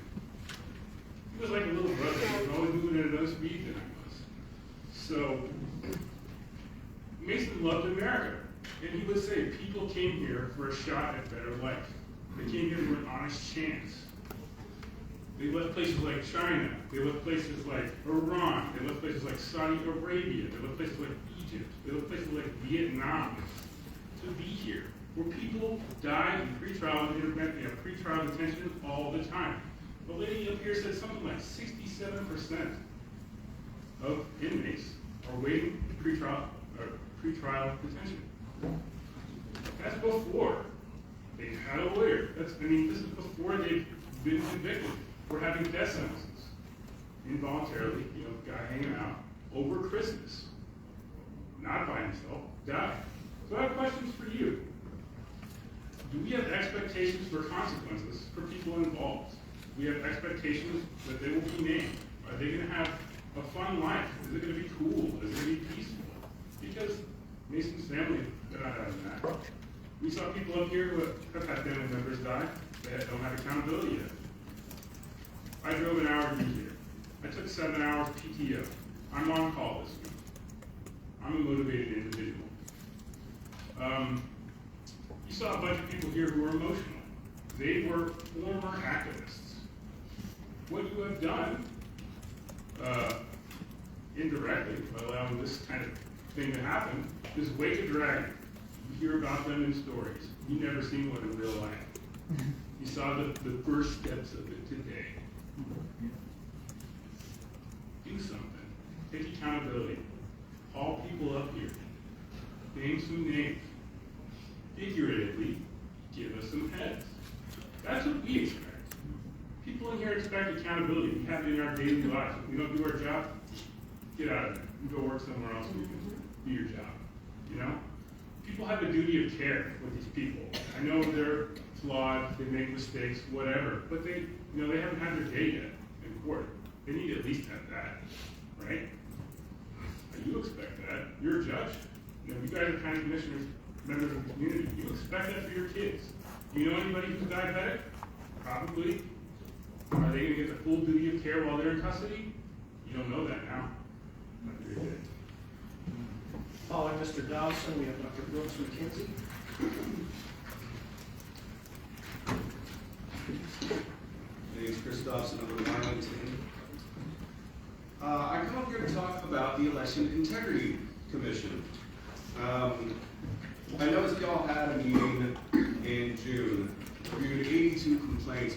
Some of those were from me. Specifically, I wanted to know why Kazia Farrer, the president of the MISD, was allowed to have an ineligible candidate on the ballot, even after being told by the elections administrators that it was an eligible candidate. All I can think is that the purpose was to ensure that the only legal candidate for that office, a black lady who has a doctorate, could be removed from that seat and have a special election later on.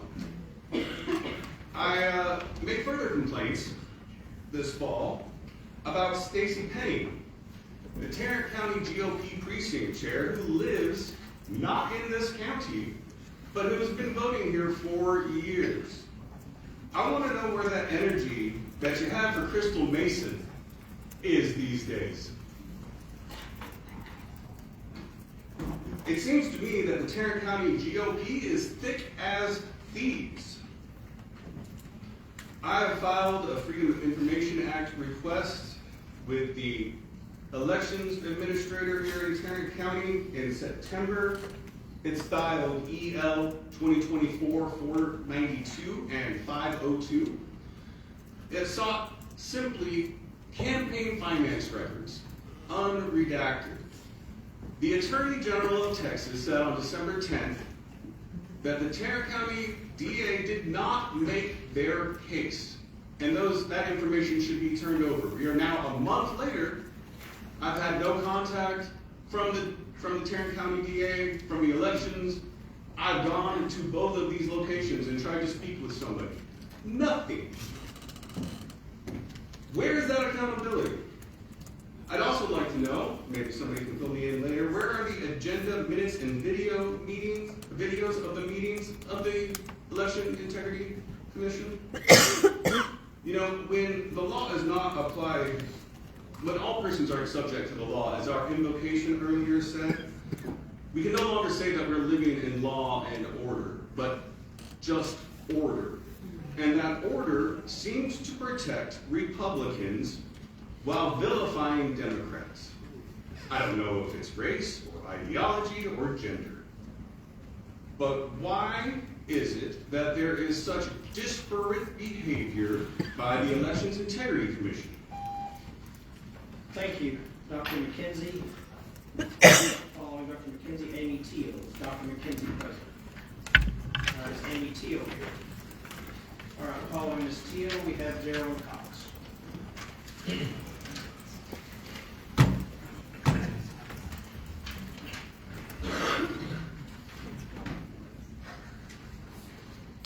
Local Government Code, Title III, Subtitle E, Chapter 87, Removal of County Officers from Office. 69 deaths. Over 70? Which number are we using? 69 sounds about right, regardless. One common denominator. The word of the day would get me dragged out and arrested in this courtroom, but it can be found in the 2019 U.S. District Court case of Stewart v. Burkebile regarding anyone who supports the sheriff's version of what is happening on his watch. How much insulin was provided to Mason? Not just medication, but which meds and how much and when. You know that 69 deaths is high, even for a jail. As a political activist who has been arrested a few times and had numerous LEO interactions, my typical response to friends who say, we'll bail you out, has been, don't bail me out, I can handle sitting in jail. Use that money to increase the political pressure via more press. I am now changing my long-standing personal policy. If I ever get dragged off to jail again, do bail me out before I develop a bad case of stage 4 cancer or get suicided or die suddenly from natural causes. The government ethically failed to protect the rights of 69 people who are innocent until proven guilty. Your sheriff has cost you millions of taxpayer dollars in settlements, investigations, and lawsuits. You voted to hire 9 different law firms for just one death? That's a heap more than 30 pieces of silver. Whose name will be next? Mason was a friend of mine. Mason was a friend to you. He fought for your rights and served as a delegate to your Republican convention right here in Fort Worth, and you chunked him in your dungeon. You have today assaulted, cuffed, detained, and prevented from speaking here Attorney CJ Grisham, who helped secure your rights to carry. Officer George, right here in this building, is on our videos escalating public ire and deliberately blocking our right to record what is happening to our friends like Charlie. Your officers are breaking the law right here in public, but I bet your sheriff will assure you they are all legal. Guess what they do when our videos are not pointed at them? We know how this historically plays out. Evils are becoming much less sufferable. Reasonable men will be pushed to do unreasonable things. Those who make peaceful revolution impossible will make violent revolution inevitable. And when communities finally explode, they are rarely shaped charges. Sheriff Wayborn needs to be fired from his position, removed. 69 deaths, one common denominator. You know this is happening. Your rules of decorum call for proper respect, but 69 deaths is not respectable. Godly authorities are not a terror to good works and do not bear the sword in vain. But we have evidence that Tarrant County is a terror, and as such is simply a lobbying organization Thank you. masquerading as ordained government. Following Ms. Cox, we have Maria Perez.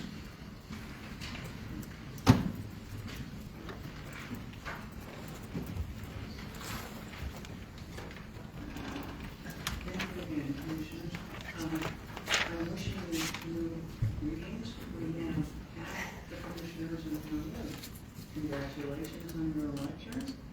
And I'm hopeful that somehow here in Tarrant County, we can do a good job of reaching across the aisle and concerning ourselves with what measures most reasonably can and should be taken to save the taxpayers' money, to serve the taxpayers well, and to protect the people. I have a particular ask just now, which is that you consider appointing a group of citizens who have demonstrated their concerns about issues to work on some of the problems at the jail. I think we need a person at maybe the sheriff or just students. We need someone highly placed, either in the sheriff's office or in the clerk's office, who will take seriously citizen concerns that they cannot get medications to their loved ones who are in the jail. I think it has to be a prescription delivered to the jail. That might be the way they have to do it to keep up with their security requirements. But something has to be in place, a mechanism has to be in place so that people can get medications to their loved ones without a problem. We need to look at whether we need to have a better special diet for persons with diabetes, because life on beans and rice is not the preferred way of preserving their lives. We need policies and practices and protocols in place, and that's going to require training. So just a building for training, it's training for the jailers that occurs probably shift changes. That's one of the things suggested in the National Corrections Institute. If you have to get correction, if you need to get training done for everybody, that's it. You just work out something that you do with shift changes and be sure that people know what they need to know. It's going to be hard, it's going to be lifting, it's going to take time, it's going to take effort. But I have no hope that you all as a group will work on this and make it happen. So, thank you. Please go for it. Thanks. So Ms. Perez here. All right, Bishop Kirkland, you're up next. Brianna Ball follows. We need real action, not like eliminating 34 unfulfilled positions and calling it $54 million savings. I get there's a reason why this country, this county, spends more money on punitive rather than rehabilitative. There's more money to be made. We'll have fewer jail cells, fewer jail workers, DAs won't make as much money, fewer ADAs, fewer judges, fewer commissioner court judges that make less than $750,000, fewer lawyers, public defendants, no privatized prisons. Jail crime is big money. I want bad people in my village to be arrested. I want them tried. I want them to be convicted. I want them equally sentenced for the equal crimes that people commit in your community. I don't want our jail looking like a death trap. I've served on the race and culture task force. I saw all of our recommendations. I saw the 3E coalition. I saw the Coleman report. I saw the independent report that was done in Washington, D.C. We have all of these reports about the systemic racism that exists in our county, yet we're doing nothing about it. We come here each week to give our legitimate discontentments. Some of you roll your eyes at me like a little third grade girl. Some of you play on your phones. Some of you occasionally even take a nap. My silent stalkers send me posts on media telling me how great our sheriff is doing, because obviously he's doing a good job. He's been reelected. That does not mean that he's doing a good job.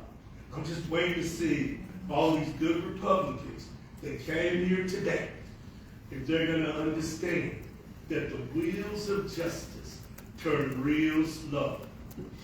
I urge you not to give up, and justice will not stop until some committed people like my ancestors who work along the sides of people who look like you. Together, we will continue to knock at the door of justice until someone opens the door. We don't believe you want to open the door, but the master got to even open the door because of our importunity. The door will not open because you are associated with our group, but justice will roll down like running waters, and righteousness like a mighty stream. Justice for Marine veteran Anthony Johnson. Following Ms. Ball, we have David Reeder.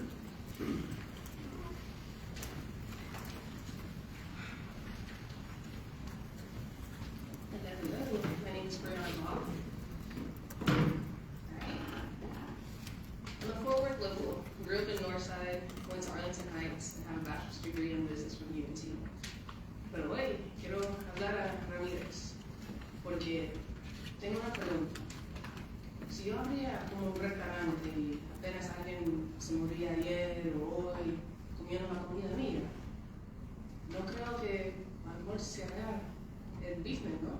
Ese mismo día llegaron la gente a ver, oye, pero ¿qué anda pasando aquí? So aquí tenemos un business, no se quiere mentir, pero es el jail system, y ustedes lo saben.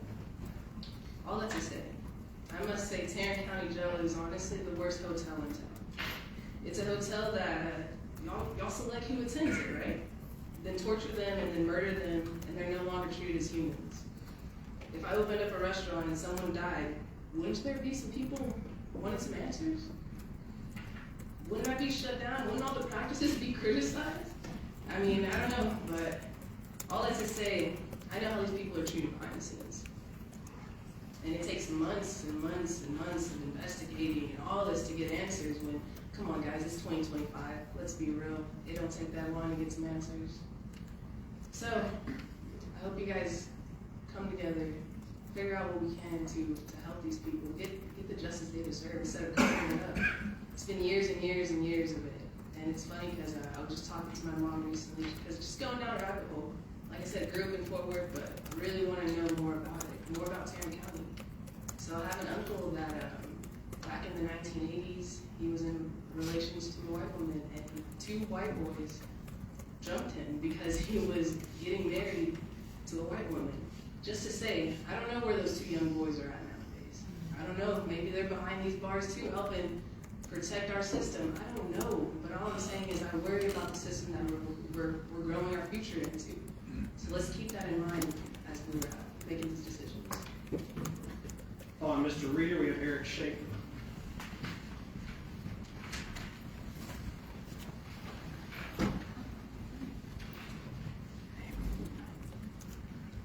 I would like to start by thanking the judge for the free publicity for the Modern Art Museum of Fort Worth exhibition.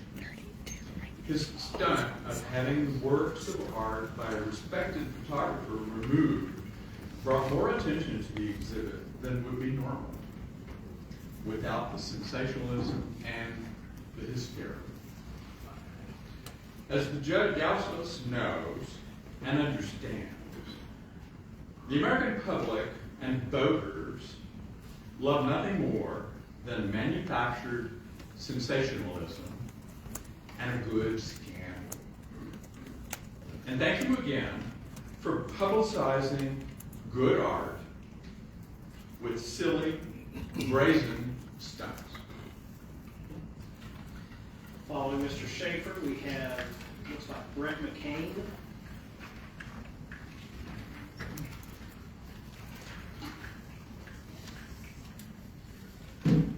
My name is Eric Schaefer. I stand before you confused today. Earlier, I heard from the authorities who are responsible for the jail, responsible for the health care, tell us how good it is, there are also people who can be held accountable for it if someone does hold them accountable. And I contrast that with all the testimony that I've heard today, contrast that with so many other different things that I've read online about the jail here in Tarrant County. One thing I read was that it's a Cadillac model of the jail. And why wouldn't it be? You're spending $100 million a year on this thing. Well, the people on this list here, this is a custodial death report starting in September of 2017. Mr. Grisham wanted to talk about this list of names here, but he wasn't given the opportunity to speak. Sheriff Wayburn and stood over here while his deputies illegally stopped him, detained him, put him in handcuffs, brought him back. They knew they were wrong because they ended up letting him go. But now, Tarrant County, who has paid out millions of dollars in wrongful death, is going to be subject to a lawsuit for more illegal actions by this sheriff.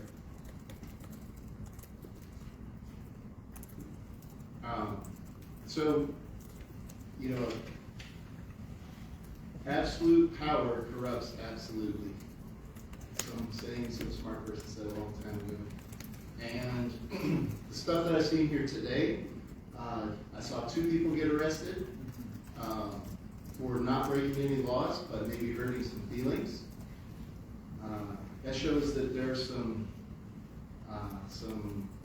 authorities that are drunk on that power. They're intoxicated. And just remember, a Cadillac can kill as many people as a Chevy if you've got a drunk person behind the wheel.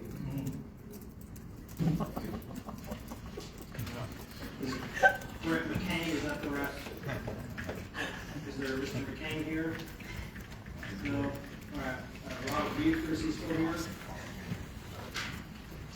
All right. Jane Collins.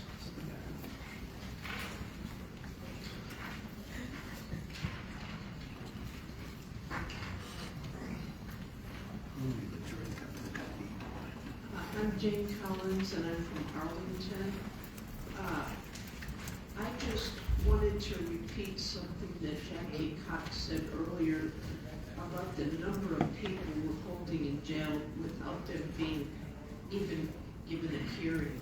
And I think that is one of the main problems, that we can't get around to the health needs of people that are in jail, because we have too many people there who have not committed a violent crime, and they could be let go if we weren't demanding bail. I suppose bail is an issue, right? And I think we need to end that. I think they did that in Houston. Anyway, the other night, I went to a vigil on Friday night outside of the Tarrant County Corrections Center, and I met a lawyer. He had been a defense attorney working in the Tarrant County Corrections Center, and he told me that he was there several years, and it was really common not to give people their medication for things like diabetes or mental health. There were several things he mentioned. So apparently, despite the reports we heard today, things aren't going the way they reported. So I think this really needs to be investigated, and I think maybe we do need an outside source to come and do that investigation. It cannot be the sheriff's department, because the kind of reports we get would not match up with 69 deaths. I think there's a problem there. So I'd like to just say, let's contact the Department of Justice. The sheriff is not doing his job, except maybe for the 6 months before the election. I don't know. That's what I heard from somebody today. Thank you. Thank you. All right, do we have any announcements or comments from the court members? Any announcements or comments? All right, so the court will now now recess the open session and proceed to closed session to discuss these items exempt under Trial File 1071, 072, 074, 076, 087, and 0725 of the Texas Government Code.